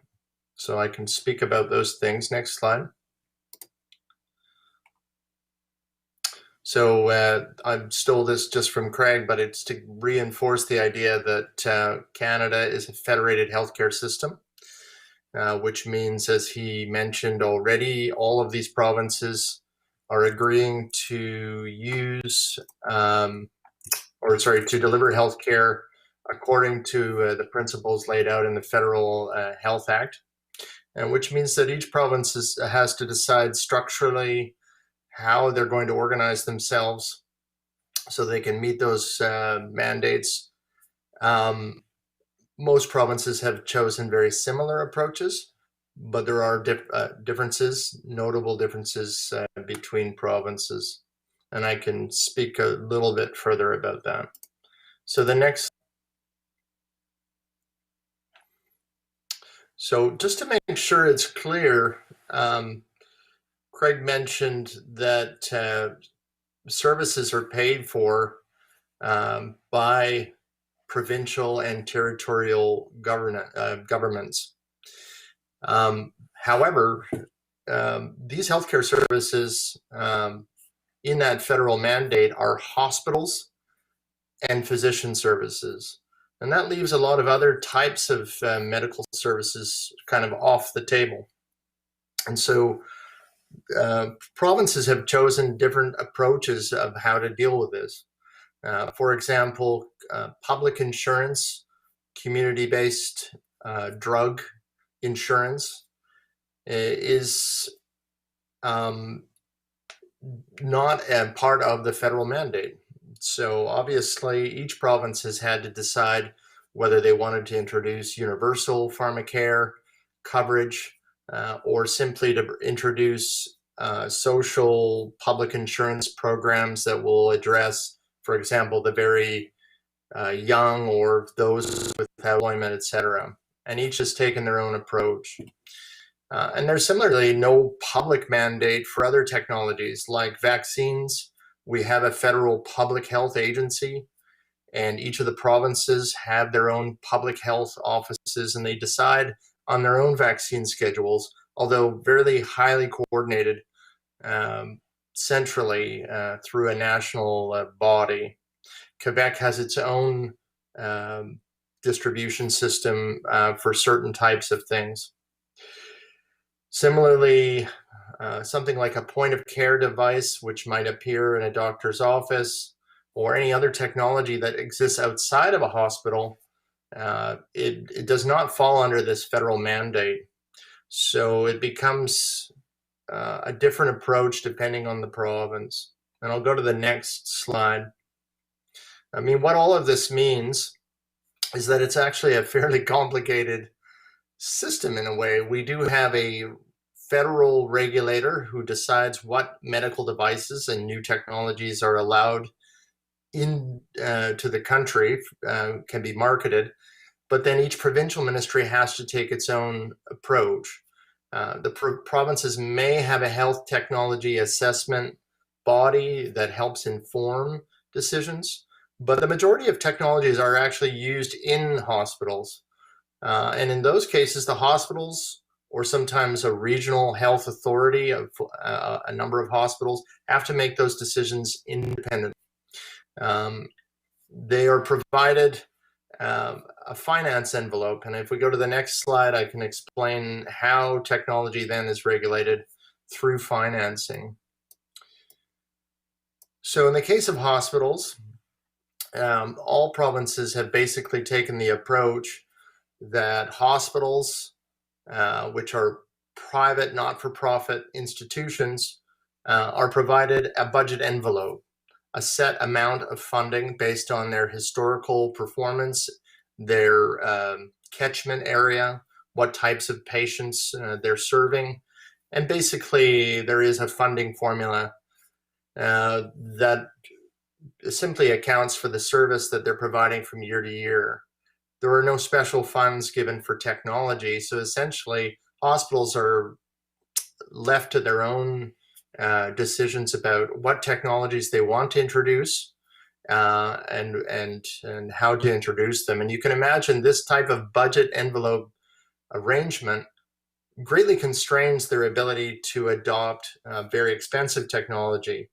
You have to remember as well that technology, medical devices, are simply a portion of the costs associated with technology. When we introduce a new technology, almost in all cases, we introduce the need for more human resources to service the technology, operational costs. Technology is one of the greatest contributors to expenditure growth, and yet in Canada, we're not monitoring its overarching impact.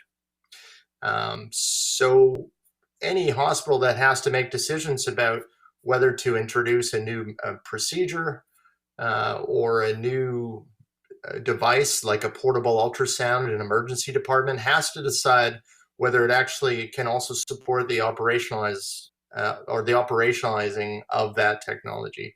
Can they support the nurses or the additional training or all the other things that are required to support the technology? Craig mentioned physicians are paid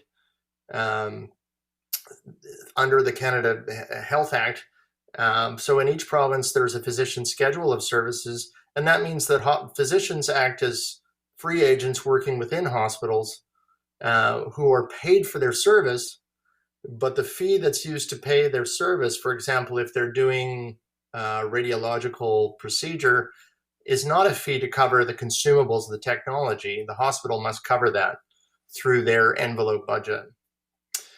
The hospitals also have to pay for expensive capital equipment, and as you can imagine, given their existing budgets, they either have to do that through private fundraising to help supplement their budget, or they have to take opportunities from, for example, a provincial special program.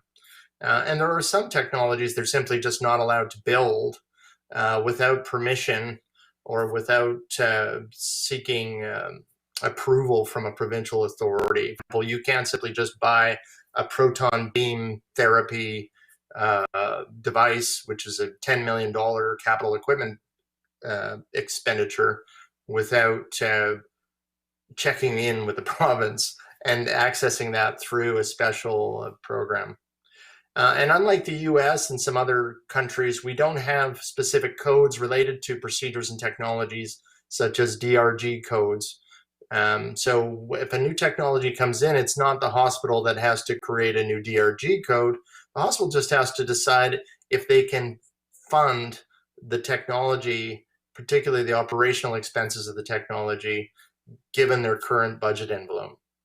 And this is where most technology occurs. And so you can imagine that given the funding formula and given how technology contributes to expenditure growth, this minimizes the introduction or adoption of new technologies into hospitals. Now, what about technologies outside of hospitals? Well, physicians are free to, use or purchase new technology, for example, a point of care device, but they're not provided any special funds for that. So they have to take money from their own fees to cover any kind of procedural costs, etc.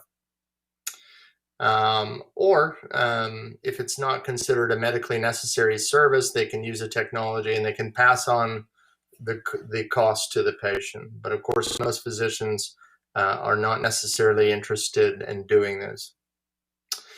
There are also other technologies, obviously, that are used to support community-based physicians, like laboratory services, and typically these are covered through special programs. So in most provinces, community-based laboratory services are covered through a specialized program. It's not mandated under the federal Canada Health Act. However, obviously, it's something that physicians need. And so provinces now have begun to organize themselves with schedules or formularies for laboratory testing, and they're becoming much more concerned about what new tests they adopt for these schedules. So again, if a physician wants a certain type of test done, if it's a highly specialized test like a genetic test, there will be a specialty program that is considering the use and adoption of these tests. Typically, a highly specialized genetic test would be done through a hospital. Finally, there are other technologies, obviously, that are used to support physicians, like community-based drugs or a dialysis program. Again, these are usually specialized programs that the province sets up and manages. And so that the program-related technology costs are managed much the same way as a hospital, where the program is given a set budget and provided a small amount for expenditure growth. But that doesn't mean that, for example, a dialysis program can just go crazy and buy 100 home-based dialysis units whenever they want. They're working under a socialized budget. So that also means that new technology has to be considered on a one-by-one basis. Now, I did mention that some provinces have provincial-based HTA programs. It's typically the bigger provinces: Quebec, Ontario, British Columbia, and Alberta. In Quebec, in fact, they have a provincially led technology assessment program that also covers social services. And they have mandated in law that the academic centers or the tertiary care centers must also have health technology assessment programs. Ontario has a province-wide health technology assessment program. They also have some hospitals that have HTA programs, but it is not a provincial mandate. And Alberta and BC to some extent have also health technology assessment programs, usually used to inform large technology decisions, like, for example, the use of a new and expensive application for PET scanning, for example. Other provinces that don't have HTA rely on our national HTA program. We have a CADITH, National Technology Assessment Program, which is the Canadian Agency for Drugs and Technologies in Health, and they'll provide information and advice to their provincial funders. However, any advice they provide is not necessarily binding advice, and clearly hospitals are private, not-for-profit entities, and they can do what they wish. So they're not mandated by either a provincial or a national technology assessment program. However, they can be enabled by it. If a province decides that it's something that they're willing to fund, it becomes easier for them to adopt because there might be a funding mechanism built in. So I'll go to the next slide and just talk briefly about challenges. So from my last point, we do have technology assessment, and you'll recall that, for example, in PAHO, technology assessment is something that has been ratified as something that Latin American countries need to adopt. I know we have somebody who can speak about this further. So despite having these technology assessment programs, they have very little impact on the flow of technology. Technology and the adoption technology is much more easily managed just simply by using finance mechanisms and the structure of financing. Hospitals are incented to fund medically necessary services. And we do see some hospitals that will adopt technology more so than maybe makes sense from a funding standpoint, but they usually do this because they want to become leaders in either research or in that technology. For example, we have a hospital in Ontario that adopted 5 robotic surgery units. But they simply wanted to be the hospital that is the leader in Canada, if not North America, in robotic surgery. So technology decisions are made by administrations in hospitals who have to consider budgets and opportunity cost from technology. And technology availability is also greatly influenced by how the purchasing power of a hospital. Many hospitals get together and they're able to buy consumables or technologies through group purchasing arrangements. So we see technology also enter or facilitated by these tendering arrangements that drives costs down quite a bit.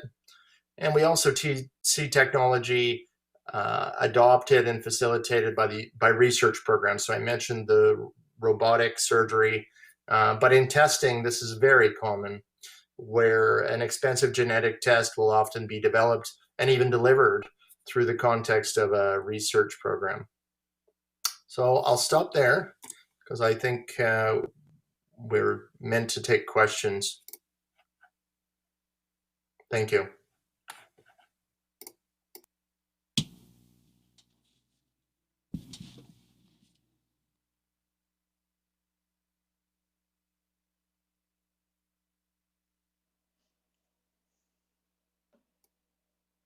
Hoping you can see me and hear me okay. Espero que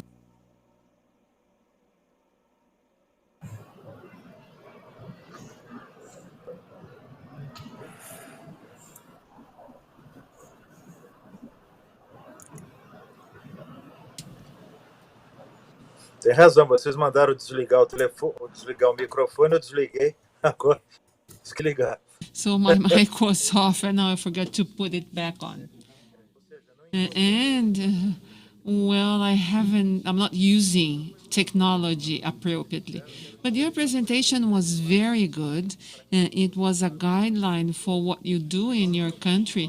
And we somehow are going to, with our two experts, we are going to try to think what happens here in Brazil and how we could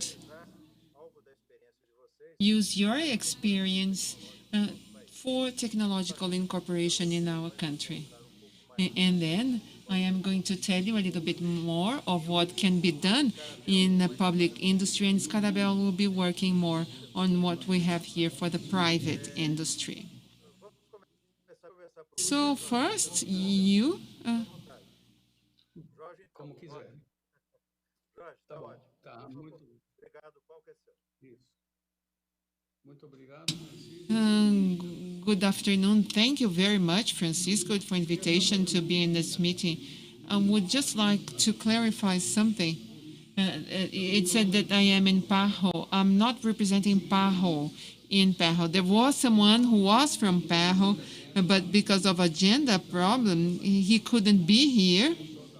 I'm not with Pajo. I am a Fiocruz researcher, so I am speaking on myself, on my personal vision, and my visions do not reflect the opinion of Fiocruz and not of Pajo. But first of all, I would like to praise Craig and Donald for the brilliant and very good vision of the Canadian healthcare system and technology incorporation. And then, and you have a problem with the geography and extension. And this is very complex, and we have it here too, this type of problem. The north region is very different from the southeast, center, west, and south. So Brazil is too a very big country, and there's a complexity that needs to be addressed. So first of all, in terms of access to healthcare, and of course, access to technology. The role of the Royal College that Dr. Cepitelli mentioned to us is fundamental, but we don't have anything similar here in Brazil to watch, nothing like the Royal College. And it's very interesting and very important, but we don't have anything similar. And from what our colleagues from Canada have mentioned, your system is different because you have public funding of the private system. And here we have a public government-funded and a separate private system. So there's a difference here, and they have different funding sources, and they complement each other in terms of resources and funds.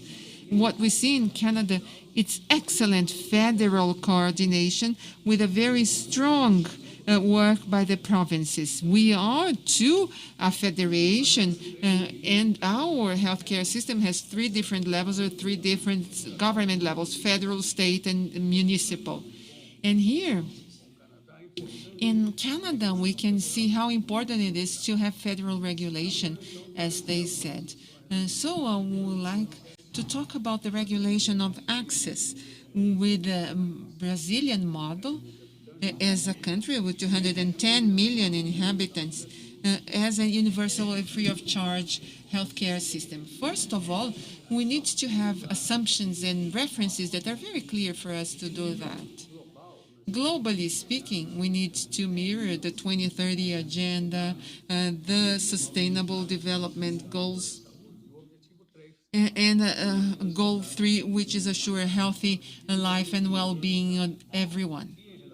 And as to the incorporation of technology, we have Goals 3.8 and talking about access to medications, and also research and development, and certain legal devices to protect public health. And our difference is unquestionable. So in my opinion, we don't need to review it. We just need to meet our what we have.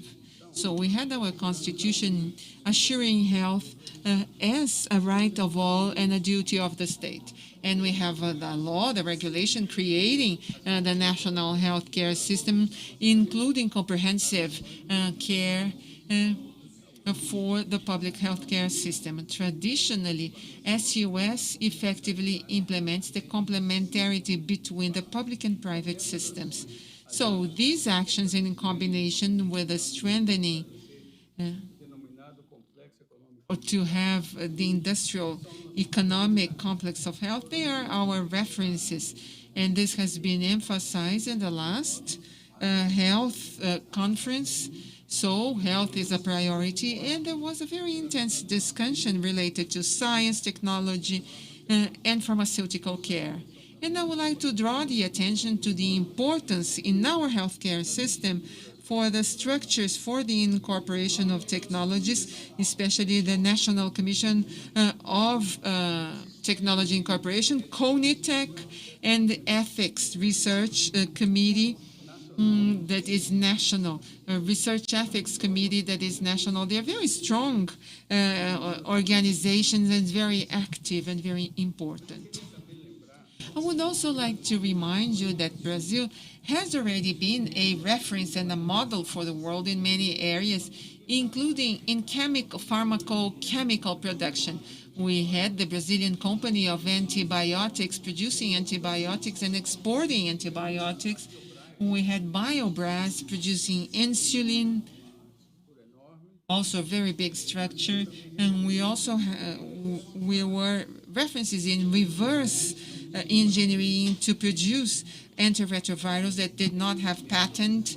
And we also have local production that was implemented here, and importance of public pharmaceutical companies and the partnerships that are partnerships between private pharmaceutical companies with technology transfer to government-held pharmaceutical companies, bringing technological incorporation and structure and technology and know-how to Brazil for the production of the raw materials and for the formulation of medications. And one recent example that we have had, well, it's not really recent, was the mandatory license in 2007, and the only one we had in Brazil for antiretroviral for efavirenz.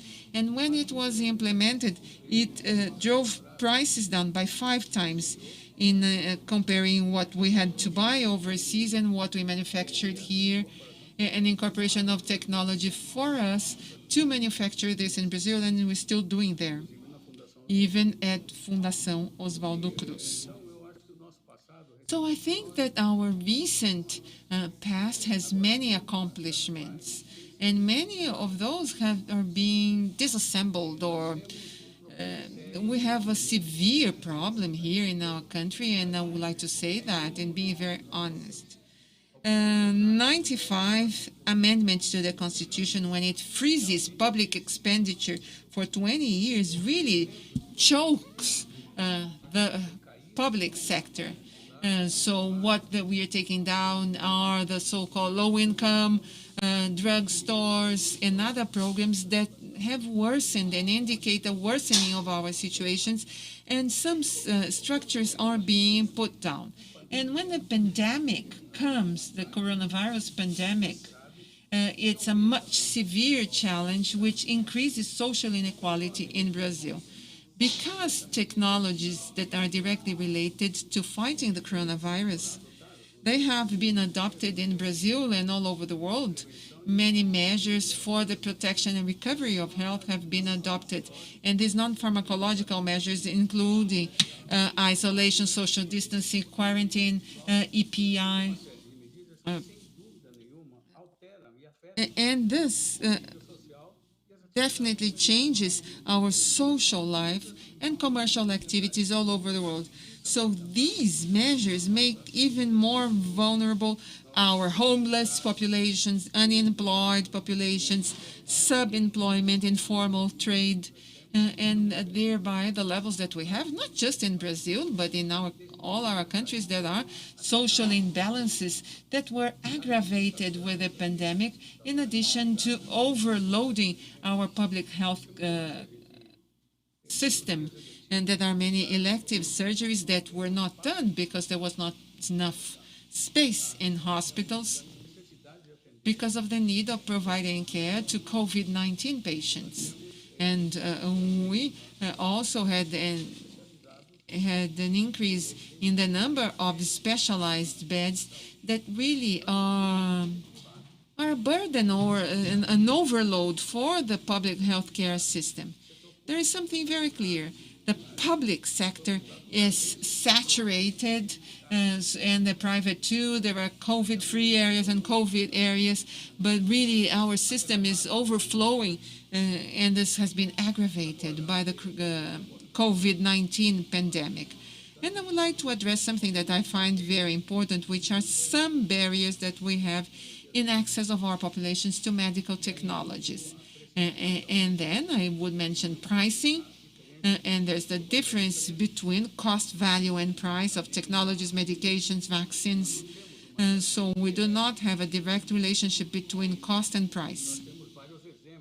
And there are many examples all over the world and in many countries demonstrating how prices go down, and we see that the production of generic drugs, once prices go down, it increased the number of people that could have access to those products. But I would like to emphasize some initiatives in some countries, and I would like to highlight Canada. Canada, both our colleagues did not mention DOC 13 of March 25th, that amended the patent law in Canada to allow that the Patent Commission, by determination of the Ministry of Health, could issue mandatory licenses for public benefit. This is a measure that was adopted in Canada and also by other countries. In Germany, and they're not countries in our region, Germany, China, Ecuador, and others, also are having more flexible to eliminate the patent barrier to have access to technologies while the pandemic is going on. And in the global scenario, there are many initiatives, and we see that there is a dispute between solidarity and also unilateral initiatives of many countries of buying products, like a competition, a market competition. And we're seeing this being done with vaccines currently, but also with any other product that could potentially be used for the pandemic. So we see a recent movement in the World Trade Organization, that South Africa and India, with the support of Kenya and Swaziland, have asked for a waiver, temporary waiver, for patent protection to all technologies related to the pandemic. And this was supported by many countries, but also some countries didn't agree. There will be another meeting now on the 20th to see if this proposal will be adopted or not. And what gets my attention is that many countries such as the United States of America and European Union, UK, Switzerland, were against this measure, as well as Brazil, in a way which is contradictory with its past of defense of human rights that Brazil has had in the recent past. So this led to a letter written by the Brazilian society, written by more than 60 organizations and signed by many scientists and researchers and everyone, supporting, endorsing that initiative of the World Trade Organization. Along the same vertent, and in closing, a group of 11 congressmen here in Brazil of many different political parties, different positions, they initially submitted on April the 2nd a bill, Form 62, similar to what Canada does and similar to the waiver that we are discussing for Africa, to grant officially a waiver in emergency cases to the compulsory license for patents or patent applications for products related to the pandemic while the pandemic goes on and while we still have the national emergency state or international emergency situation that the WHO has declared. So I would like to close with one piece of information which is very clear to justify why this is being asked in Brazil and also internationally. There was a survey done in May in Brazil of patent requests or applications.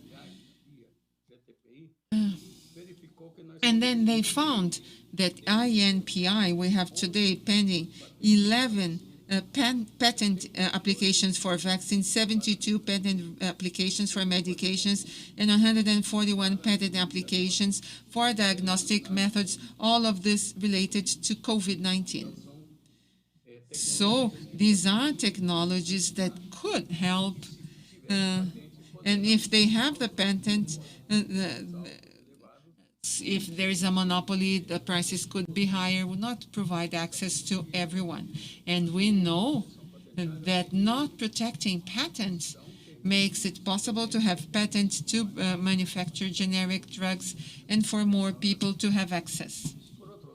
But then on the other hand, one piece of information that really caught us by surprise is that in consulting the database of medication patents that is in Switzerland but works with medications and intellectual property and the WTO and other organizations, they found that today in the world we have circulating more than 2,000 patent applications related to medications for potential use for COVID-19. So this is a market where there's a lot of dispute, there's a lot of competition. The industry really wants to place its products, but putting its products with protection so that there is no competition in the market. So I would like to close. What do we expect from technologies that are related to dealing with the pandemic right now, not just in Brazil? So we want them to be global assets and with market disputes. This is what we are saying ever since the World Health Assembly, and then the vaccines produced in China are going to be global assets. And then there was an attempt of changing technologies and considering the technologies produced for the pandemic as global health assets. And there is a very fierce competition in some places, and I need to be fast, and we have discussing a lot in Oswaldo Cruz Foundation, and we report to the Ministry of Health that we need to have above anything transparency and social commitment and appropriate information, and this must guide our actions and our narratives, especially at the time of pandemics, because at times of pandemics, we need to remember that emergency situations also require emergency measures and emergency solutions. We can't address technologies related to the pandemic as we treat the rest of the pharmaceutical industry. We need to have a strategic and emergency behavior to deal with our pandemic, and I thank you very much, and I can continue our debate.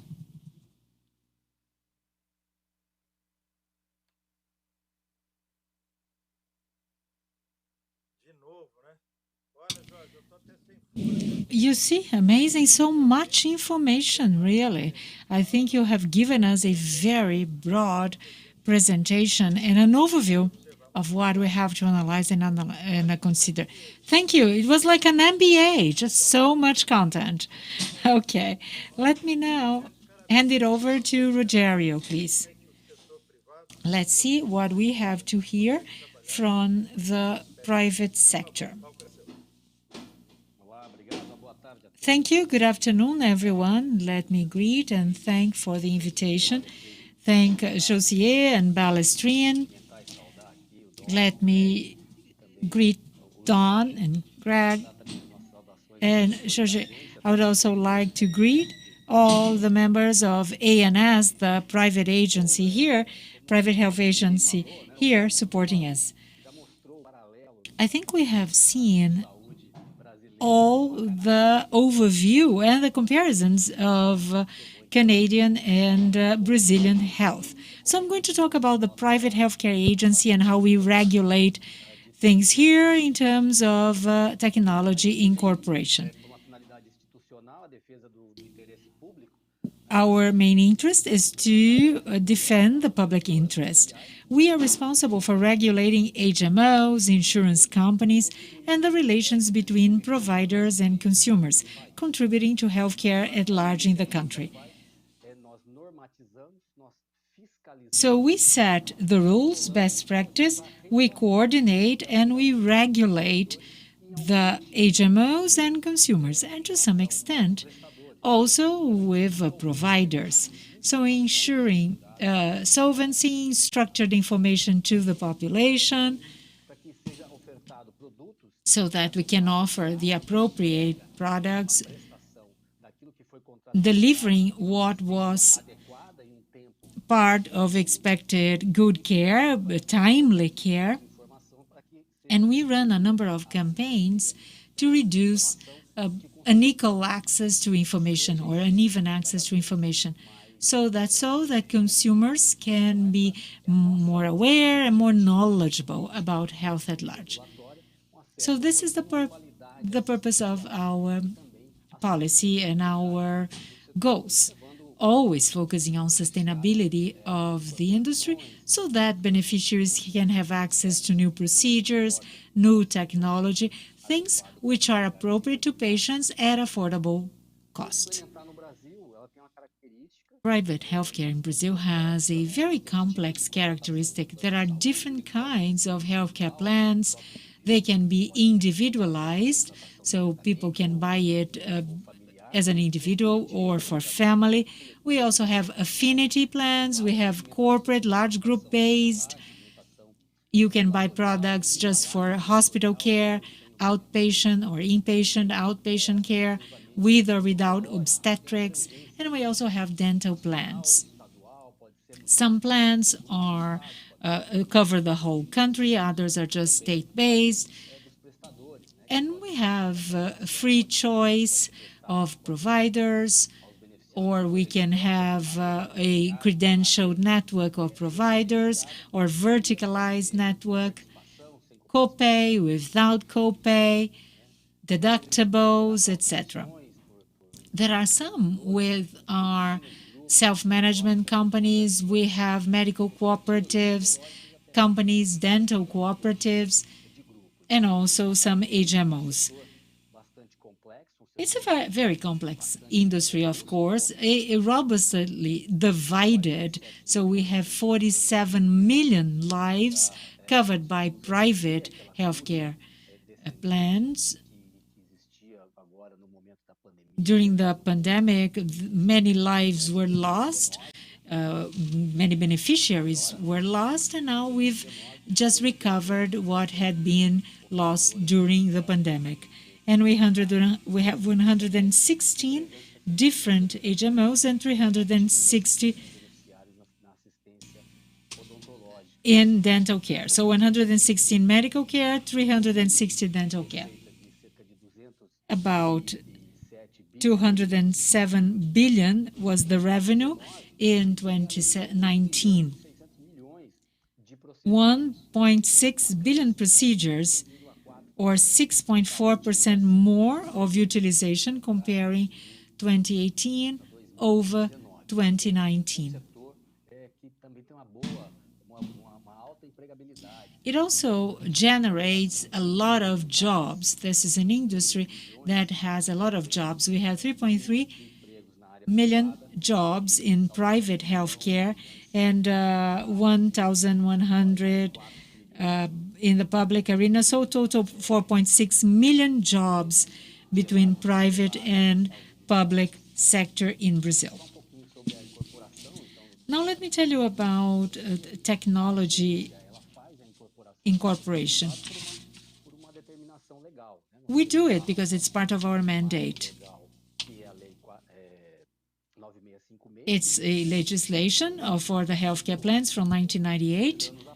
2 years later, a new law was passed concerning the creation of the agency. And on Clause 4, it says that the National Agency of Health is responsible for preparing a list of procedures and health events. Exactly what is the minimum required coverage. All healthcare plan insurance, regardless, should at least provide the minimum required coverage, which is reviewed and determined by the National Private Agency. There are 125 guidelines of use, 3,000 plus procedures, and 43 antineoplastic drugs, which are of required coverage. In addition to, of course, medical visits, diagnostic tests, surgical treatment, chemotherapy, radiotherapy, and oral antineoplastic agents, in addition to any medication that would be applicable to adverse events related to antineoplastic agents. The legislation has set a number of assumptions for the incorporation of technology. First, the alignment with national health policies.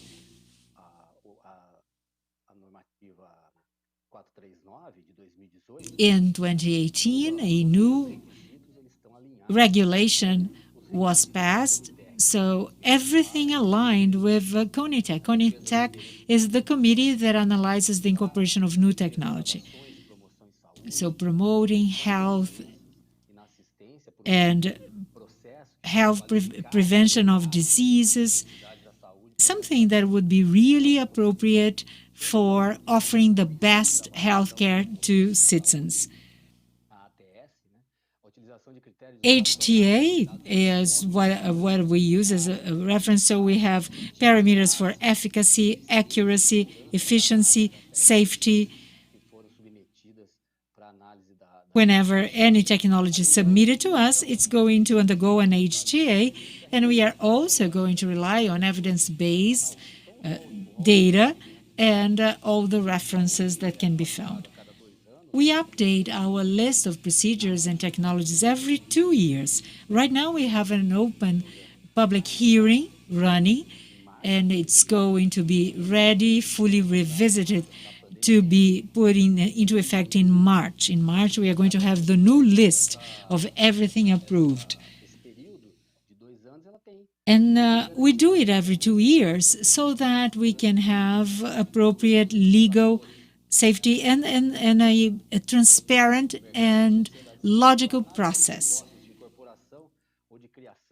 Anyone can submit a request for approval of new technology brought to our attention. We run an HTA, and we gather scientific evidence concerning efficacy and effectiveness.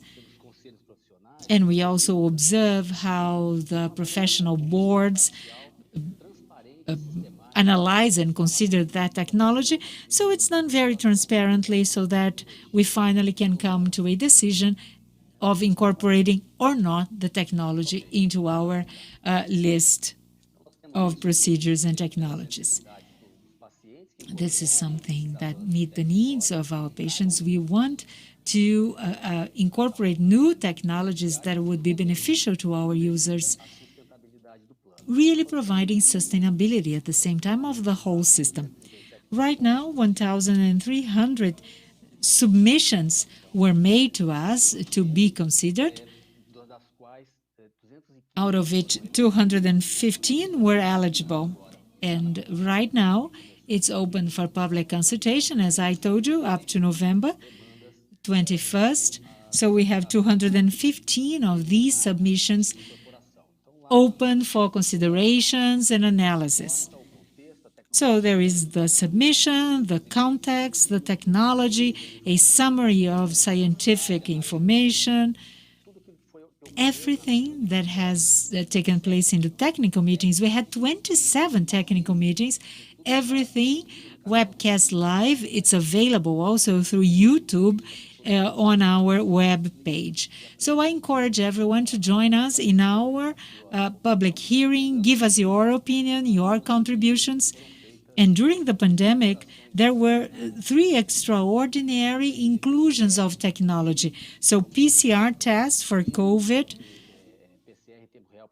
real-time PCR for influenza A and B, and finally IgG antibodies and total antibodies serology test for COVID-19.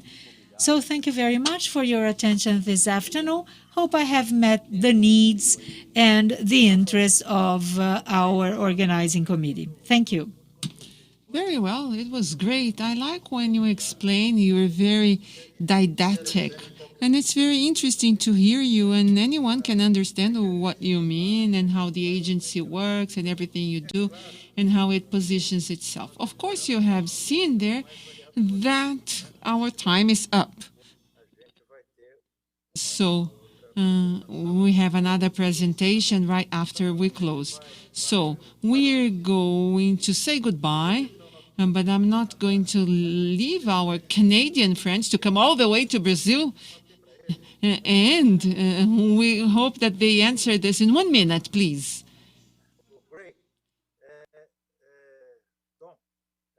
Don, here's the thing.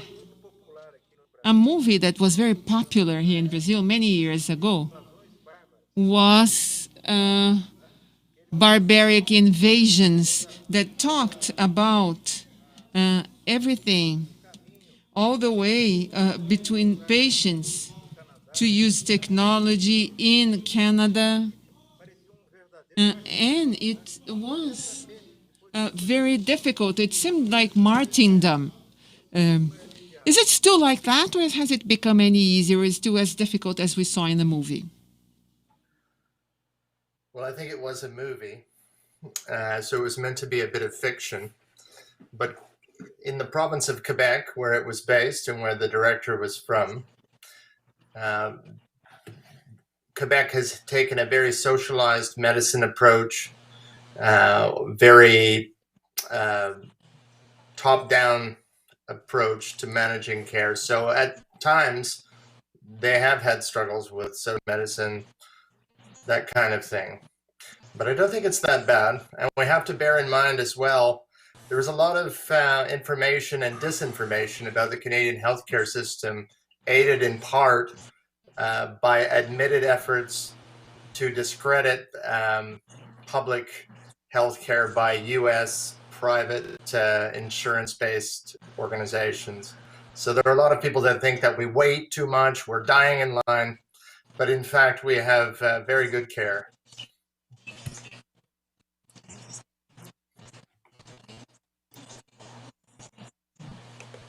Very good, Don. Thank you very much for your answer. George, thank you very much. Rogério, excellent. Thank you. I think that our other Canadian friend must be away already. And thank you very much for the audience. And my digital greetings to all of you. Thank you very much for the opportunity. Thank you. Transformar o cuidado, criando soluções acessíveis, proporcionando excelência em cada detalhe, somando expertises e multiplicando as capacidades assistenciais. É para isso que o Américas existe. Composto por 18 hospitais e 37 centros médicos e centros de excelência, distribuídos em 5 estados brasileiros e no Distrito Federal, o Américas promove o cuidado em mais de 60 especialidades médicas. Juntas, nossas marcas formam um sistema integrado de serviços de saúde, garantindo acesso a um atendimento diferenciado em todas as fases da vida, com excelência no acolhimento, humanização e alta performance. Ancorados no conceito da medicina baseada em valor e movidos pela dedicação e pelo talento de mais de 17 mil profissionais, alcançamos os mais altos padrões assistenciais, E hoje somos reconhecidos pelas principais certificações de qualidade do mundo. É assim, unindo estrutura, solidez, experiência e paixão pela medicina, que cumprimos a cada dia a nossa missão de ajudar as pessoas a viver de forma mais saudável e contribuir para que o sistema de saúde funcione melhor para todos. Onde tem Américas, tem saúde.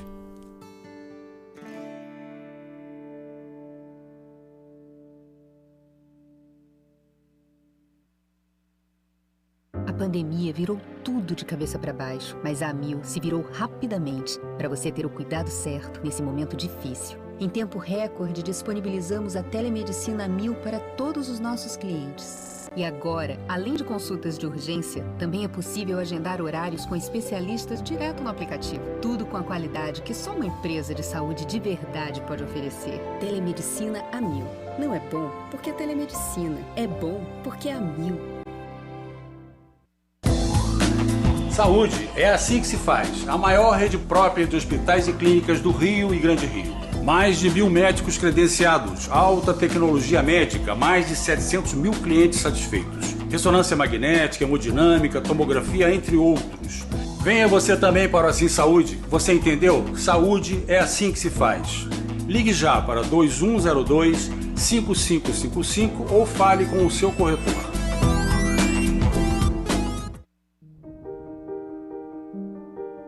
This is for scientists and those who believe in the potential of science. It starts with curiosity, a surprise in the pattern, an obstacle that can't be explained. Step by step by step, they challenge, explore, and unlock the unknown, fueled by imagination, alone and with others. Repeating an experiment 1,000 times to have the chance to get it right. Once, but for forever. Making brave choices, choosing to push the boundaries, and choosing again and again to be led by science. In everyday decisions, everyday interactions, no matter where they are.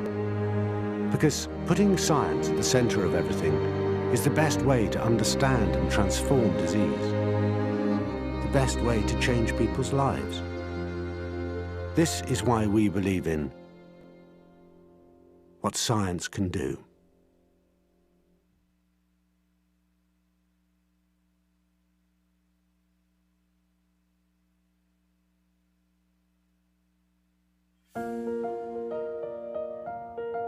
Assim como você, buscamos sempre os melhores resultados. Com atendimento altamente personalizado e extensa oferta de produtos e serviços. O BTG Pactual é o maior banco de investimentos da América Latina, com 37 anos de excelência e solidez. Esperamos proporcionar a vocês uma experiência diferenciada, uma assessoria única e uma plataforma tecnológica de ponta. Com o BTG Pactual Advisors, você tem na palma da sua mão uma moderna plataforma de investimentos e acesso a conteúdos gratuitos pela premiada equipe de research. Além de acompanhamento de seus investimentos em tempo real, com a segurança que a sua carteira exige. Nós sabemos da importância de uma assessoria personalizada, mesmo em um mundo tão digital. Por isso, seu assessor estará ainda mais próximo para fazer a gestão global de seu patrimônio. O melhor do BTG Pactual, aqui e agora para você. Seu patrimônio nas mãos de quem mais entende.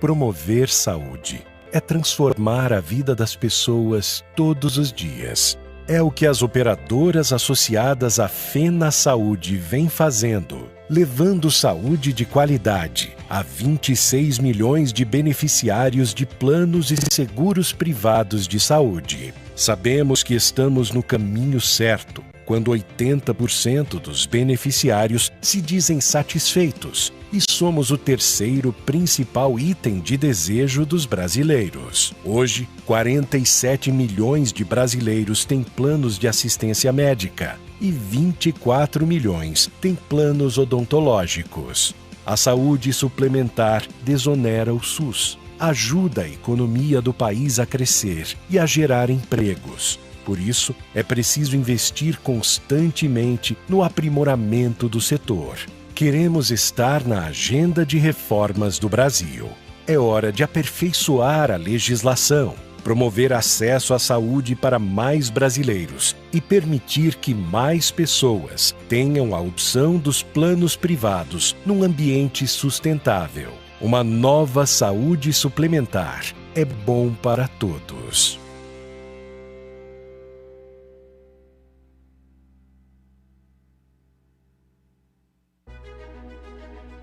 Nestes mais de 120 anos de história, entendemos o poder de um diagnóstico preciso e rápido na qualidade dos cuidados com a saúde. Quanto mais conhecimento, melhores são as decisões. E maiores as chances de superar desafios para vidas mais longas e com mais saúde. Por isso que na Roche Diagnóstica, investimos tanto em pesquisa para o desenvolvimento de soluções e equipamentos. Em pessoas que podem inovar e melhorar processos e serviços. E no compartilhamento deste conhecimento que produzimos para o benefício dos pacientes. Isso é valioso. Como líderes, devemos ter consciência e orgulho do nosso poder de impacto na gestão da saúde no Brasil. De desenvolver o mercado, antecipando necessidades e soluções. Queremos ampliar ainda mais nossas condições de produzir informações relevantes e seguras, viabilizando melhores decisões clínicas para que as pessoas vivam mais e de maneira mais saudável. É isso que nos move. Possibilitar cada vez mais acesso à melhor medicina de precisão para o maior número de brasileiros.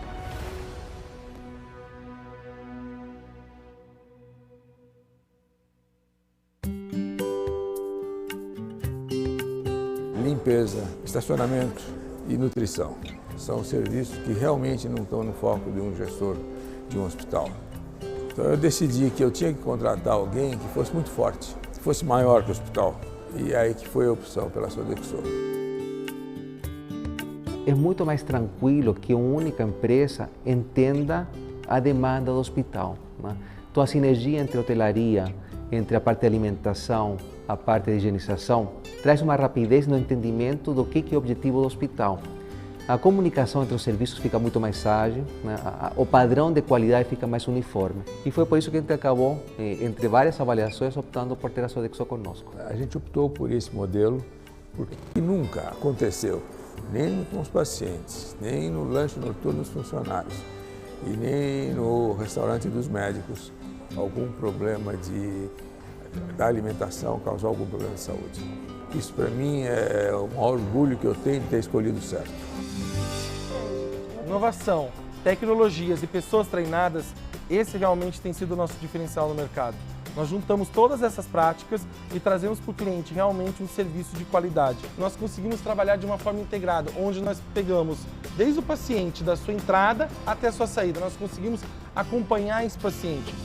Entendemos que era fundamental trazer uma empresa com expertise. Foi um processo muito interessante de integração das equipes da Sodexo para com nossa operação. E uma característica muito interessante também da Sodexo tem sido a capacidade de entender nossas demandas, se adaptar e ter uma resposta rápida. Então, a partir disso, não tem como não recomendar a Sodexo para outros hospitais.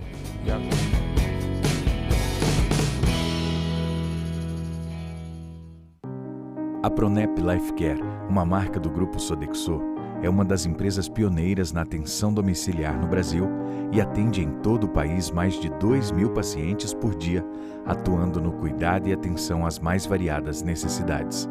Tudo feito por uma equipe altamente qualificada e especializada na casa do paciente, de acordo com suas necessidades individuais e com acolhimento e cuidado. A qualidade do nosso atendimento garantiu o reconhecimento da Joint Commission International, JCI, que nos certificou com um selo respeitado mundialmente. Tudo isso para levar ao paciente e sua família qualidade de vida e conforto, sem abrir mão de cuidados médicos de excelência. A Pronep não deixa faltar nada para minha filha. Eu sou muito bem tratada por eles. A equipe é muito boa, é tudo muito bem engrenadinho. É mais vida para o paciente, mais vida para você. Pronep, movidos pela vontade de fazer o bem. Saúde é assim que se faz. A maior rede própria de hospitais e clínicas do Rio e Grande Rio. Mais de 1.000 médicos credenciados, alta tecnologia médica, mais de 700 mil clientes satisfeitos. Ressonância magnética, hemodinâmica, tomografia, entre outros. Venha você também para o Assim Saúde. Você entendeu? Saúde é assim que se faz. Ligue já para 2102-5555 ou fale com o seu corretor.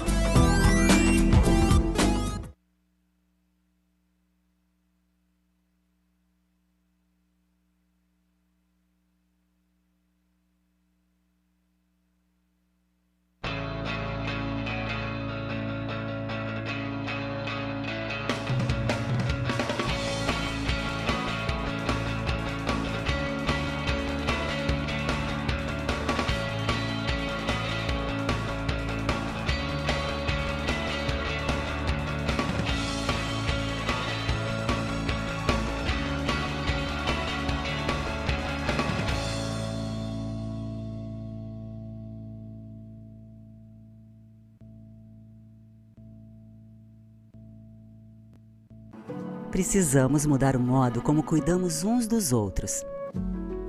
Estar mais perto, mais conectados, ouvir mais. Oferecemos a cada paciente os meios para entender e conviver melhor com a doença. Acompanhamos o hospital em todas as suas transformações, com eficiência em todos os níveis. Como um líder mundial em saúde domiciliar e gases medicinais para hospitais, queremos construir um sistema de saúde eficiente e virtuoso para todos. Desde que a Covid-19 chegou ao Brasil, uma força-tarefa de proporção histórica entrou em ação, ampliando a parceria entre os setores de saúde privado e público. Um conceito central para nós ganhou ainda mais força. A saúde brasileira é uma só. É um orgulho fazer parte dessa corrente. ANAP, Associação Nacional de Hospitais Privados, unidos pela saúde. Todo questionador é um inconformado que, na busca de novas formas, continua perguntando: esse é o mundo que eu quero viver? Como cuidar de todos e de cada um? Como melhorar um sistema inteiro de saúde? Ou será que é preciso reinventar esse sistema? Qual tecnologia será preciso criar? Qual o melhor equipamento? Quem é o profissional perfeito? Como ser parceiro das empresas? Como conversar em mais pessoas? É possível antecipar, prever e reduzir riscos? Como cuidar e ensinar o cuidado? Responder tudo isso é a nossa missão. E essa resposta não se alcança sozinho, e sim em conjunto. Mas quem sabe ouvir perguntas vai sempre continuar procurando todas as respostas. ASCII. A resposta é saúde.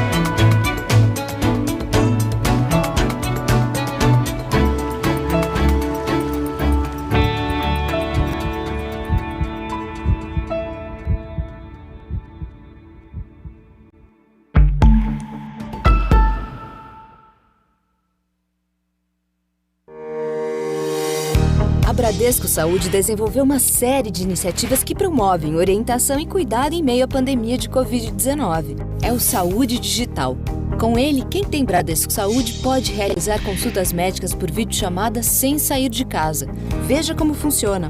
Para dúvidas e sintomas de Covid-19 ou outras questões de saúde, você deverá acessar o app Bradesco Saúde. Se você ainda não tem instalado, faça o download gratuito na App Store ou no Google Play. Para consultas médicas regulares com médicos referenciados, acesse o site bradescosaude.com.br. Confira as especialidades disponíveis para atendimento por videochamada e como agendar sua consulta. Bradesco Saúde, ao seu lado contra o coronavírus. Transformamos a saúde das pessoas por meio de conexões inteligentes para a saúde. Somos a maior empresa de medicina diagnóstica do Brasil e da América Latina. E temos orgulho de ser uma empresa feita por médicos, que tem em sua essência a excelência em saúde e investe em tecnologia para o avanço da medicina. Tudo isso para cuidar melhor do paciente que confia na gente e é a nossa razão de existir. Porque onde há vida, é nossa missão estar presente. Ninguém é capaz de mudar o tempo, mas ele pode transformar você.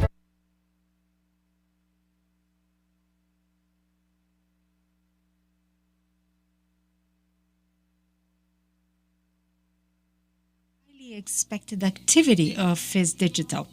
Women are the main headcount in health. 65% of the 6 million employees in the public and private sector, and includes direct patient care as well as management and all activities. I'm inviting Claudia Conte, CEO of our institution, CEO, and coordinating Sandra Costa, co-founder of President of the Board of SEBI, and Solange Beatriz Mendy, Director of SINSENEC. We have here Ready Mater Day sponsoring the role of women in the transformation of health.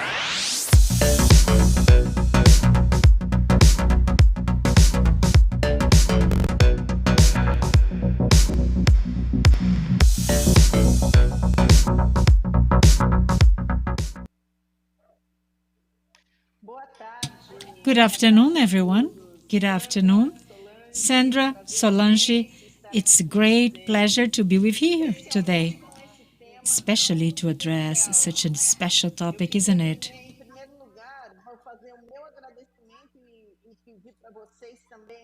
First, I would like to ask you to make your initial remarks. I would like to thank for the panel and for the open mind discussion so that we can be here discussing. So thank you, Josier and Rodrigo Villar. Thank you, FIS, for such a great opportunity to be here for a chat with two great women. Good afternoon, Sandra, Solange. So let's start. Good afternoon, everyone.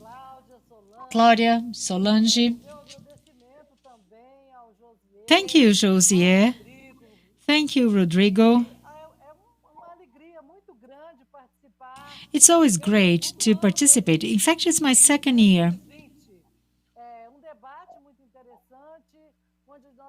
Very interesting debate talking about innovation.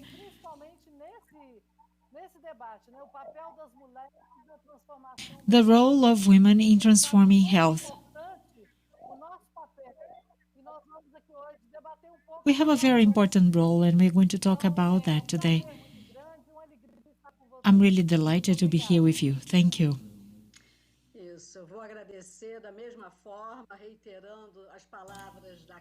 Thank you very much. Echoing Claudia and Sandra. It's great to see you. Claudia, we haven't been in contact for a while now, right? So thank you very much for the invitation. Josier is always a great host, and here a champion in healthcare.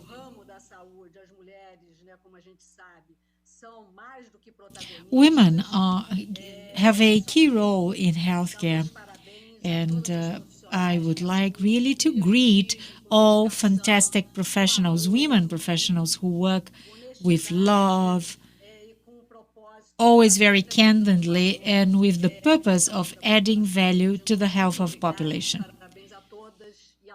Thank you very much, and kudos to all of us. Claudia, your microphone is off.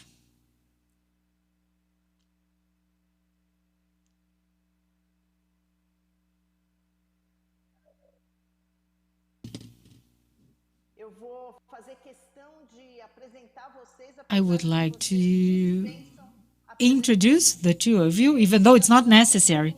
Sandra Costa is co-founder and chairwoman of Saban Medicina Diagnóstica, and Solange Beatriz Palheiro Mendes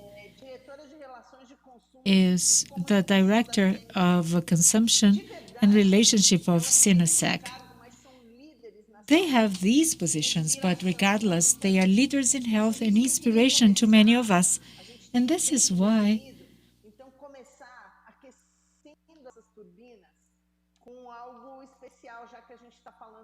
I would like to start by just warming up the discussion with what we hear from the Congress, from the Senate, and recently analyzing the American elections and access of the population and the number of patients that got sick during the pandemic.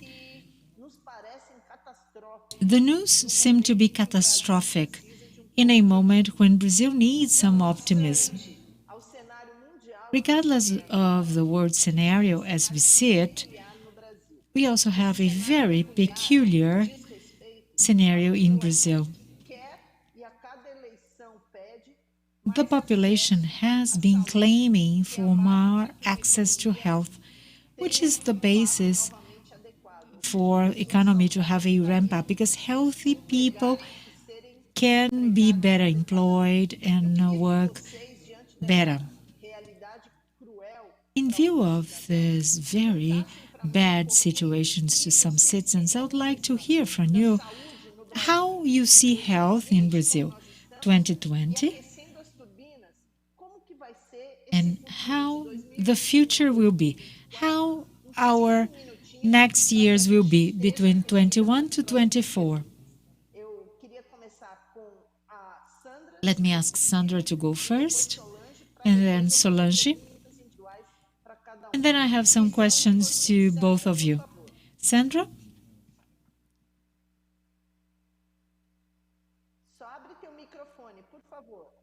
Sandra, your microphone is muted.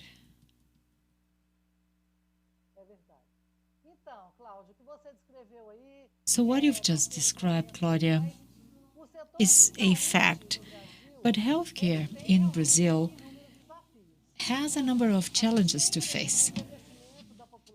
Population aging, something that we started talking about 5 years ago, and people are living longer and will need to age well with quality of life, not overwhelming our system. And this is why a fully integrated system is going to be essential.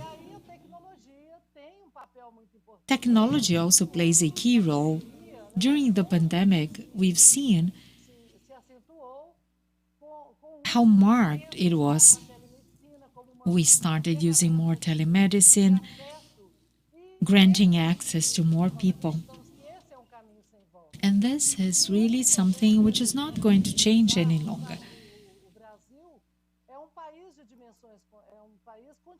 Brazil is a large country and with huge diversity. In healthcare, we will inevitably need investments in preventive medicine, expanding primary care, as well as personalized medicine. And this is exactly the areas from which we are going to get solutions to have more tailor-made care to all patients. not only new techniques and treatment options, but monitoring patients closely throughout their whole health journey. It's also important to strengthen public-private partnership to have a system fully integrated with patient-centered care and with more complete information, because this is something absolutely essential. I think the pandemic is leaving a legacy behind, which is the importance of investing in education, science, research. We will only have a better system and a stronger system if we have more and more investment in these areas.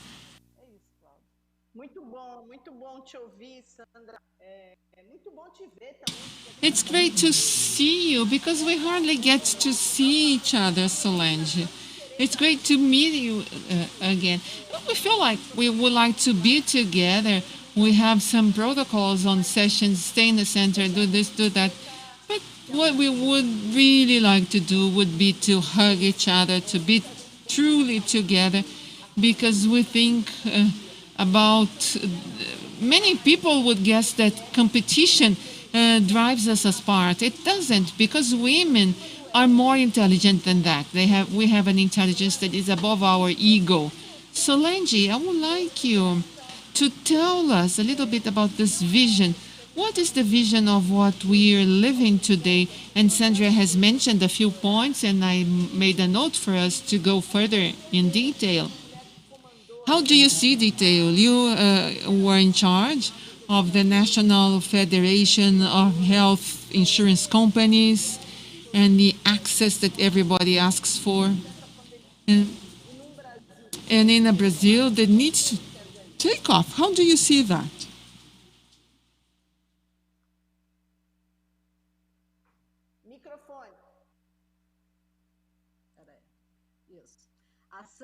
Well, I think that Sandra went from A to Z. She covered everything. And there is a world for discussions and work that we have ahead of us. Undoubtedly, and for sure, the COVID has affected all industries, and I think that the healthcare industry was the most affected. We never talked so much about care, safety of professions, prevention and care, risk reduction, or reducing unnecessary risks. But these themes have always been present in our agenda of us who deal with health. But the good thing is that now they are part of the everybody's agenda. It's a shame that the government is not paying the necessary attention and planning to these actions. And for the first time, what we saw was that SUS was not the target of criticism. And this was something good. Although I have always been on a supplemental health, and even though my origin back in the government, I am an advocate. I defend SUS. I like it. We need to value it. But private participation was something welcome. It's been recognized as something important. And as you said, how is recovery going to be? The whole discussion of access and what about funding and resources. And if we look back, we started with individual customers. Now we went to the corporate universe that are the main entrants in the supplemental health. But in the past, we had the crisis with inflation and everything and all the difficulties that we had. This led to Law 9656. And you know that I was part of the drafting of that bill. I was in the Ministry of Finance. And then I was part in the first management of the National Supplemental Health Agency. And there were two women, myself and Maristela. I was on behalf of insurance companies, and Maricela Gregori from the end of inspection. And without further ado, because we don't have very long, and I would like to pay a tribute to Marta Oliveira, who was also a director of our agency, and she gave a huge contribution to women's health. So I would like to praise Marta. I was very proud to work with her in the past, and then to see her as a director, and she does exceptional work and what everything, and her contribution to women in regulating the agency. And the act incorporated comprehensive and ended with inequalities. I think it was positive. The regulation was based on two: financial, economic, and care related.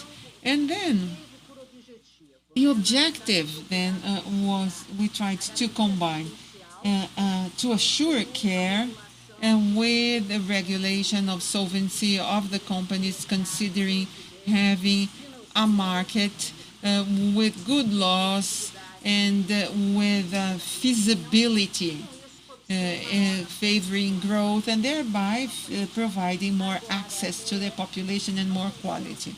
Now, have we reached that? That's the point.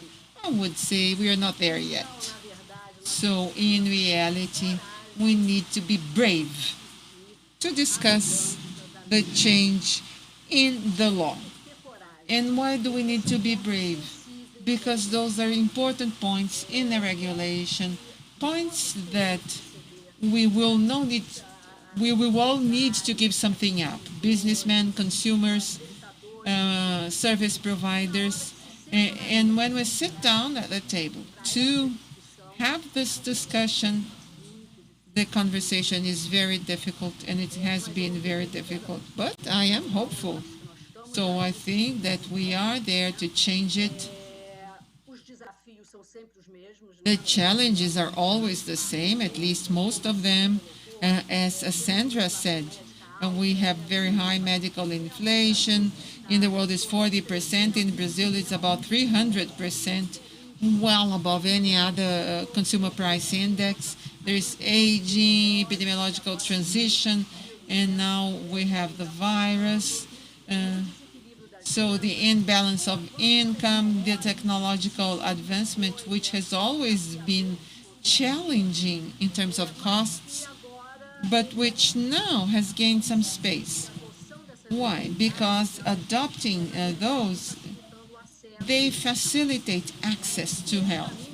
And this way to go, as Sandra said, there's no going back. So other industries such as entertainment and the financial industry already use it widely. And telemedicine is here to stay. During the pandemic, it arrived with the pandemic, but it is consolidating. And then medical records are finally being disseminated. Diagnostic services incorporate the novelties in wide scale. And Claudia knows more than me about that and can talk more about that. Health management is also evolving at large steps, favoring decision-making, facilitating processes, avoiding waste, frauds, and rationalizing. And as to the old issue of cost control, this will effectively need to resort to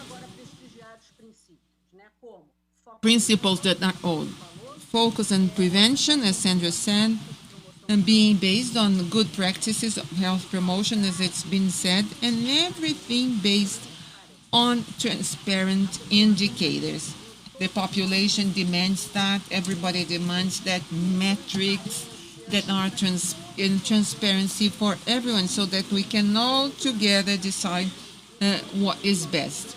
So in the next few years, and I hope the crisis is leaving a positive legacy, our industry will be using technological resources, also focusing on promotion and prevention, and in basic care is here to stay, or primary care. Both the public and private industries will be focusing on more quality and access to the population.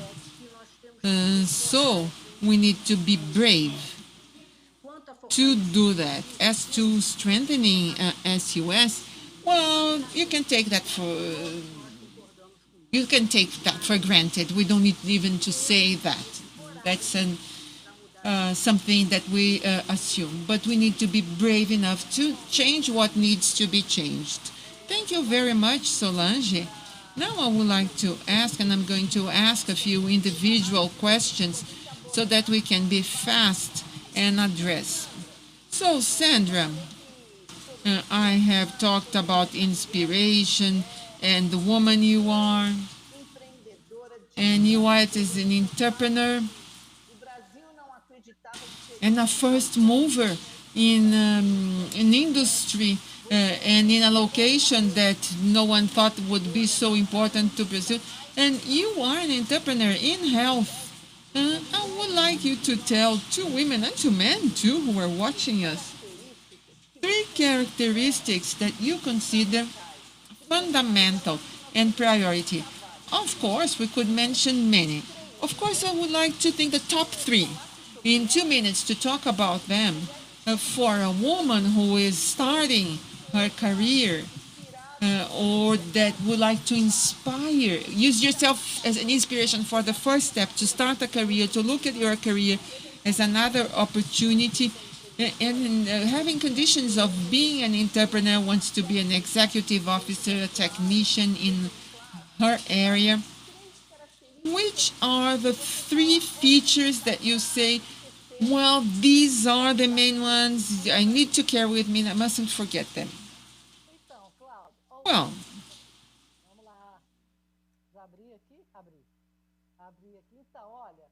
so the first one, I think that the first step is to identify if you have an entrepreneurship. So there are some features that, in my opinion, are very helpful. I think that number 1, when we talked about, is courage. It's the courage to face the unknown, and it's also important not to be risk-aversive. And then resilience.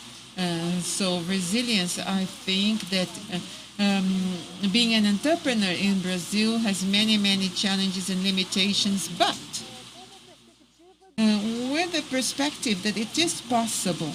We know it is possible, and we have many victories. So we are witnesses of that. And lastly, self-confidence. It is self-confidence and energy to make your dreams come true. Believing in your dreams inspires many people to work with you for the same purpose. And another thing too, Claudia, that I see that today things are so much easier, and the new generations of entrepreneurs and leaders have access to many systems and ecosystems that support and invest on development of entrepreneurs. And we didn't have that way back when. So there are subsidies from companies, self-funded. So all of this helps a lot. And also access to supply to good practices, management models. And all of this helps a lot to structure the model, the business plan. And we can see Sebrae, and with incubators and accelerators for startups. I speak as a businesswoman, as part of Sabin group. We always support and investing in many different projects and businesses that cause an impact. And most importantly, for new entrepreneurs, I think that one needs to understand that today, adaptation capacity is something very important, because oftentimes we need to make minor adjustments in business and in life, and it is fundamental for you to be able to use the opportunities within the context.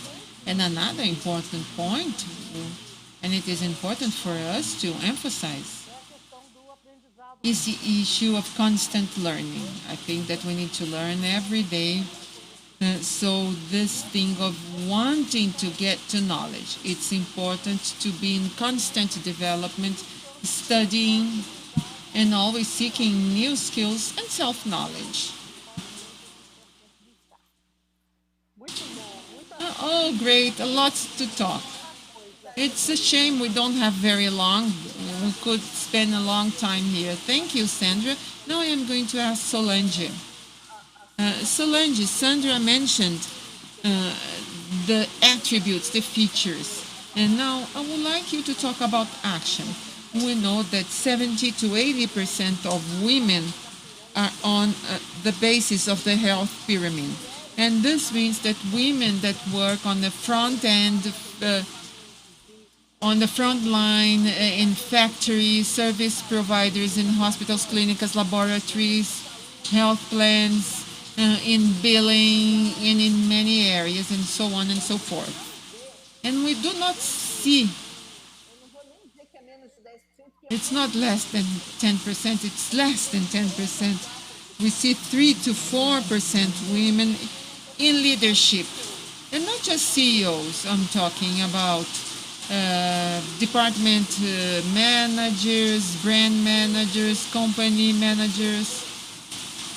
So we don't see this in healthcare.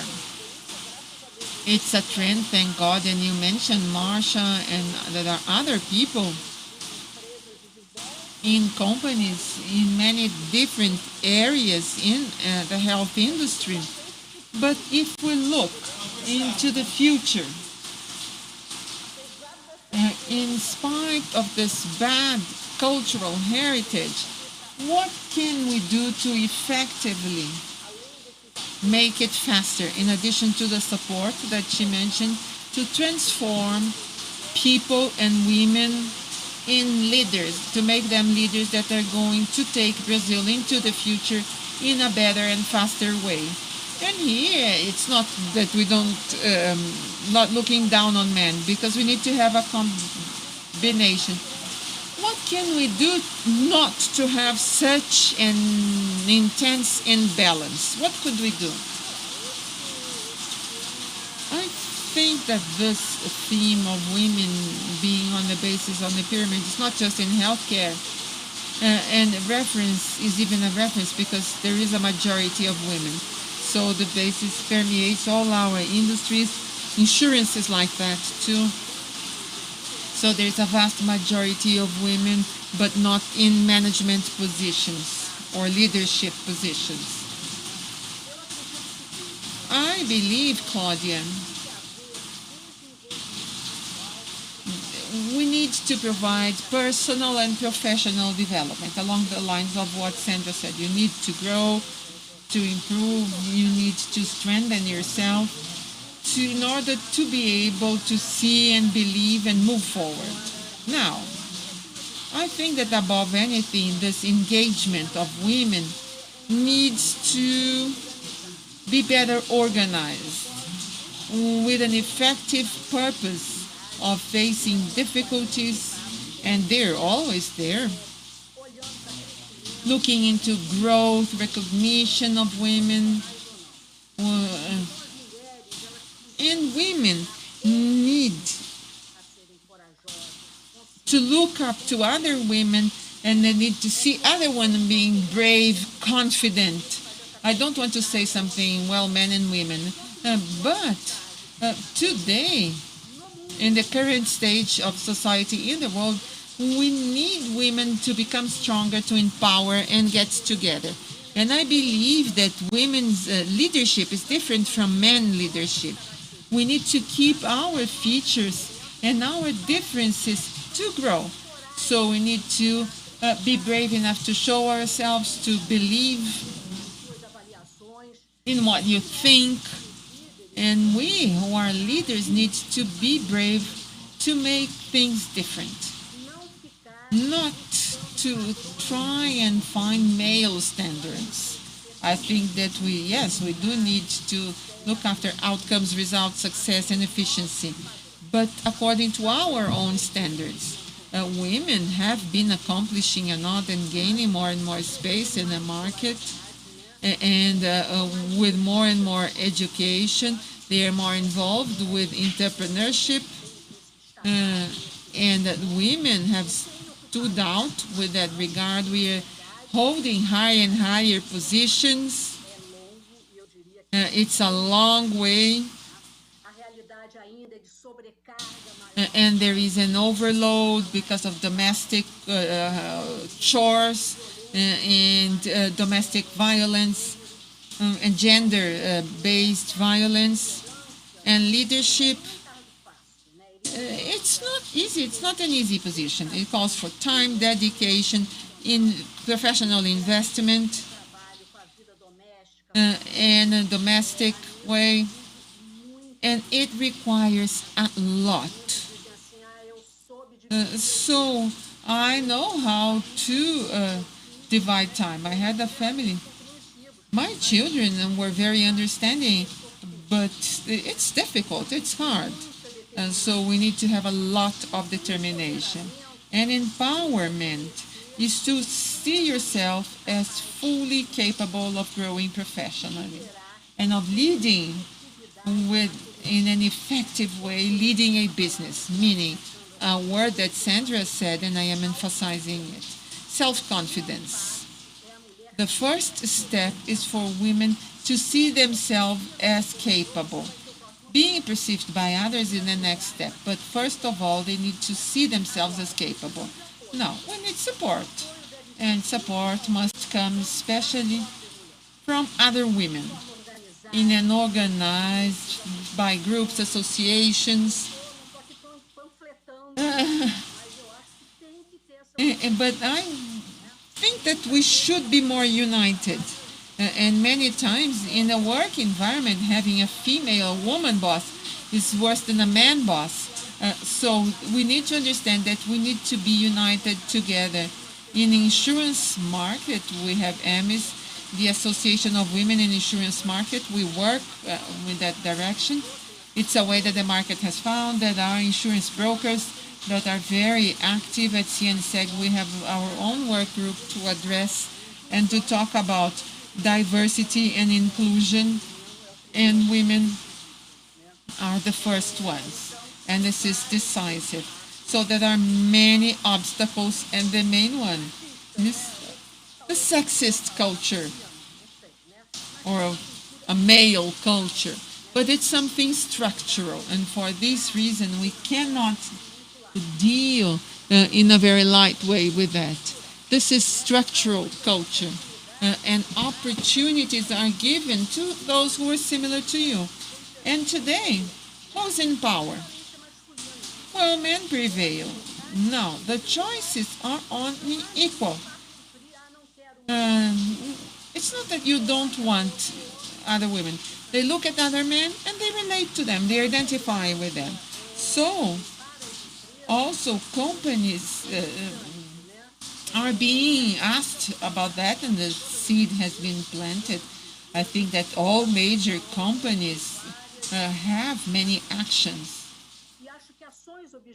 And I think that objective actions by companies is to have goals to reduce the discrepancy in the number of leadership positions held by men and women, to create instances for the implementation of those actions, because it's not enough to talk and talk. Well, we need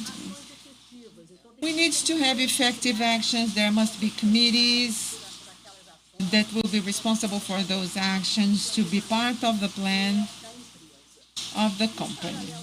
And at the same time, I don't know whether in parallel, but likewise, I think that we need to encourage senior leadership actions, engagement. Senior leadership needs to be engaged. If they are not involved, all efforts and everything are in vain. And the participation of men in the debates and initiatives. They need to come together with us. Whenever I have conferences at CNSEG that are more addressing this theme, I said, I don't want just women in the audience. Men can come too. Just women, it doesn't work. So we need to demystify labels. Oh, you're good looking, or because you need to look after that. No, impossible. I think that we need to be on an equal basis. Women need to know their position and need to know to be able to see the frailties. And lastly, I'm going to say something that I always say. I think that we need to go after values. And in the case of a leader, what are values? Being humble, discipline, respect, recognition, concentration, good communication, not being narcissistic, a low profile personality, decision-making capacity, being accountability, technical skills, emotional intelligence, attention to whatever is around, creativity, and honesty, moral, both moral and intellectual. Above all, it's not enough to go after those values. We need to demonstrate and really show that they are firmly on the pursuit of reaching that. And this is my message to us women. It's a message to women and to men. I know we don't have much time. We just have 2 minutes. We could be on and on talking about it. We'd better give a suggestion to Socia. Next time we want to be longer here. And it's worth listening to what women have to say. I think it was a very good interaction because we could really talk a little bit about the female world in transforming health.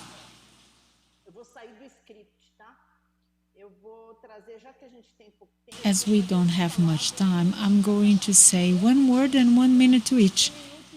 15 minutes, 1 minute, seconds, 1 minute, and 1 minute to talk about the word collaboration. I would like the two of you in 1 minute tell us more about collaboration. Collaboration in transforming healthcare.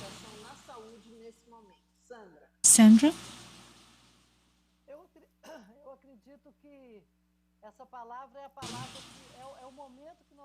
Well, this is exactly what we are going through right now. It is what we've been doing the most. Especially women in healthcare. We are the safeguarders of health, of family. We know about the needs related to care. And this is the moment for collaborating, cooperating. Women have a key role to play in this moment of doing things together. Having women being part of a development team, of a leadership program, collaborative projects, innovation projects, this is all very strategic and very important, not only for healthcare, but for all companies. I think this is absolutely key. Thank you very much, Sandra. Solange?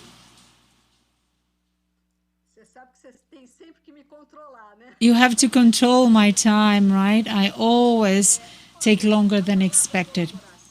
The word collaboration is exactly, it goes without saying, participation of all stakeholders.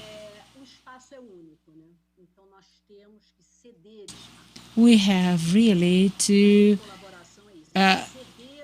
give away some of our space so that someone else can also contribute and that everyone can share and contribute together.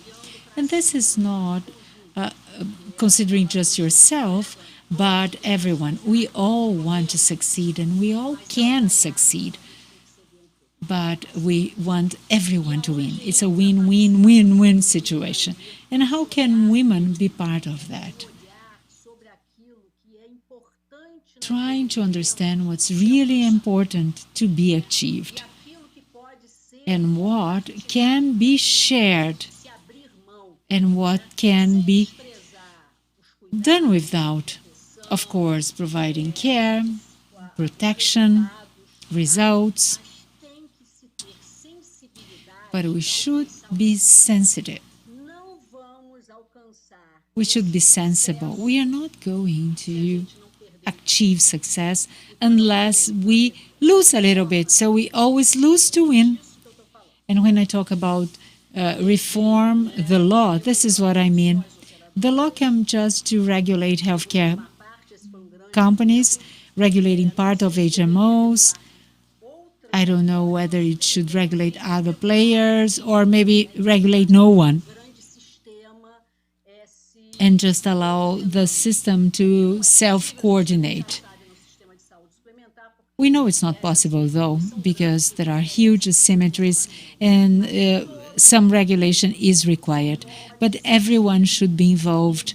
We cannot expect just a part of it to do things. We cannot just expect part of it to do something.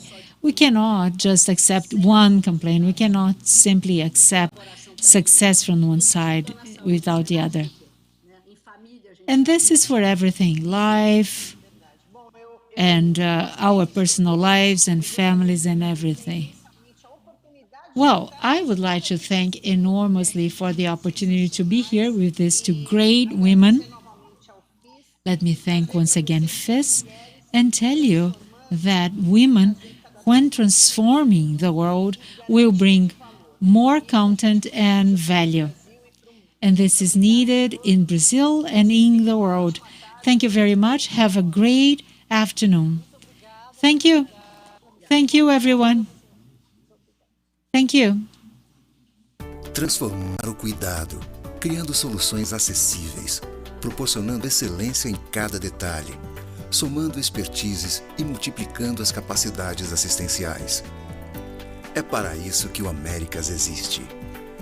Composto por 18 hospitais e 37 centros médicos e centros de excelência, distribuídos em 5 estados brasileiros e no Distrito Federal, o Américas promove o cuidado em mais de 60 especialidades médicas.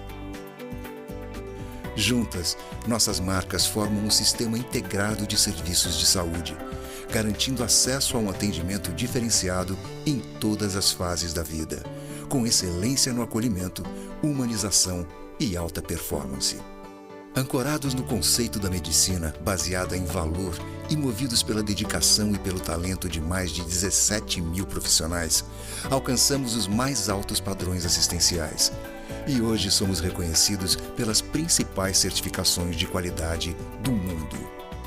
É assim, unindo estrutura, solidez, experiência e paixão pela medicina, que cumprimos a cada dia a nossa missão de ajudar as pessoas a viver de forma mais saudável e contribuir para que o sistema de saúde funcione melhor para todos. Onde tem Américas, tem saúde.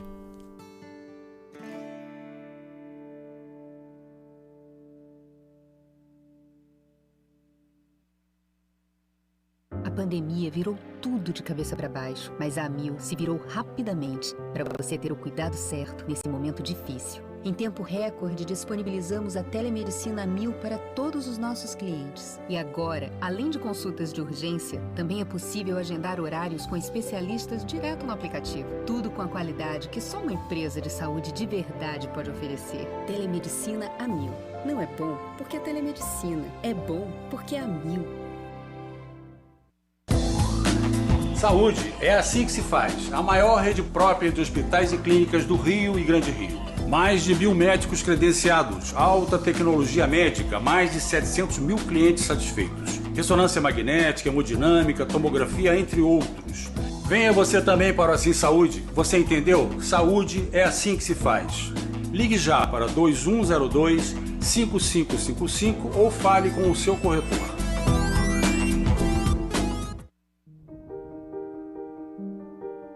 This is for scientists and those who believe in the potential of science. It starts with curiosity, a surprise in the pattern, an obstacle that can't be explained.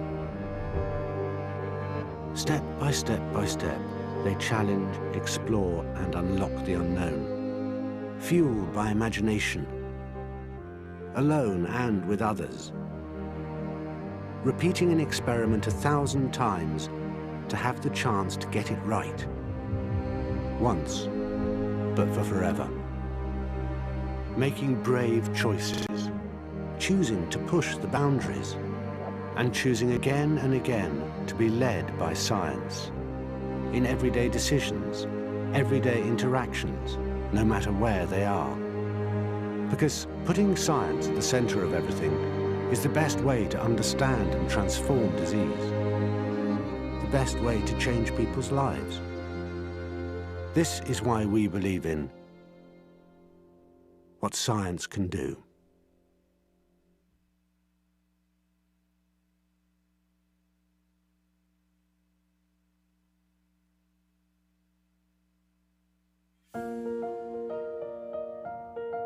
Assim como você, buscamos sempre os melhores resultados. Com atendimento altamente personalizado e extensa oferta de produtos e serviços. O BTG Pactual é o maior banco de investimentos da América Latina, com 37 anos de excelência e solidez. Esperamos proporcionar a vocês uma experiência diferenciada, uma assessoria única e uma plataforma tecnológica de ponta. Com o BTG Pactual Advisors, você tem na palma da sua mão uma moderna plataforma de investimentos e acesso a conteúdos gratuitos pela premiada equipe de research. Além de acompanhamento de seus investimentos em tempo real, com a segurança que a sua carteira exige. Nós sabemos da importância de uma assessoria personalizada, mesmo em um mundo tão digital. Por isso, seu assessor estará ainda mais próximo para fazer a gestão global de seu patrimônio. O melhor do BTG Pactual, aqui e agora para você. Seu patrimônio nas mãos de quem mais entende.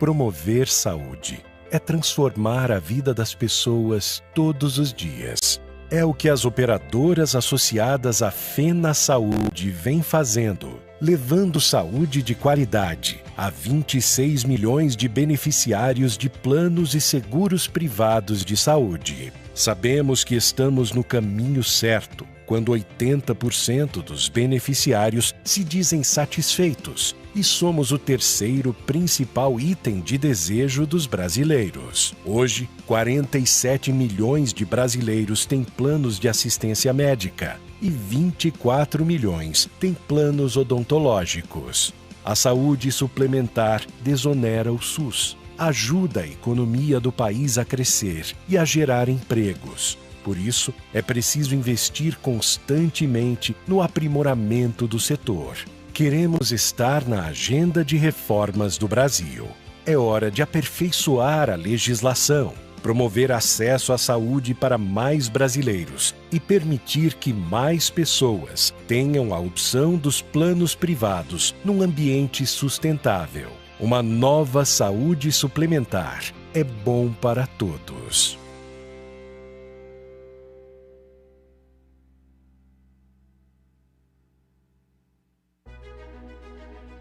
Nestes mais de 120 anos de história, entendemos o poder de um diagnóstico preciso e rápido na qualidade dos cuidados com a saúde. Quanto mais conhecimento, melhores são as decisões. E maiores as chances de superar desafios para vidas mais longas e com mais saúde. Por isso que na Roche Diagnóstica, investimos tanto em pesquisa para o desenvolvimento de soluções e equipamentos. Em pessoas que podem inovar e melhorar processos e serviços. E no compartilhamento deste conhecimento que produzimos para o benefício dos pacientes.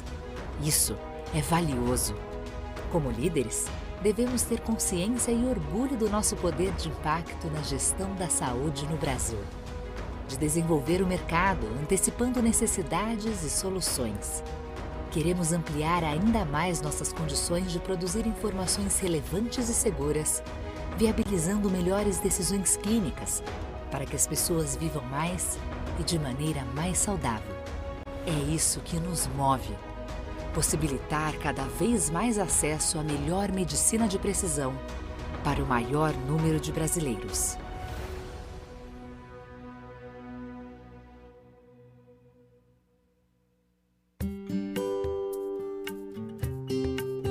Limpeza, estacionamento e nutrição. São serviços que realmente não estão no foco de um gestor de um hospital. Então eu decidi que eu tinha que contratar alguém que fosse muito forte, que fosse maior que o hospital. E aí que foi a opção pela Sodexo. É muito mais tranquilo que uma única empresa entenda a demanda do hospital, né? Então a sinergia entre a hotelaria, entre a parte de alimentação, a parte de higienização, traz uma rapidez no entendimento do que é o objetivo do hospital. A comunicação entre os serviços fica muito mais ágil, né?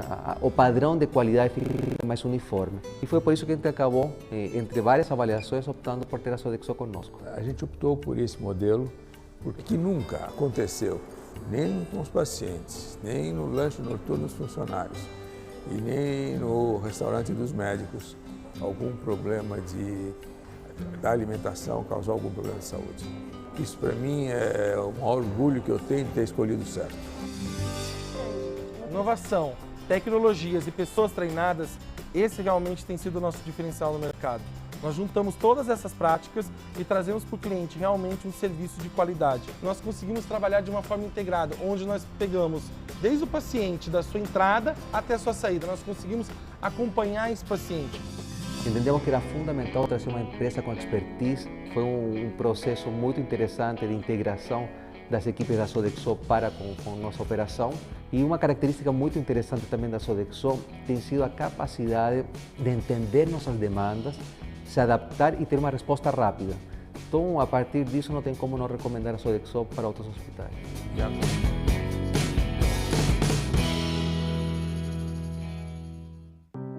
A Pronep Life Care, uma marca do grupo Sodexo, é uma das empresas pioneiras na atenção domiciliar no Brasil e atende em todo o país mais de 2.000 pacientes por dia, atuando no cuidado e atenção às mais variadas necessidades.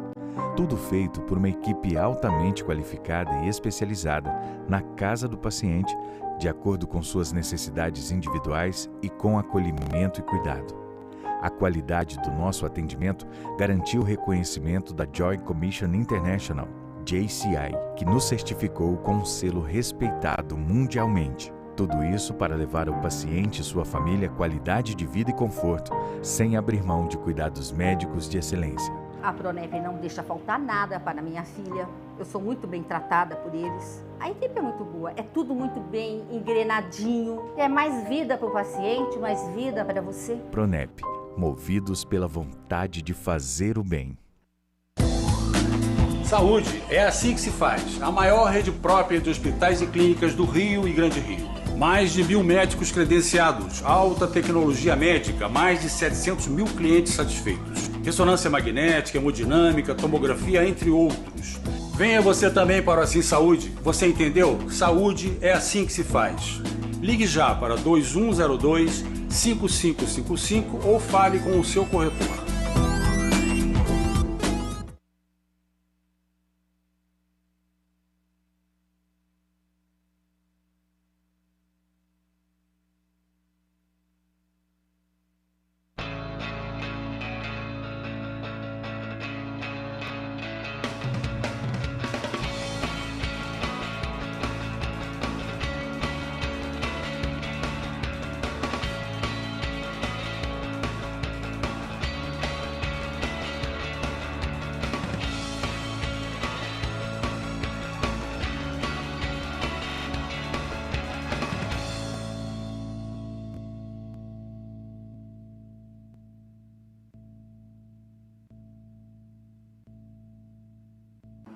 Precisamos mudar o modo como cuidamos uns dos outros.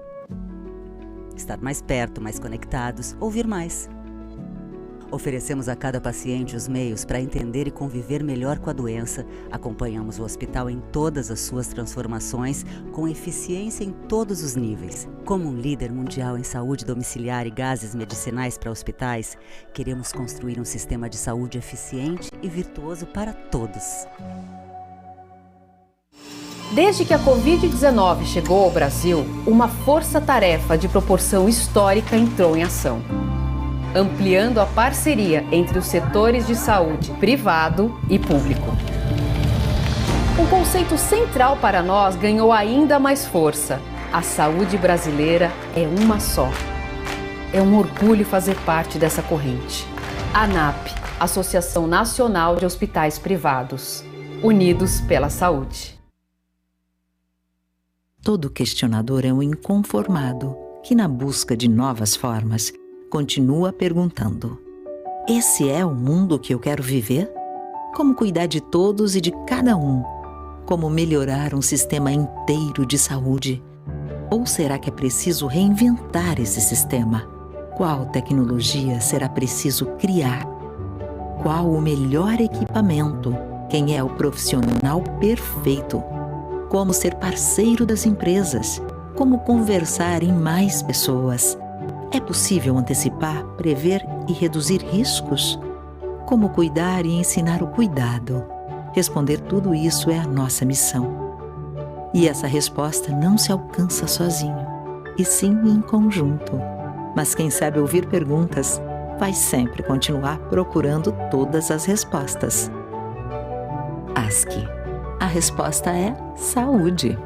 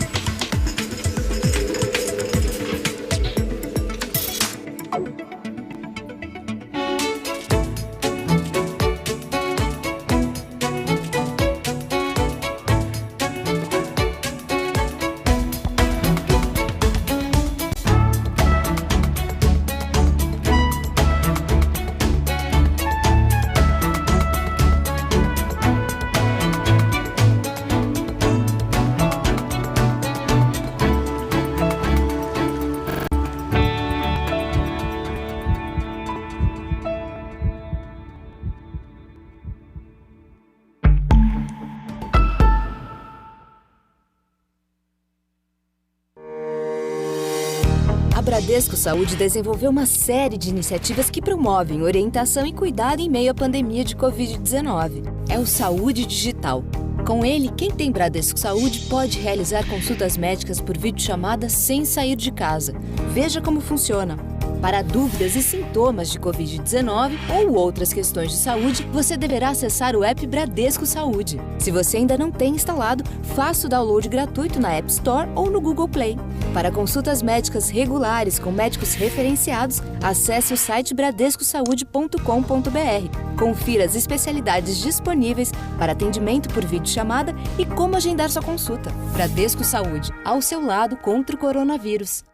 Transformamos a saúde das pessoas por meio de conexões inteligentes para a saúde. Somos a maior empresa de medicina diagnóstica do Brasil e da América Latina. E temos orgulho de ser uma empresa feita por médicos, que tem em sua essência a excelência em saúde e investe em tecnologia para o avanço da medicina. Tudo isso para cuidar melhor do paciente que confia na gente e é a nossa razão de existir. Porque onde há vida, é nossa missão estar presente. Ninguém é capaz de mudar o tempo, mas ele pode transformar você. Faz quase 100 anos que o Fleury evolui. Durante esse tempo, muita coisa mudou. O que não muda nunca é que estamos aqui para você se sentir sempre em casa, porque cuidado gera confiança e nada é mais valioso do que isso. Fleury, a gente cuida, você confia. Olá, o IBKL é uma empresa focada na geração de soluções educacionais para capacitação técnica e comportamental de profissionais e acadêmicos da saúde. Baseado nos métodos ativos de ensino, estruturamos o Medflix, uma solução integrada que possibilita que nossos clientes implantem dentro de suas instituições programas permanentes de capacitação em larga escala e em sinergia com suas demandas e prioridades, de forma a gerar um real impacto institucional.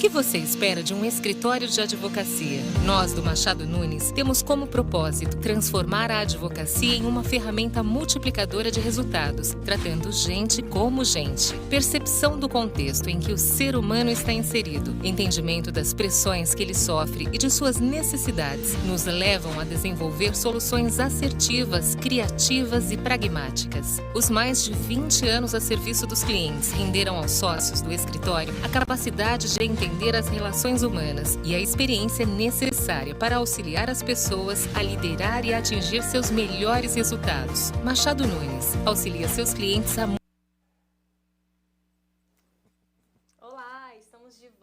Hello, we are back to announce the winners of the Berkeley Scholarship. Raimundo Vodoria, Federation of Santa Casas of Rio Grande do Sul, and Enilda Oliveira, ECP Santos. Congratulations. Our team will get in touch with you to give the prize. And we have another prize to announce. Brazilian doctor and an entrepreneur in healthcare in Brazil, Edson Godoy Bueno, founded a mill which became the largest private operator in Brazil, one of the main businessmen in the industry. We are proud to name after him our main prize, and he was a highlight in governance and management of health, contributing significantly for the improvement of the entire healthcare ecosystem.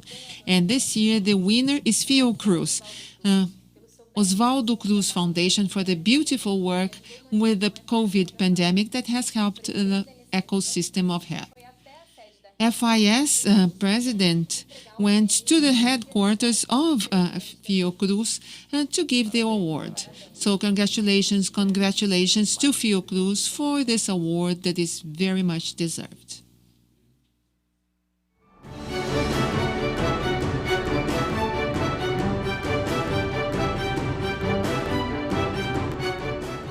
Bem, estamos aqui hoje conversando com a presidente Luísa Trindade da Fiocruz, que nos esclareceu muita coisa e mostra muito a paixão que os dirigentes dessa instituição, que os cientistas, que o corpo funcional tem por ela. Nós estamos aqui nessa belíssima biblioteca do Palacete da Fiocruz, e lá na entrada tem uma fotografia de Sérgio Aroca, e ele diz assim: eu fui deputado, parlamentar, constituinte, fui político, mas o que eu gosto mesmo de ser chamado e reconhecido é de Sérgio Aroca da Fiocruz. Agora eu entendi porque a paixão de Sérgio Aroca que ela está expressa na nossa presidente, Trindade, que neste momento eu tenho a honra de entregar a placa referente ao prêmio Edson Godoy.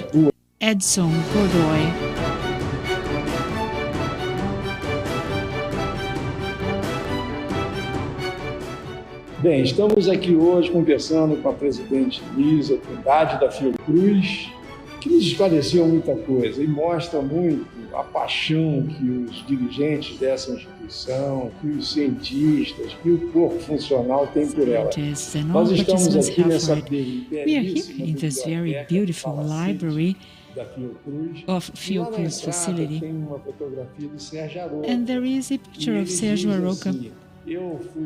And he said, I was a congressman, I was part of the discussion of the Brazilian Constitution, I was a politician, but what I like to be is to be acknowledged as Sérgio Aroca from Fiocruz. Now I understand why the passion of Sérgio Aroca, which is expressed also by current chairwoman Nilza Trindade, to whom I have the honor of handing the commemorative plaque of award Edson Godoy Bueno for the best practice of governance and health management chosen by us at FIS for 2020.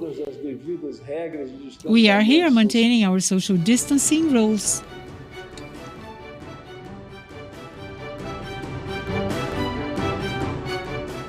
Bem, estamos aqui hoje Well, we are here conversando today com a talking presidente to Ilse, the chairwoman of Fiocruz, and she has answered many questions to us, and she shows how passionate the leaders of this organization are, and scientists and everybody who works here is really passionate about it. We are here in this beautiful library in Fiocruz head office, which is a beautiful castle, and there is a picture of Sérgio Arouca, which says, I was a congressman, I was a member in the group that drafted the Constitution, but what I really like to be called and acknowledged for is Sérgio Arouca. And now I understand why they are so passionate and why Sérgio Arouca was so passionate about Fiocruz, and this is expressed in our chairwoman, Ilse Trindade. And now I have the honor of giving to her the plaque for the award Edson de Godoy Bueno of the Brazilian organization with the best governance and management in health practices. They were chosen by us, FIS 2020. So in keeping all social distancing rules of individual protection too, I will have the pleasure and the honor of giving to her the symbol of this award. But this is very important to all Brazilians listening to us and seeing us. Congratulations. Thank you, Nízia Trindade, president of Fiocruz. She says, I'm very grateful to this award. It's a great honor to Fundação Oswaldo Cruz, especially because this award is for health governance and management, and we are a healthcare organization. Our organization meets or fulfills its mission, and then based on participative management involving all our institutes and our entire community, and always seeking the best deliveries to Brazilian society. And we do our best, and we have done our best along these 120 years. And now, more recently, during the COVID-19 pandemic, we are using all our energy together to try to do the best. We, Carlos Chagas, Sérgio Arouca, it's a great emotion for me to receive on behalf of Fiocruz this award. And I would like to make a reference not just to all presidents who came before me, but all our community that has demonstrated their commitment always to the audience, and it's also symbolic for an organization that is at the service of the public and of science. Very good, congratulations. Thank you. So we are talking to Dr. Nízia Trindade, president of Fiocruz, the first woman to preside this organization in this history of 120 years of life. And her administration has been very important, is regarded as very high quality. And this is one of the reasons why Fiocruz has been chosen this year to receive the Edson Godoy Bueno Award for good health, governance, and management practices in Brazilian health. And this is an award of recognition from all of us Brazilians for the work Fiocruz has been conducting along the years, but more specifically, in a period of the COVID-19, when the pandemic has affected all of us, Fiocruz was very fast in responding and structuring a hospital. And then it's not a temporary hospital, it's not a field hospital, it's a permanent hospital. And so it's a market for Brazilian society, for Rio de Janeiro, for infectious diseases. And it was immediately made available by President Nízia. And on behalf of all Brazilians, I would like to thank you. And this is important for our health. Moreover, as a scientific community, the whole scientific community of Fiocruz was deeply involved in managing the disease. Now, Nízia, can you tell us more about the vaccine, scientific production, and the hospital that you have built? How is everything going? Well, before anything, I would like to thank you very much for the honor as the president of your cruise and on behalf of the organization, for receiving such an important award for good health governance and management practices. And we have good management, transparency, and then we fulfill our mission, which is to give responses to the unified healthcare system and to work as an organization centered on our values and on best practices. During the pandemic, we actually mobilized, I think, the entire organizational capacity to provide the best responses. For this reason, I would like to say that we have 120 years of history, and more recently, the administrations that came before me contributed greatly with their work for us to get here. So Fiocruz is not a university, but it's the largest center of education of people for the unified healthcare system. And so, as our musician used to say, so you look into the future, but do not forget the past. We need to recognize and acknowledge the history of accomplishments. In my administration, the priority are some topics that demonstrated to be fundamental for the response to the pandemic. We define an innovation policy and an innovation program with the Secretariat of Science and Strategic Affairs of the Ministry of Health, to which we report. And based on this program, we have defined a few bids, one of them for the COVID, both in terms of immediate responses for diagnosis and treatment and everything that is necessary. And as well as related to research and knowledge generation, because there are many knowledge gaps that persist, and they will persist for some time. So there's a whole set of research. In terms of response for the major impact, and I would highlight everything that our respiratory diseases and measles laboratory has put together. And then we are studying the genome of the virus and mutation of the virus. This is important for diagnosis and patient. Also providing training for the laboratories in Brazil and in Latin America and in the Caribbean with the support of PAHO and the Ministry of Health. We are working for the development of the molecular test, PCR test, which is a test that is fundamental, not just in the beginning of the pandemic, but now that we need to have the contact tracing, and then we're seeing how the pandemic is behaving right now, and we are recovering some activities are being recovered going back, and this is very important. We have built, with the support of the Ministry of Health and the private initiative, major COVID diagnostic support centers.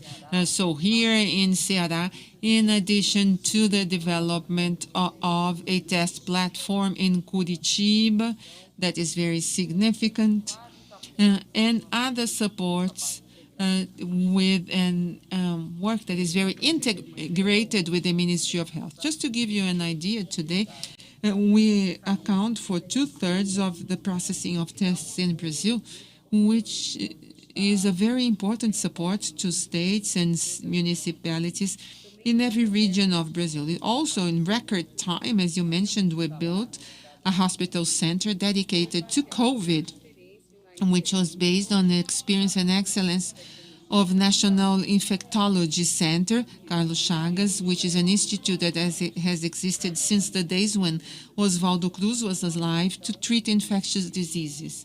So, in less than 2 months, we built that center with a capacity of 195 beds, dedicated to the public healthcare system within the state of Rio de Janeiro.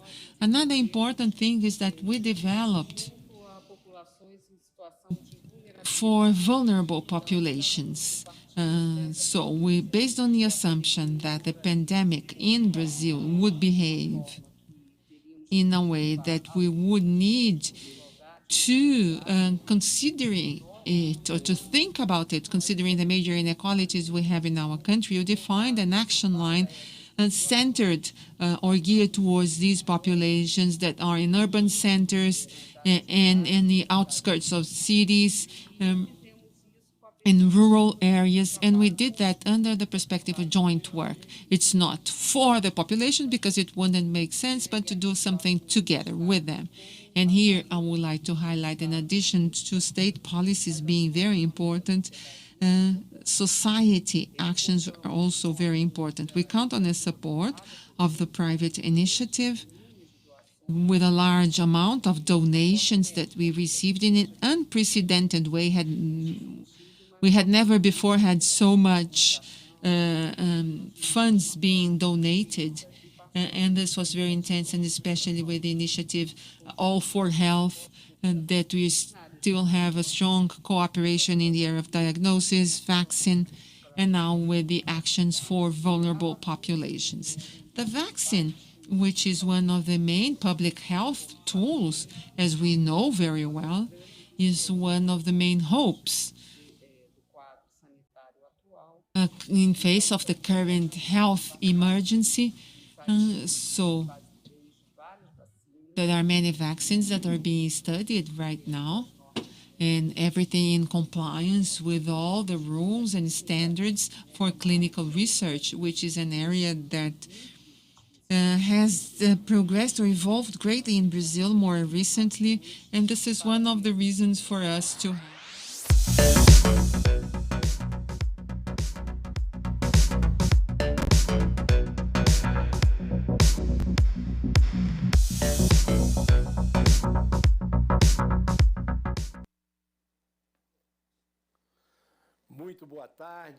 Good afternoon, everyone.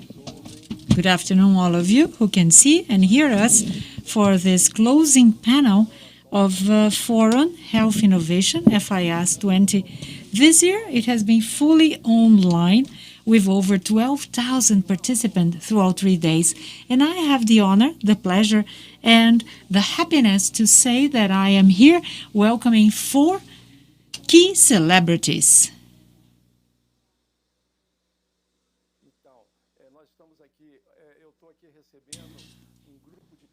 I have here a team of personalities.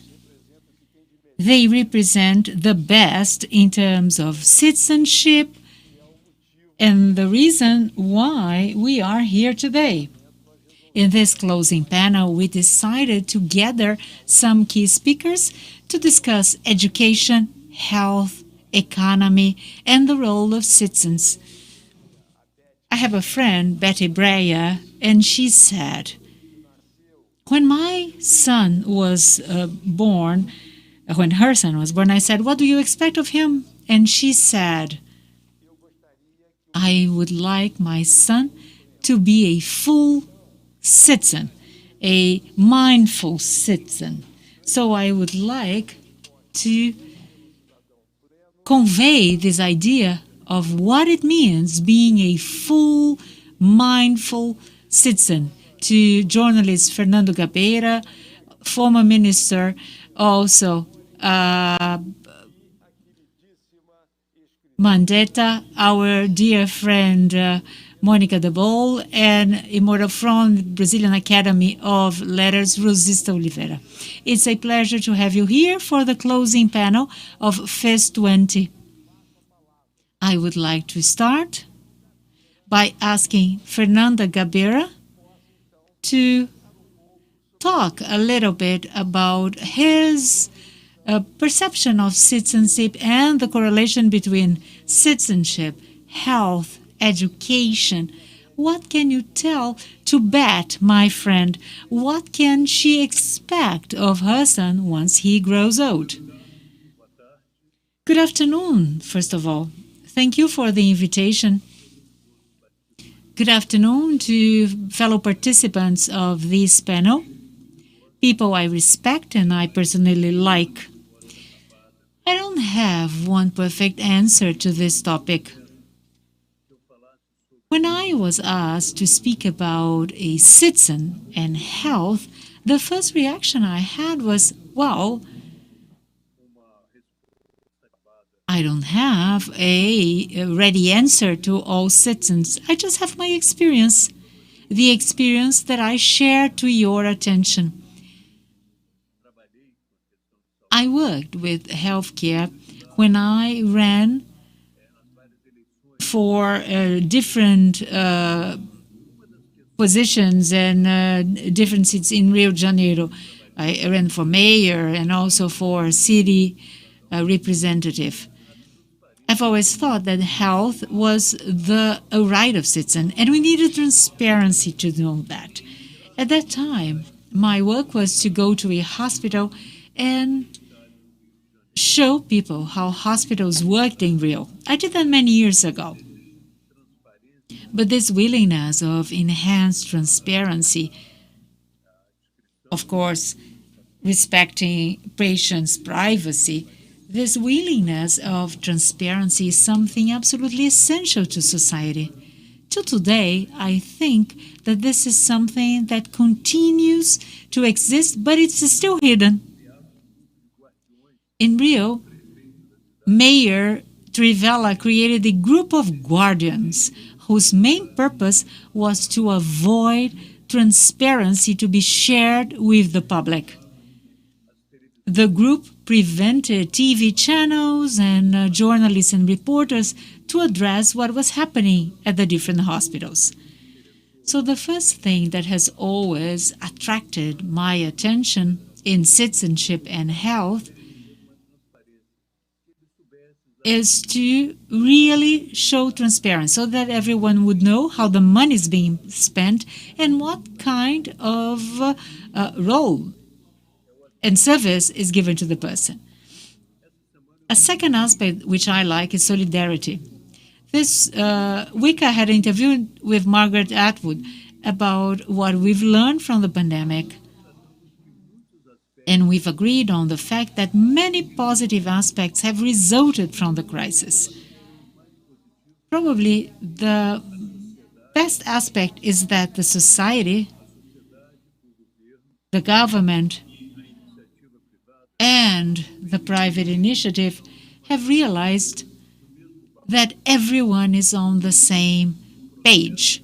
We are all involved in a process in which we need to cooperate with each other. This has been probably one of the most important aspects. Yes, different campaigns, one encouraged by you, and I joined your campaign of finding hotel accommodation for physicians and for staff so that they wouldn't really put at risk their own families, to campaigns that were run by different areas of the city. For example, some of the slums created their own crisis committees.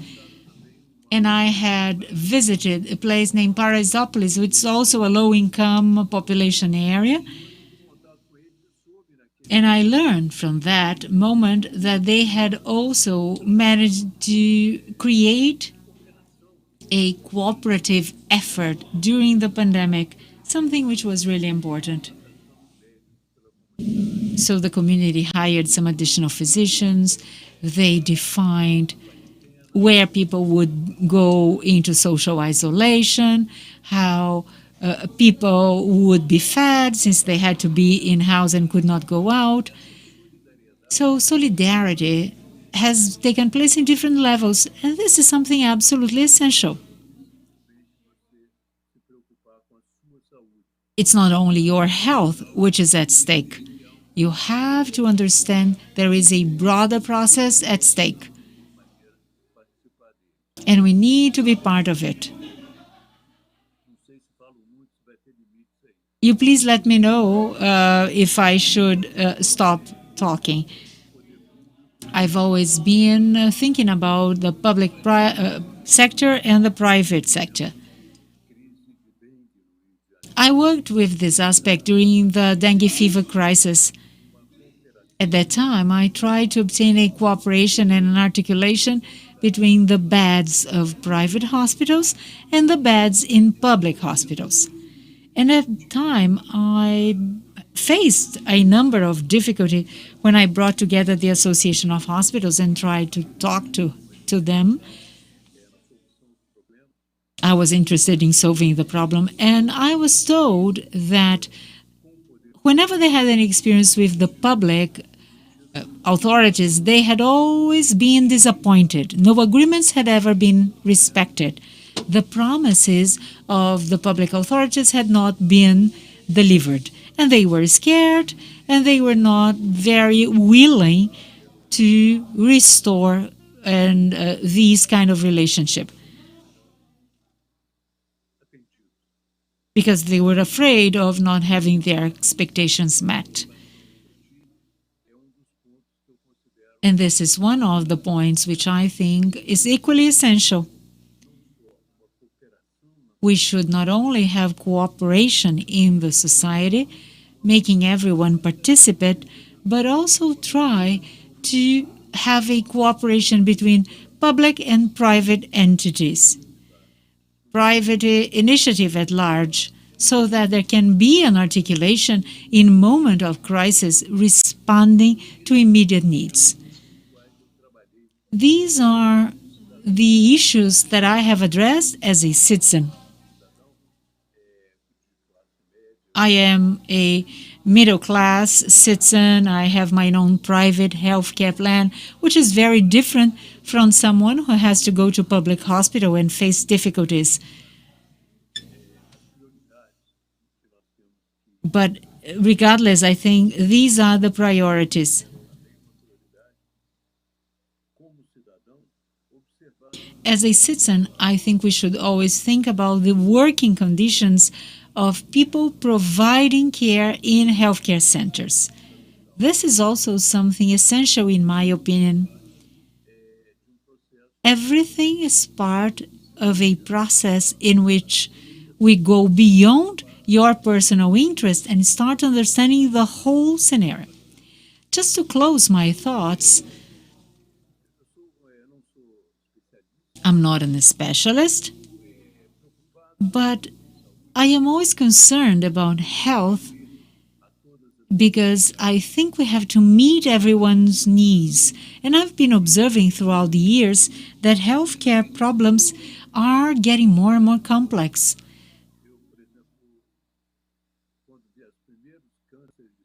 When I started seeing the first breast cancer cases, there were very few oncological surgeries. Now, a breast cancer would be immediately followed by a reconstructive surgery. Up to my adult years, I have never heard of a gastric bypass surgery. So needs have given rise to different procedures, more and more demands, more and more need for procedures. And we really have to define very clearly what our priorities are.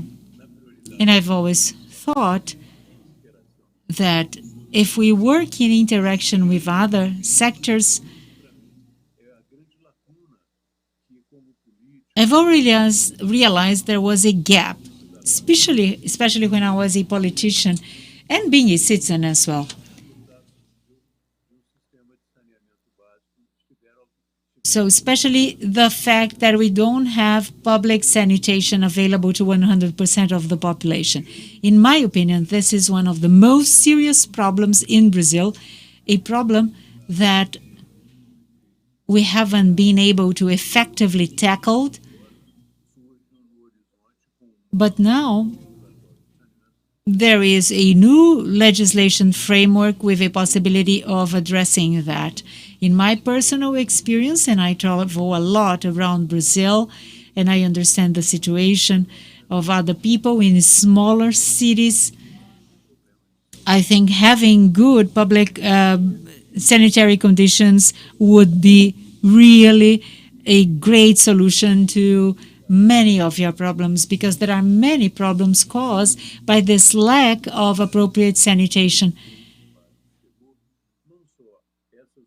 In many places where there is access to public utilities and sanitation, people have get sick less frequently, and then work performance and school performance is better.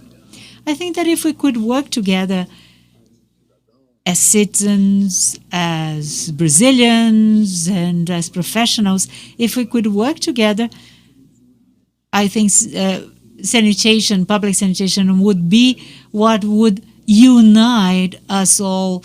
I hope that before I die, I would like to see Brazil at least partially covered by full public sanitation systems.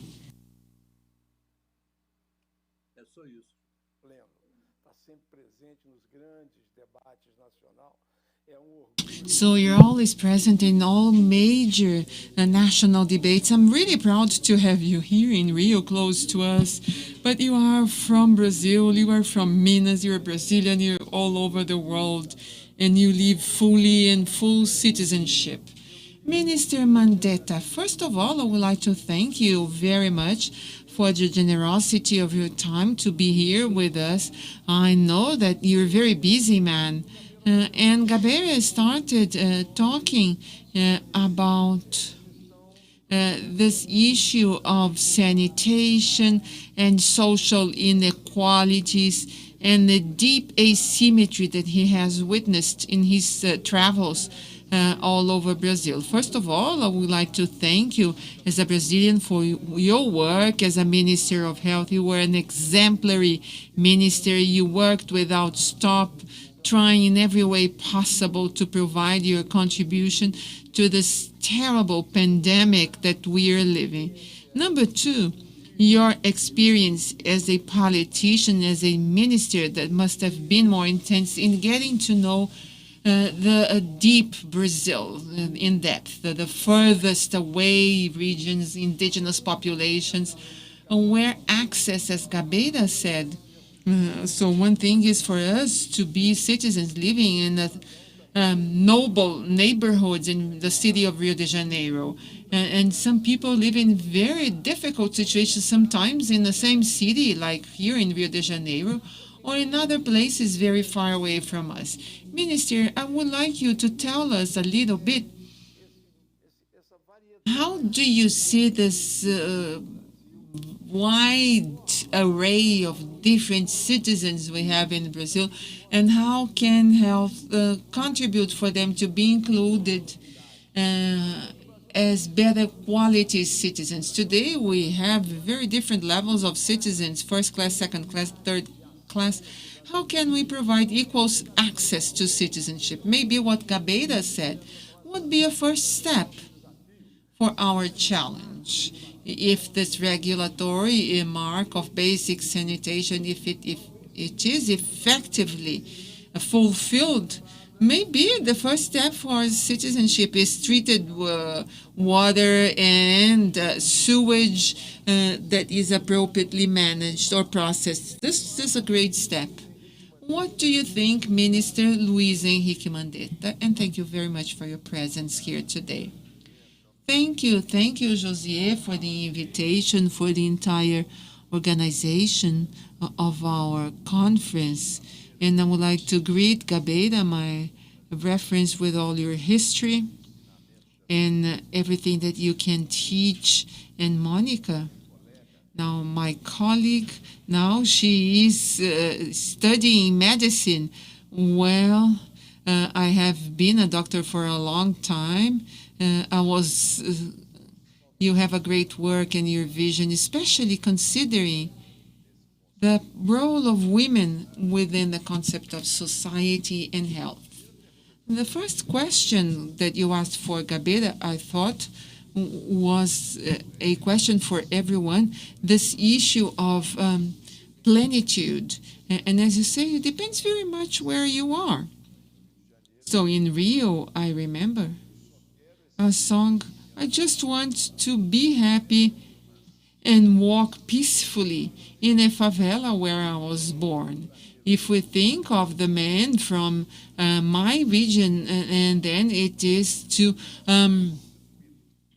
observe the landscape and see the river flowing seamlessly.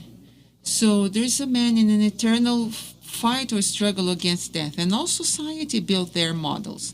Our country used to have a model from 1500 until 1988 to provide care to those who could afford, and those who could not afford would receive care due to mercy. That's where we had the holy houses of mercy. So it was philanthropy, and this model went out in an epidemic of meningitis in 1974 during the military rule, and it was don't show the numbers and never reveal the severity of the disease so that we can go through this. The disease, when you get it has a basic instinct of humans, which is preservation of life, and no one can hold that. There is no censorship in the planet to hide that. And when human beings fall ill, and in our social format of Indians, black, white, rapidly, the Indian chiefs raised the warning that are teas and everything, and we rapidly had the first epidemic of the 21st century that is announced online through the internet. And there is a 30-year-old child called SUS. It was a challenge. It wasn't born ready. And once it's questioned by its concept of fullness, it is related, and it's a challenge to our generations to provide health through the state, with the efforts of the state as a duty of the state and a right of the people, in its tripod of integrality, universality, and equity. When the two concepts, integrality and universality, so the fast translation, it's everything for everybody, meaning it's going to be universal and whole. And our SUS has not yet written what do they mean when they say integral. How far can you go in the possibilities of your state to put it in place? And equity, to treat differently, to attain equality, and then maybe reach the plenitude or fullness of services. No one, or the completeness of services, no one wants to discuss the policies of equity so that we attain completeness. So our system is partly covered by the government and partly private, and then people need to invest with their own funds to buy appointments, drugs, and everything, or those who are sometimes in the very long lines in SUS, a summation of public and private expenditure, the total money spent in healthcare is already something that is very high, and there's a high level of expenditure. So as Gabeira says, one of the pillars of what he said is the lack of transparency, the lack of planning, and then this comes way back from health promotion policies of awareness building of citizens, going through the community agents that needs to be revitalized, prevention programs for infrastructure work such as basic sanitation, which is unacceptable that are almost 100 million Brazilians without basic sanitation. Rio de Janeiro still has an area of social exclusions that are romanticized, and well, they think it's trying to make it glamorous. They glamorize it. They love to live there. No, they don't. There's just no way out. There's no sanitation, not even the right to go and come and try to be happy. So in our concept of system, we are still building the first third of the first cycle of life. The life cycle of a healthcare system is 100 years. So the first Brazilian that was born under the SUS was born in 1988. Now our system is 32 years old. It's still going and to become an adult, and then it's going to become an elderly, and the life expectancy. We have many good things. So the country had more inequalities in health, and we have reduced. Maternal mortality was absurd, so very high. People were toothless, no oral health, a complete lack, and sometimes death due to because people didn't have access to care. And we built a wall called SUS. And during the epidemic, part of the society that didn't know it or pretended that they didn't know it or only got to know it through the crisis in emergency systems, people realized that that policy is a policy that needs to be raised to the level as a first discussion, a priority. If we look at the level, the discussions for the municipal elections that we are having now, the main thing in the agenda in the places where people live, where they are, the only thing concrete is the city. The state is virtual, the country is virtual, but their neighborhood, their streets, the municipal healthcare system will be the main item that they are paying attention at. There are many and many elections. It's not because the population doesn't say that they want to have a healthcare system and it is a priority. But it's the exact measure that an important part of Brazilian elites, and then I would include economists, that end up looking and seeing, well, if I had this money and help to do other things. And then we start a discussion in the National Congress, political representation, and a policy for the industry. I know some things I read, Monica, about the payment for damages that I read and how much we paid on this epidemic because we completely deindustrialized our national health complex. We are so fragile in terms of sovereignty, even to manufacture masks with a competition with the Asian countries. I see education as an umbilical link. For every year of study, I reduce 1 year in child mortality in our country, which is still too high. The populations of places that are far away, such as the Amazon, and faraway places such as the outskirts of large cities,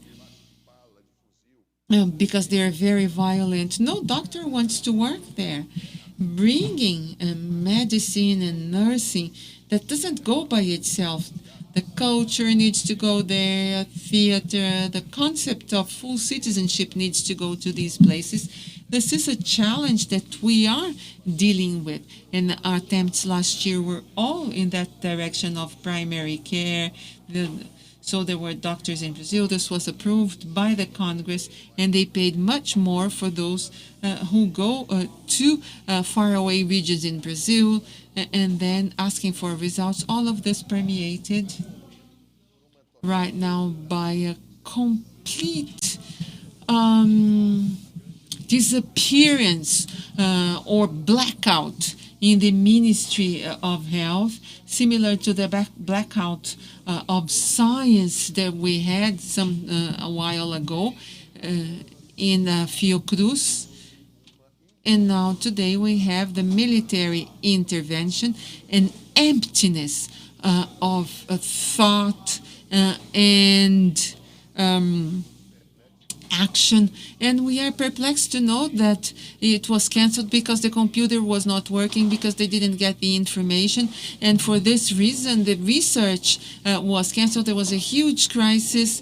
The president celebrated the fact and was celebrating the difficulties in science, and the next day he says, well, now the computer is on and I got the piece of paper, so you can resume the research.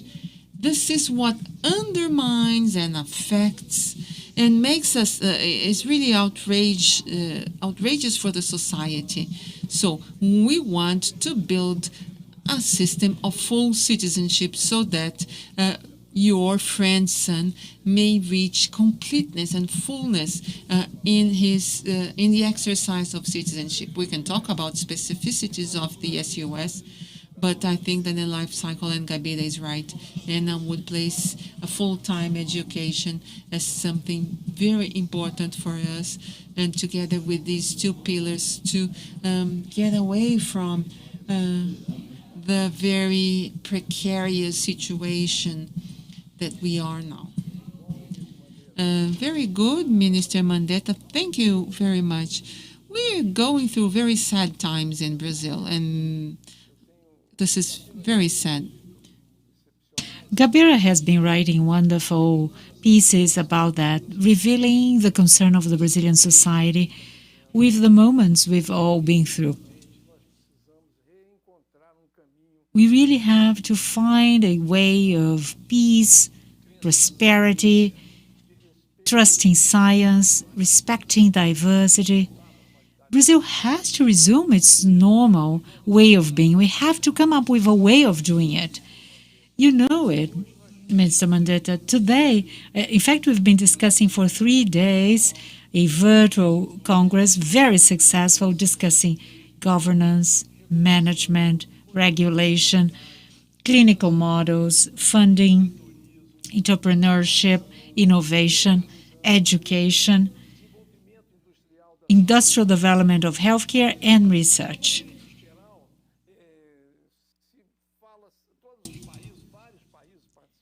Many countries have participated and shared their experiences, sharing with Brazilians, so that we can really rethink the Brazilian healthcare system as much as possible.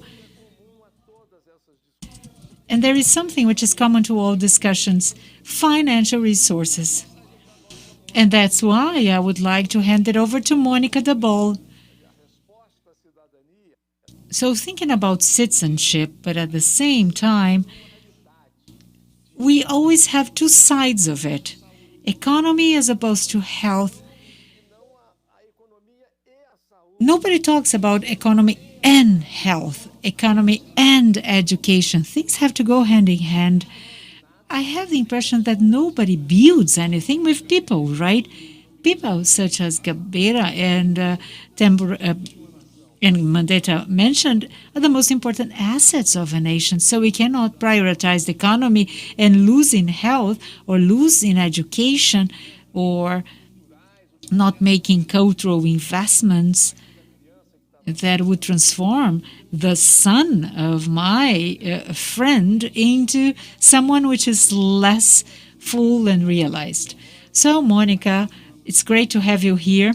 You are taking a beautiful international career, author of bestseller books, and you have contributed very smartly, teasing and really adding a lot to the discussion about healthcare, and you translate complex things into something that is very understandable.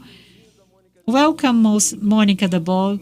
Thank you very much for accepting the invitation to be here with us. Now you have the floor. Thank you very much for the invitation to be here. It is a pleasure and an honor to be here with Gabira, whom I constantly read, Ruziska, and good afternoon to you, Minister Mandetta. So I will start by answering your question in a different way, because Gabira was to the point about public sanitation. I was surprised about Minister Mandetta without mentioning COVID and pandemic and how it got to Brazil, how it got disseminated, and how it's coming into its second wave. We have to get the elephant in the room and really think about it, because after all, it does have implications. It has had reverse implications, and certainly it's going to have more impact to economy, considering what's going on in Brazil right now. So hospitals are getting quite full again. And I'm speaking from the US, where we have 200,000 new cases every day. And that's been the case in the past 24 hours. So I think we have a very important topic here. First of all, there is no economy without people. Economy is a human construction, and as such, there is no economy without people. And therefore, health prevails over everything. It is obvious, isn't it? But for many people, it's still not as obvious as we would expect, especially for some members of the current government. When the pandemic hit Brazil, we had some time to get prepared because the pandemic started in December in China and just got to Brazil in the beginning of March. So we we had heard about it 2.5 months before. There was no clear recognition by some parts of the government about the severity of the pandemic. At the same time, and here I would like to hear Minister Mandetta say something about that, because the measures implemented were not enough, even though we had seen what's going on in other countries, and the consequences were the ones that we know for the population at large and for the economy. At that time,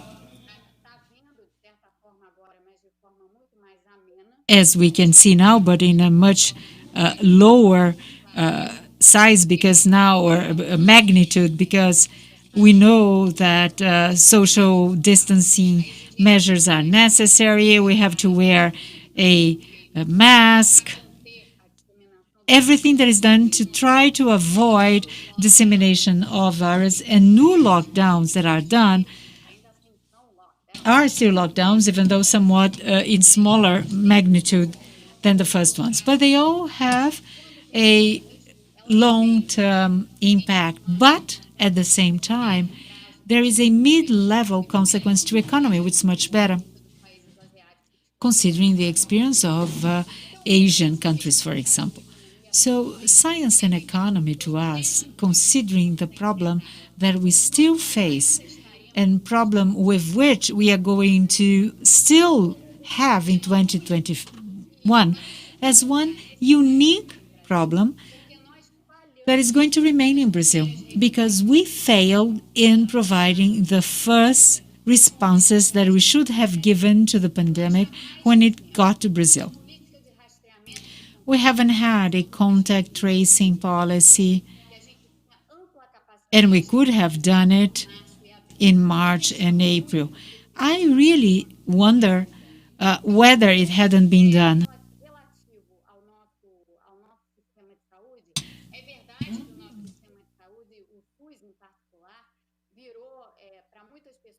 For many people, there is SUS today, the universal healthcare system. It has gained much more visibility to the Brazilian society, but it's still underfunded. There hadn't been a distribution of required resources. The Ministry of Health first received resources to distribute to states and different cities of the country. The resources were kept for a while and released only later. It was not enough. The government didn't release enough to the SUS. And now we are about to start facing the second wave. So in the question you've just asked me, Josie, about how funding gets into the equation, this is quite simple. Funding should have been directed to health. Ministry of Health should have distributed resources appropriately, considering that there is an uneven distribution in Brazil, as Gabeira pointed out in his comments. Someone who really knows all the heterogeneity of Brazilian society and how we have inequalities in our countries. There was no strategic plan to deal with the dissemination of the disease in the country. Many people suffered unnecessarily because of that. States, especially in the Amazon region, suffered much more than could have, and now they are going to the second wave. So you see, it all has a history behind it. And it all goes back to the first responses of the government. And I'm not the only one questioning about that, because from an economic perspective, from a humanitarian perspective and public health perspective, unless there is a strategic plan, unless there is an appropriate way of dealing with a pandemic like that, right from its inception, it gets out of control, and the effects on the society, on the citizen, on people proportionally affected is huge. And this is exactly what we are observing now, a communitary crisis of huge proportions.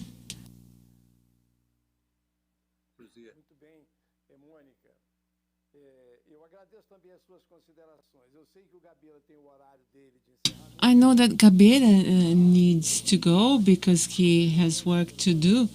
If Gabeira, if you would like to say goodbye by saying something, please feel free. Thank you very much. Unfortunately, I have been called, and really, I think that the issue of education has been put, sanitation, and those are essential elements for us to find a way. But as you said, about the abnormal situation Brazil is going through, I think all of this will go through a solution. This going back to normality, this exorcism of the major nightmare we are living, will only solve as Americans solve theirs. So we have this situation to solve because, and it's very clear that we are being under the government of a madman. He's insane. He was celebrating the death of someone who was in a scientific experiment. He celebrated the defeat of a vaccine, a man that even threatens the United States with a war.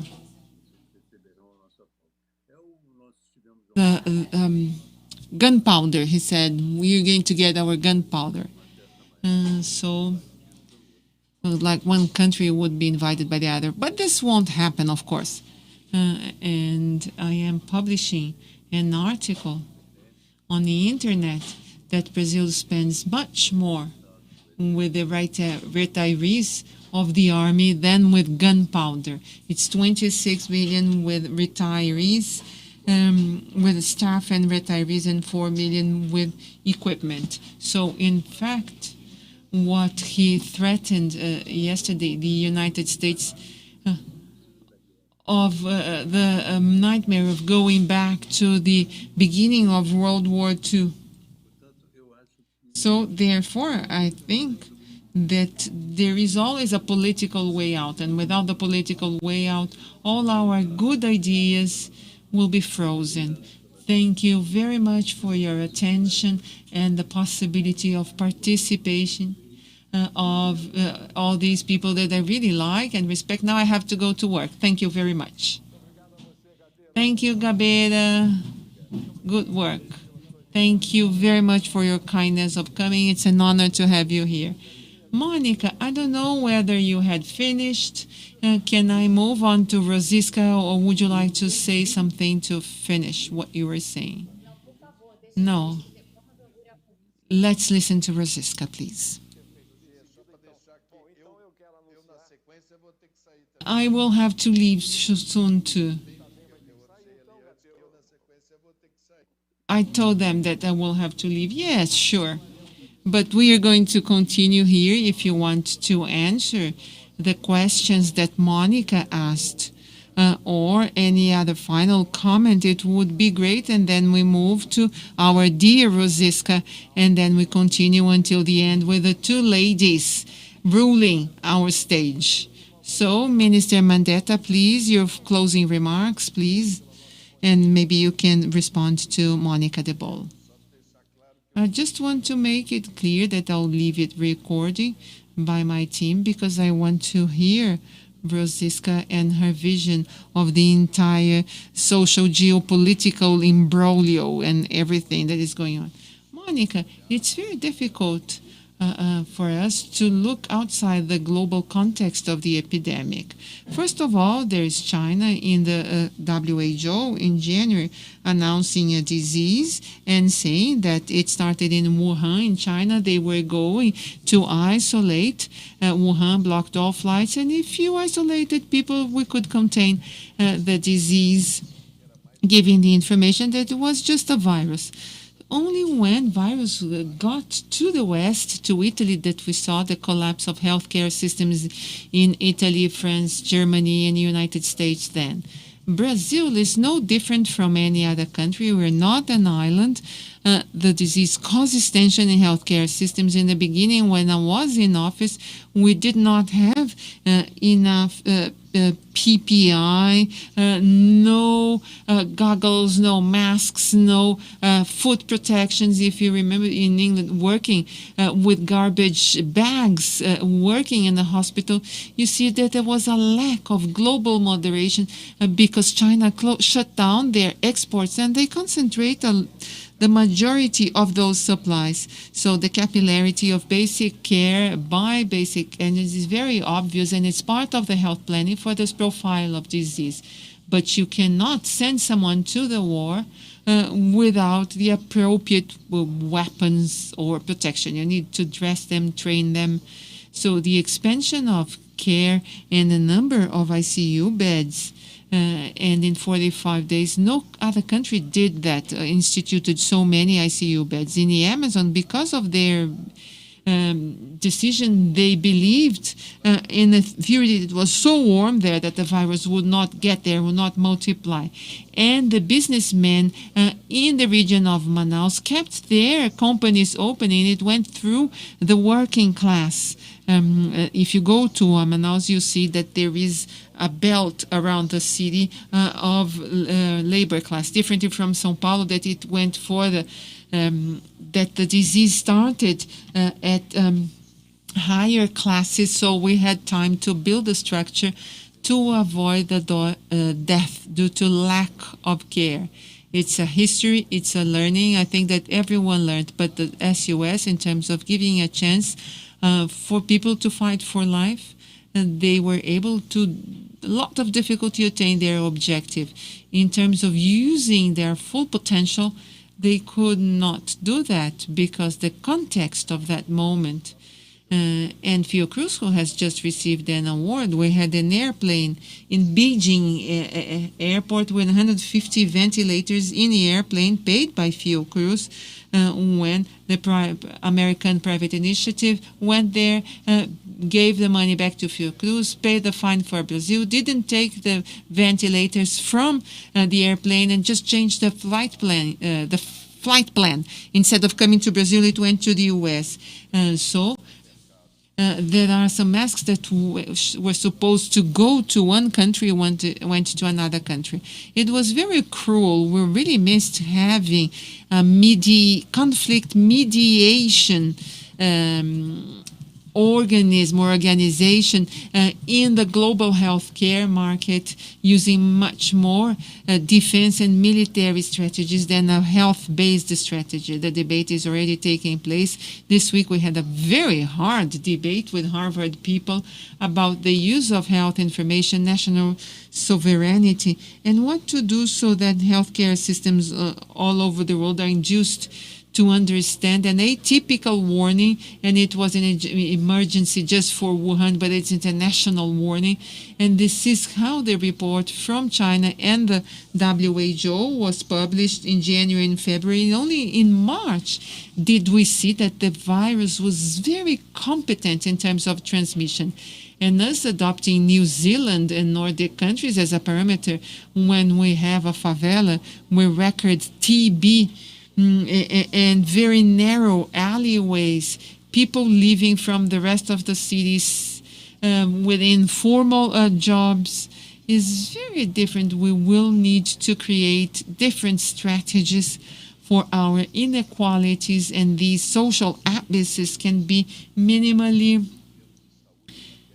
addressed in terms of health so that the economy grows back again and thrives again. I apologize because I need to say that I have a 3-hour drive now. I need to be there at 7:30, and I had told you I thought we were going to be earlier, and because I am 1 hour earlier than you, but still I need to go from Campo Grande, from Botoquena, Paradise, in Botoquena Mountains, and we are going to talk about environment and health. And I don't know whether Brazil is worst in health or environment, or we're in the use of gunpowder for our protection ambitions. So I apologize for not staying any longer. This is a very important debate. I leave you with Francisca and Monica. Thank you very much. Thank you. Thank you, Minister Mandetta. Have a nice trip. Thank you. In a beautiful Pantanal. See you soon. It's been an honor to have you here. Well, now we are finally going to receive this distinguished Brazilian, this extraordinary woman, someone we all enjoy a lot in Brazil, someone who is really an honor in Brazil because of her intelligence, knowledge, and her look to see the world. So, Francisca, based on what you've heard from our 3 panelists, could you please sum up citizenship and how people can really regain their self-esteem? How can we contribute? How can we really make sure that access to health can really be something concrete so that everyone can have access to information, to the appropriate information? One of the main problems that we've heard from Monica has been the lack of centralized communication. We had the federal government saying something, and cities saying something else, states saying a third thing, and people were really lost. They did not know what to do. They did not know whether they should wear a mask or not, whether they should go out or not.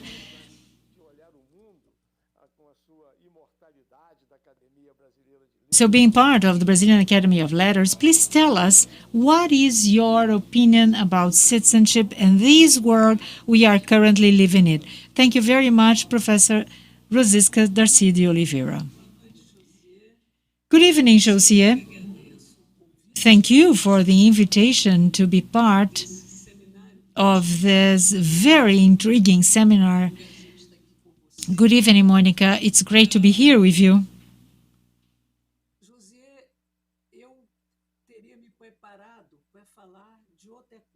I had planned to say something else, but I'm going to accept your question because I was highly interested in a character that has been absent from our conversations, in my opinion at least,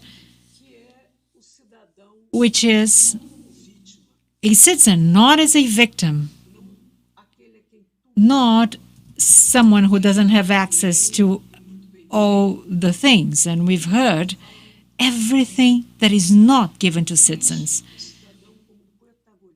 But I am still missing citizens as a key player.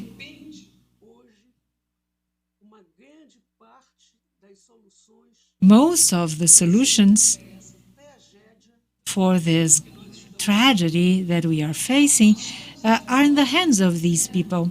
We are dealing with a very dark shadow that has been glooming over the world, and we cannot do it when there is no vaccine, when there is no specific medication, without involving citizens, without seeing the behavior of citizens. How how do citizens behave before that when it's everything on them, whether they have good hand washing, wear a facial mask, avoid meetings?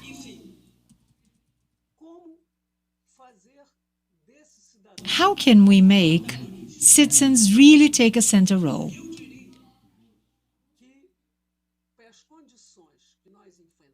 Considering the conditions we all face, I would say the population has been doing quite okay.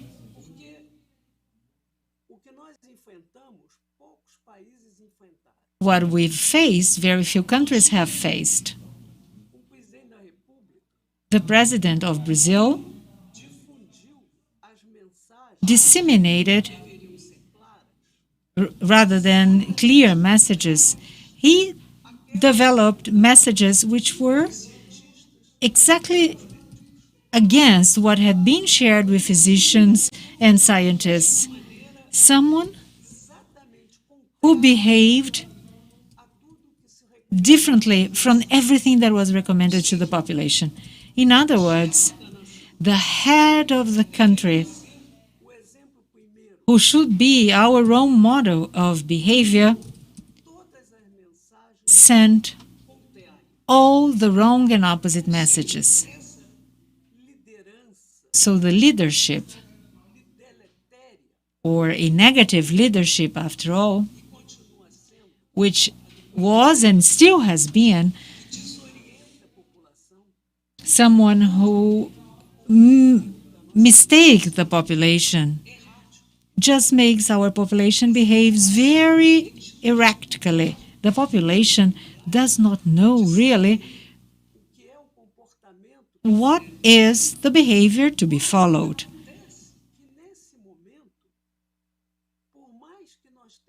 Right now,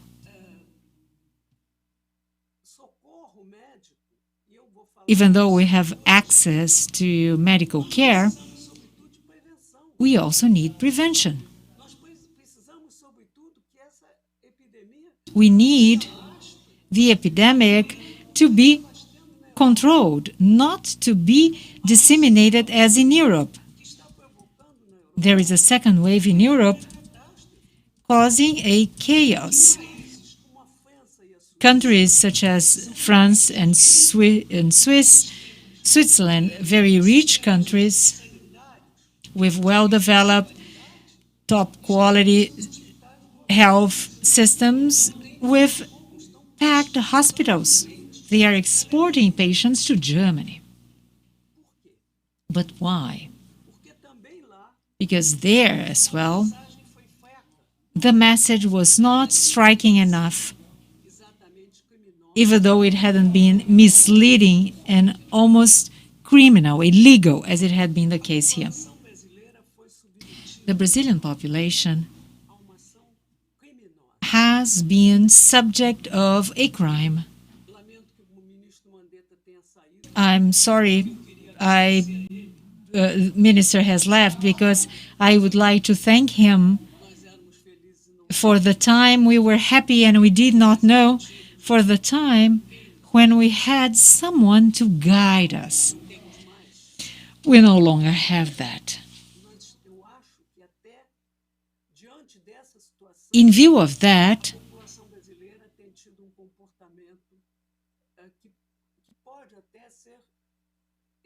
the Brazilian population has had a behavior that can be commended, as Gabeira showed us.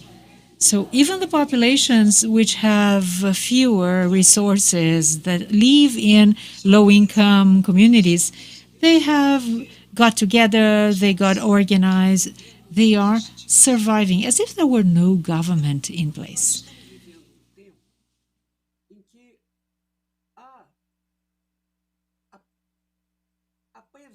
This is a time in which prevention is absolutely essential.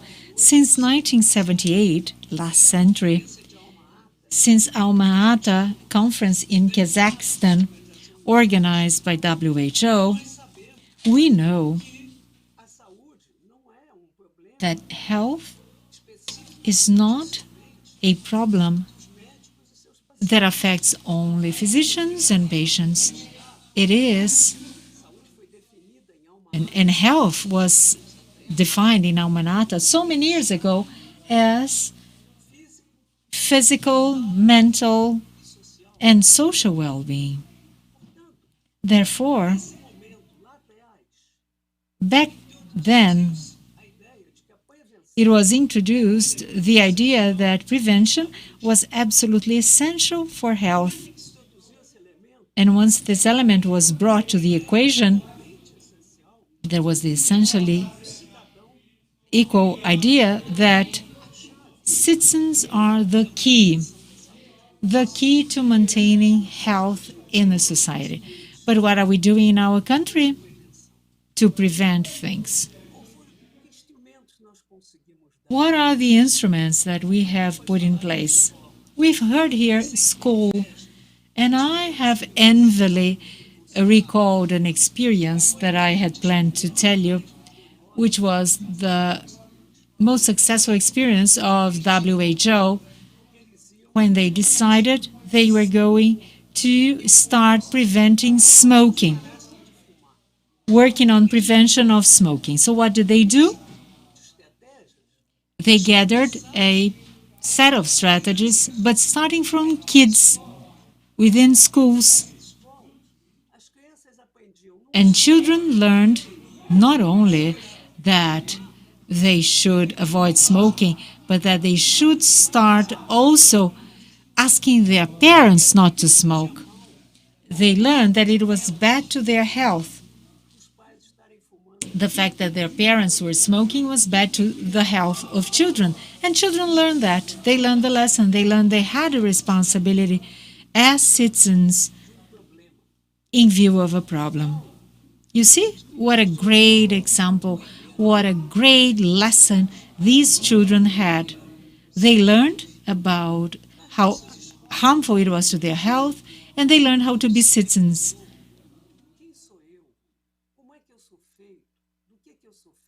Whenever we ask what we are made of, who we are, what is a citizen? We have never asked that ourselves. Our schools never approach that. My point is, subjects can do something for themselves. Subjects, people, can just have social distancing. They can follow good eating habits. They can exercise, things that many people do. But this is not being a good citizen. A good citizen is a different thing.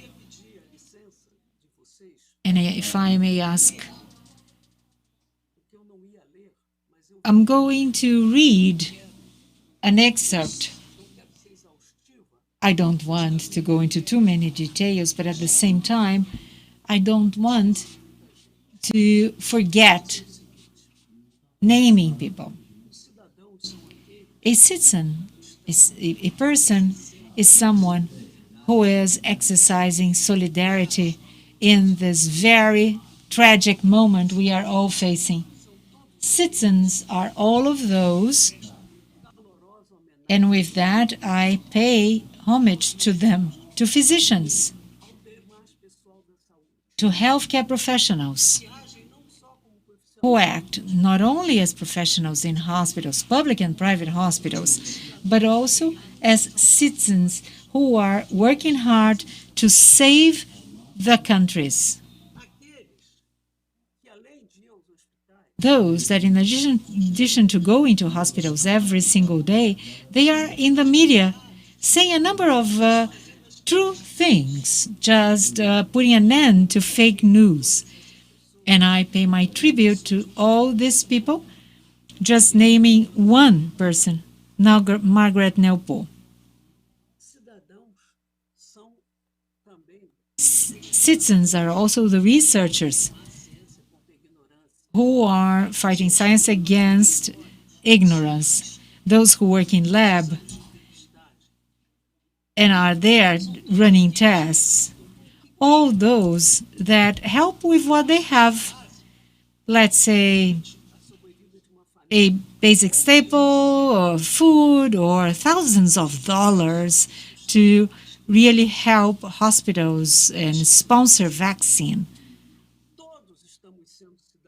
We are all being citizens when we say something. Gabriel is not here.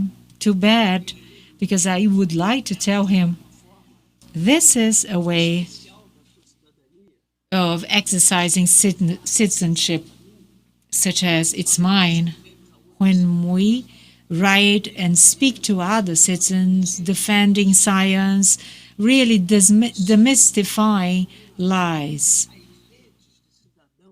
I also pay tribute to the network of citizens who take medicine and food and drinking water to communities. Those who keep on wondering, how can we improve the health? How can we innovate? All of us today, and those who can hear us from their homes, from their offices. What is the main challenge of our history? We haven't been prepared to be here. And there we are in our challenge. Our role as citizens is to fight and to contribute, to fight against this virus. Using the resources we have at hand. All of those who have died, who are being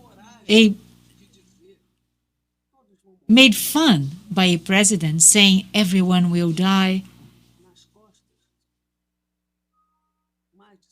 carrying on his back over 170,000 dead people in this country. And this is what we all are carrying as a very heavy burden. On behalf of all of those who passed, of all of those who survived, and all of those who can still have a chance to survive. Let's do it with the resources we have at hand. Let's keep on fighting, and we are going to succeed. We are going to put an end to this nightmare because we are many, many citizens. Some have not given much, fine, but we are all citizens. And with the little that we have given and may give, we are fighting. And we are going to succeed. We are going to be the winners because we are many, because we have exceptional talents, we have very well-trained people, we have fantastic research centers, we have marvelous, devoted physicians, and because we have this weird way of having faith in life. Thank you.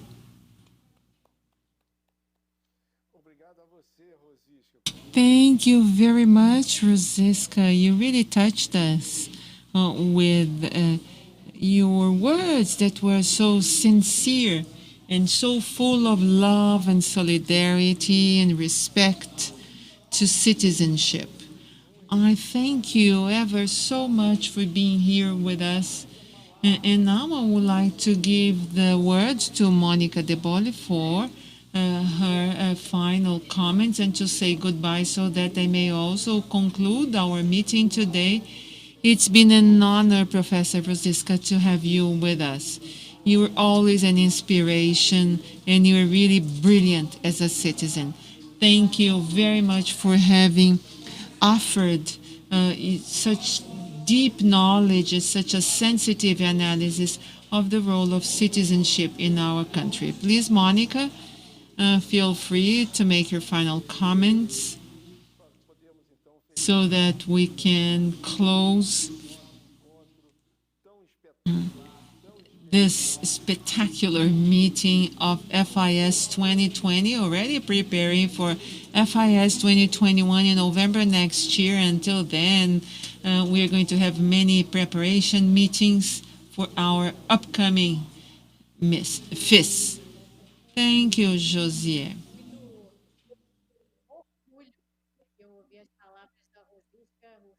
I was very proud to listen to Rosiska, and the feelings that she gave voice to are exactly mine. And she said something fundamental when she started talking.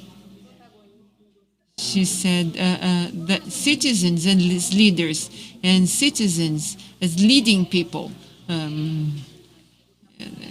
protagonists, and this dark ages we are going through in Brazil and here in the US too. And as a demonstration of what is possible, and we are going to win and we are going to walk out from this. Citizen leadership right now has two things, two fronts. Number one is to recognize the risks each person is exposed to and how citizens should protect themselves and others, especially others, those that they do not know, not just their family or their relatives and but the people that they don't even know and might get in contact with them, and they might be infected, and their behavior is not appropriate to the huge risk that we are living, especially in Brazil, considering that we have started a second wave of the pandemic. There has never been such a important time for citizen leadership to be emphasized. It's important for people to wear masks, to have social distancing, not to crowd. It's important that they are not in under-ventilated spaces. They should pay more attention to preventive health.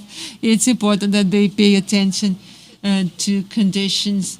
And today there's another epidemic that we are having in Brazil: obesity, hypertension, cardiovascular diseases, cancer. They're all preconditions for severe COVID disease. So this leadership of citizens in terms of looking after their own health and looking after others' health, the collective health, such a difficult time, it is so important, and it's very relevant and important. And the second point of protagonism of citizens is as important. We should never forget of our role, our political role, and how things can be changed. Here in the US, we have just gone through historical elections in the middle of a pandemic, and now the pandemic is going through in a third wave very strongly, and here in reality, the data are much worse than they are in Europe, much, way, way, way worse, because likewise, as the Brazilian president has avoided his responsibilities with regard to the population and protecting the population, the same thing has happened here in the United States. And the epidemic was never controlled and is still not controlled. Well, the answer has been given by of citizens in their right to vote, their right to exercise citizenship through the vote, taking out a president that did not protect their health, did not protect finance, did not protect the integrity of all these citizens right now. So, we are now at the end of 2020. We are going to have presidential election in 2022. Before that, we are going to have city elections next weekend.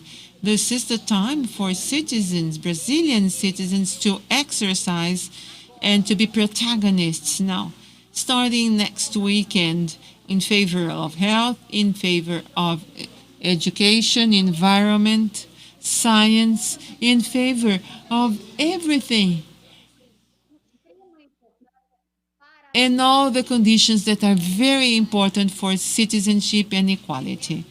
And this is how we transform things. And things can be transformed. I think that when we look at the dark years that we had and the light that we are starting to see and the dawn of the new administration, of course, there will be some problems, but this is not the point.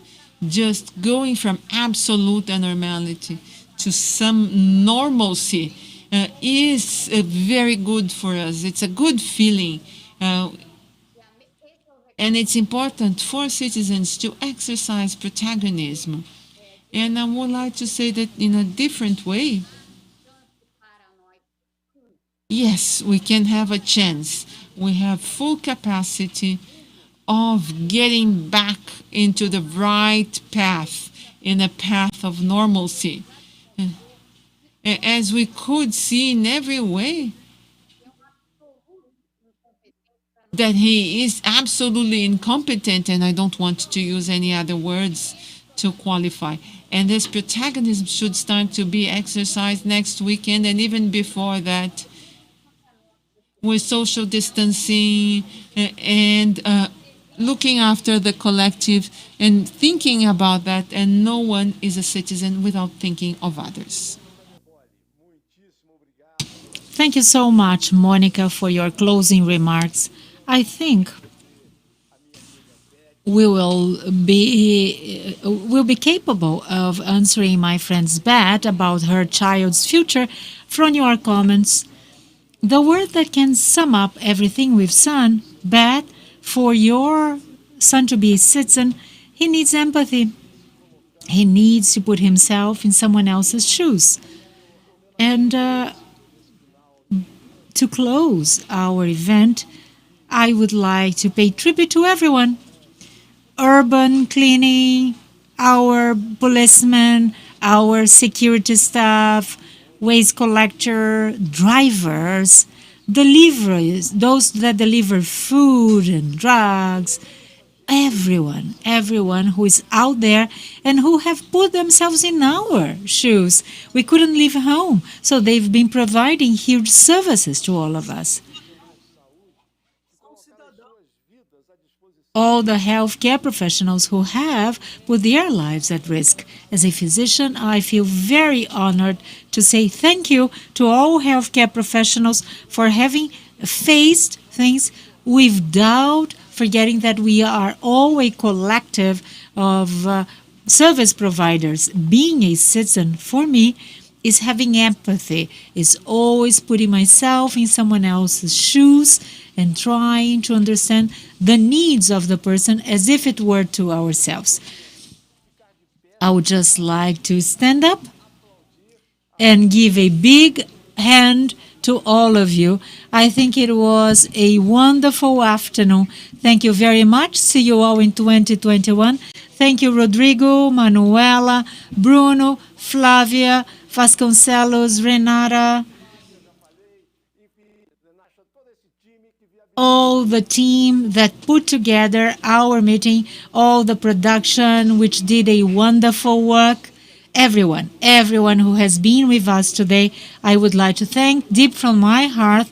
Thank you very much for putting together this very great meeting. Monica, Rosiska, stay safe, stay well. Thank you all very much. Thank you.